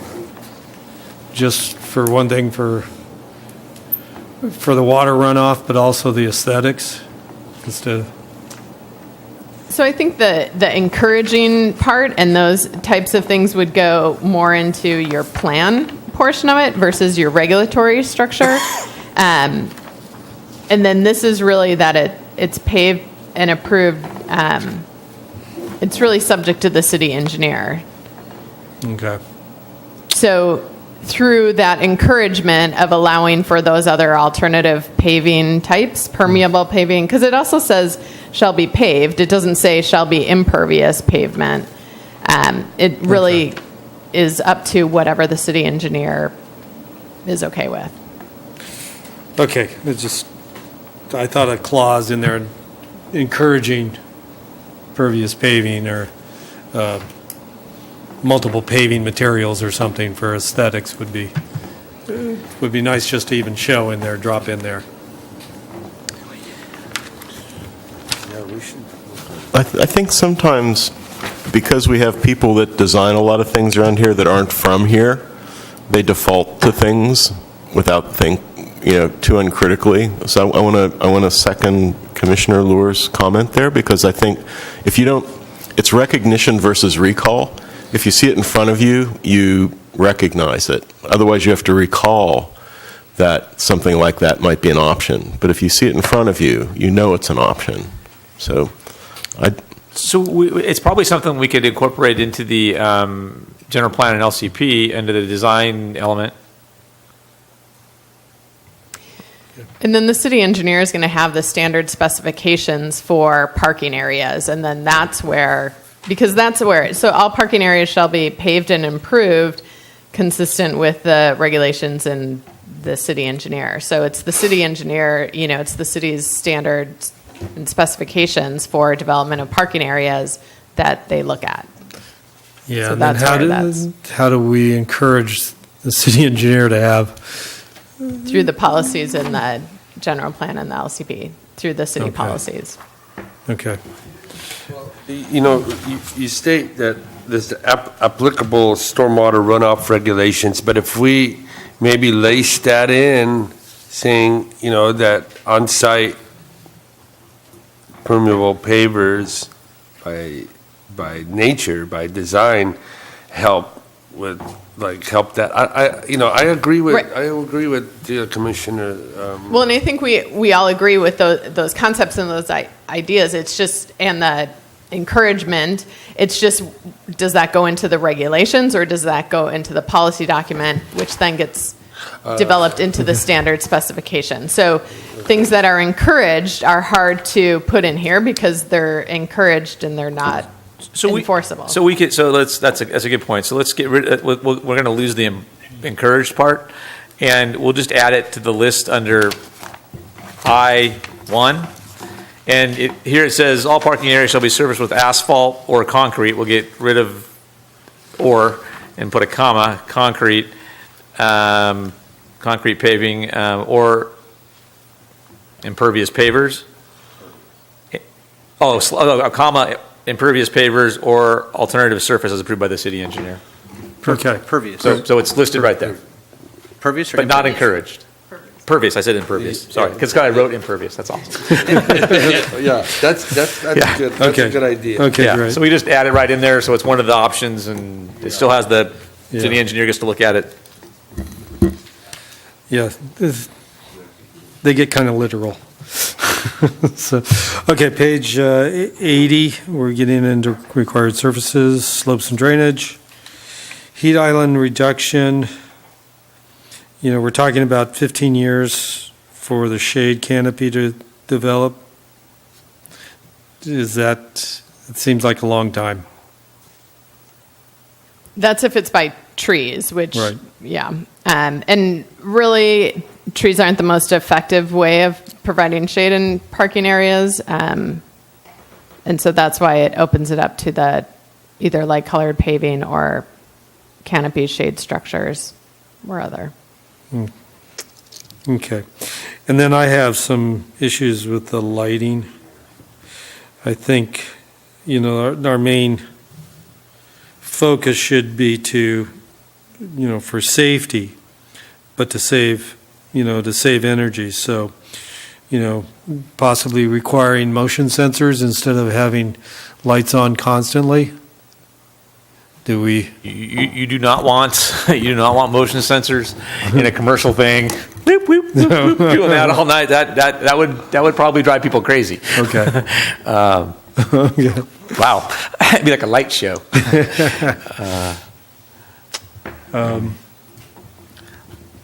The dark sky Right. element as well. Yeah, that we that's- talk about. So I guess that's my other note. Yeah,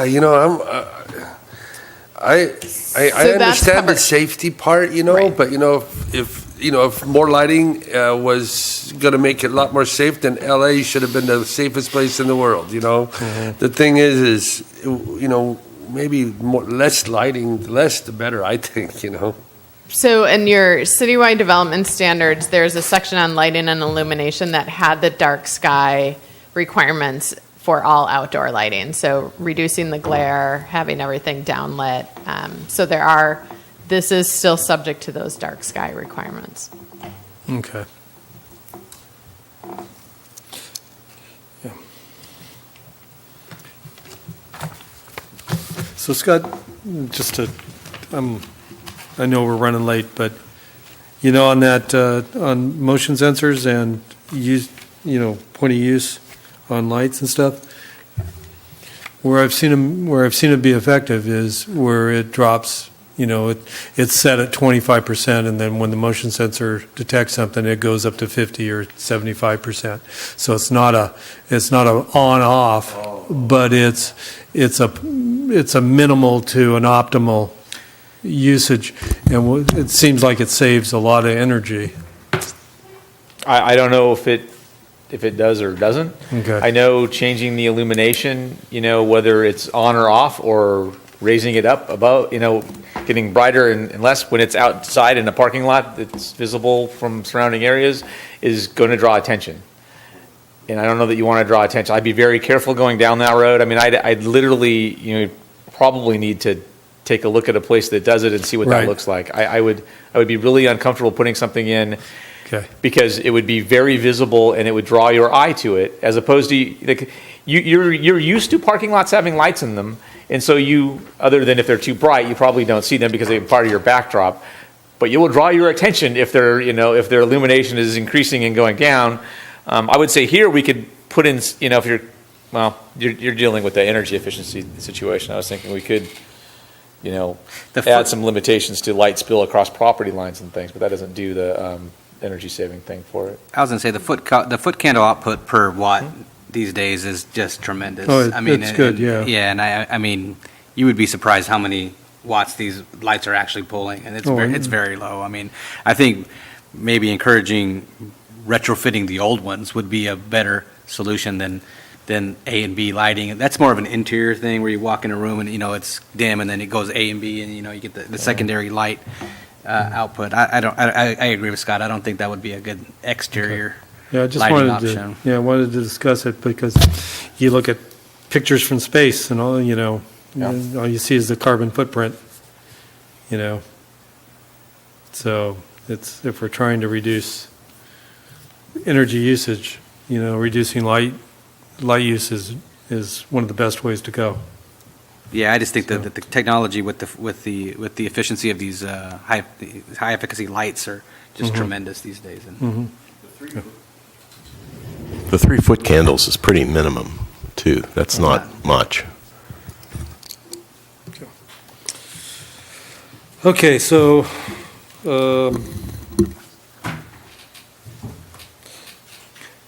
then also on our lighting too, do we have in our other design standards, do we have color rendition requirements?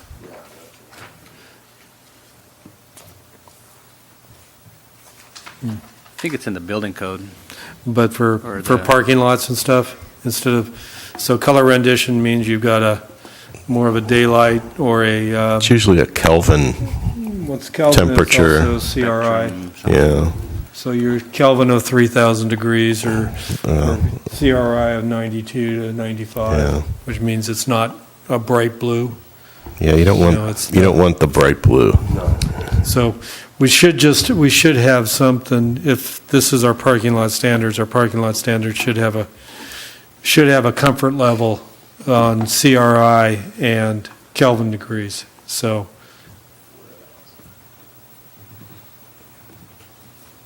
Trying to think of what code it's in. It's in one of the codes. I want to say maybe the energy code or maybe the electrical code, but it's in one of those where it talks about lighting. yeah. The color rendition isn't power or No. life safety, it's just aesthetics. Well, it's the quality of the LED, it's the quality of the Yeah. light. But I mean, the 4,000's blue. I mean, these are like 4,000. Yeah, probably Here. 5,000. Yeah, yes, so anyway, from 27 to 32 degrees, 30 to 100 degrees Kelvin is a real comfortable range of lighting, and from 90 to 95 degrees CRI, 90 to 95% CRI is really close to a good color rendition. So those are good light, those are good quality lights. So, Just for, I'm not relating the numbers in the Okay. acronym, but, okay. Like something, You know, like those yellow lights they have, like, you know, in some places? Yeah, Those would be, yeah. Those would be like, you know, those are sodium, Okay. you know, high-efficiency sodium lights. And Okay. So those would run really, really low. An incandescent runs about 2,700 degrees Kelvin, and that's a yellow light. Yeah, okay, Yeah, so okay. that So would that's be- what you're talking about Yeah. right there. Yeah, okay. The color rendition is a different measure. It shows where the colors ring true. You get 90% of the true color showing under this light. Okay.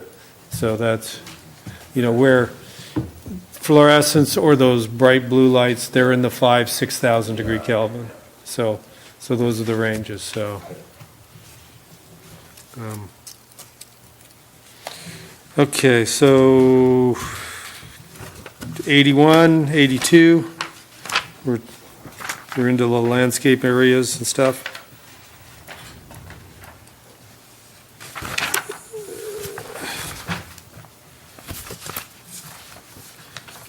Okay, and so we're wrapping up that chapter. Anybody have anything left on parking that they didn't say? The only thing about the materials here, you know, I don't know if we have, I don't think we have anybody doing it yet, but, you know, eventually you may see some lower scale green wall kind of things going in instead of these sort of masonry types of things that are here. And again, I'd want to encourage people to be creative with responses to screening instead of just throwing stucco at everything. Yeah.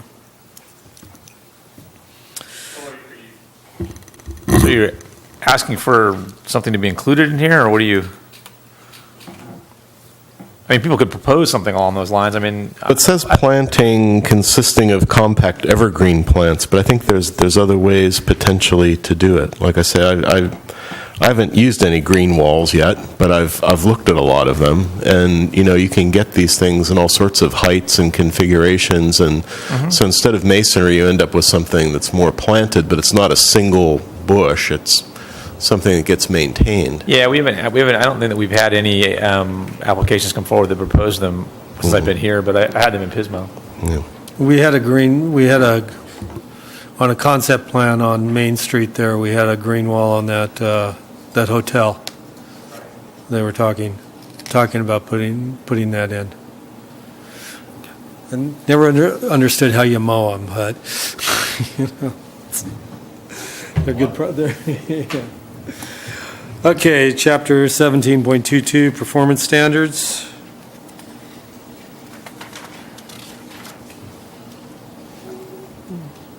So this is all the fine-tuned stuff that triggers a nuisance but is it the police threshold, or is it just, I guess, and the noise is what I'm most concerned about. We don't have any specifics in here, right? These are meant to be. No, there's noise thresholds in here. Okay. What would you consider like an objectable condition? And we have a separate noise ordinance. Okay. Like it says like objectable condition. Like,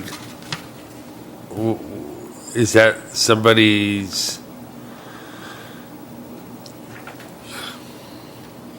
So you're talking about measurement of impacts? You know, I'm talking the purpose of this chapter, the performance standards. Establish permissible limits, permit objective measurement of nuisance hazards or objectable conditions. But is that like that somebody doesn't like their, you know, boat, you know, parked in front of the house or something? Or is that an objectable condition? Or? I'm sure it is to some people, but they need to get over it since it's in our the street public. After 72 hours, though, feel free to call the police.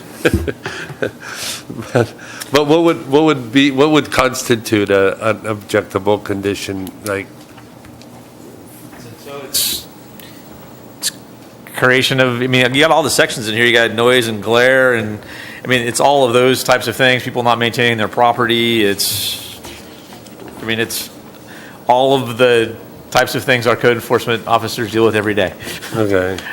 And it has, it has measures in here and things like that. I mean, it talks about noise attenuation measures, things that if you have uses that come forward that you can do. I mean, it's but like we've had like people come up with they're objecting like the one that comes to my mind is that flag, or that's an objectable condition to somebody, so. So they're all articulated in each section. So, for example, for heat and humidity, you cannot emit heat that increases temperature in excess of 5 degrees on another property. So depending on what the actual kind of topic is, there's a different threshold for under this section what's considered objectionable. Okay, I'll give you one. What if somebody's growing cannabis and somebody finds it objectable because of the smell? Yep, exactly. Odor is an issue. Okay, so what if somebody doesn't like, jasmine? Is that objectable too? That's a plant. Yeah. Well, so is weed. Charcoal filters. Yeah. So our cannabis ordinance that allows for personal use deals with odor. And deals with odor.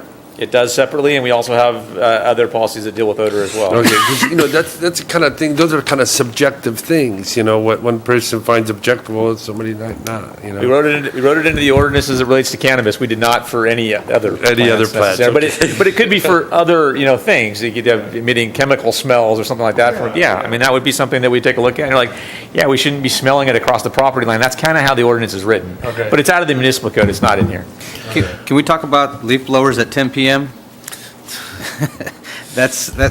7 a.m. Is there any way we can tighten those hours up? 100 feet of my house, you're running one at 9:45, we're going to have a problem. On 1722, 120. It's the bottom of 85. 82. I don't know if it's in the municipal code that's more strict than this, maybe we don't need to address. Those are typically building activities and trash collection. Might need to go and look at our municipal code requirements for some of these things to see if we're mirroring where these exactly came from, or maybe they're existing. I'm not sure.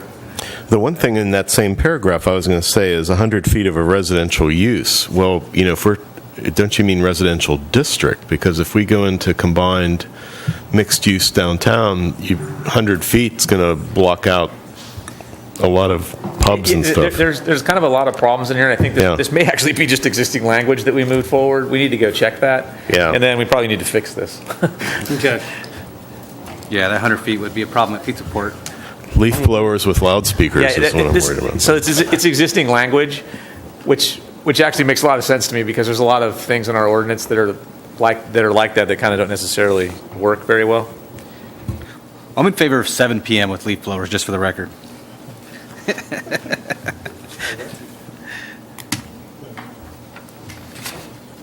Okay. And I mean, I don't want to beat the dead horse here, but typically it would say dusk to dawn. I mean, or something similar to that. Yeah, but that, right now that's 5 o'clock. Well, good. So. That's exactly my point. Just for leaf blowers, yeah. But if you're running a construction site, you may be working till 5:30, 6 o'clock or something. Point taken, yeah. So. Probably be better to reflect things like our construction timeframes, which is Right. 7 a.m. to 7 p.m. Yeah. Okay, so we all good on the last chapter here? Anybody else? Anything else? We are gonna revisit this section again, or All right, we'll fix it, and then when we bring back all of the guidelines together, I mean, it's one of those funky sections, and so we probably need to separate some things out, and we Downtown. probably don't need to double regulate them. Meaning, have something one in this document and then have it again over here. We probably just need to have it one place. Or have so it it's taken out of here completely? Yeah, so that might be the case for some of it, yeah. Have So that's why I'm existing saying we need to look into which ones we have in the municipal code already, and then not try to redo it. Fair enough. Okay, you guys have any questions for us on any of this, or? Thank you for finishing it up. Will we ever see Martha again?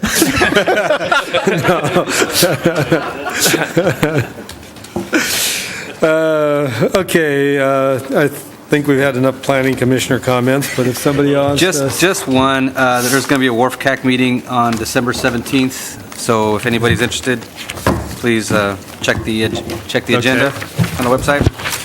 Okay, Monday the 17th, yeah.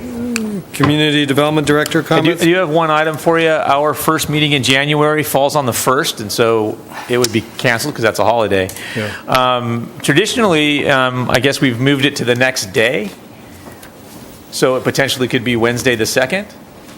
I'm not sure we're going to have it because I don't have any items teed up for it yet, but are you okay with that, or would you prefer to have a day off? I'm okay with that too. Day off? I'm good for a day off. All right, we'll give you a day off. You've earned it. All right, we'll cancel that meeting. I've been abusing you lately, so I don't feel bad about giving you a little bit of a day off. Yeah.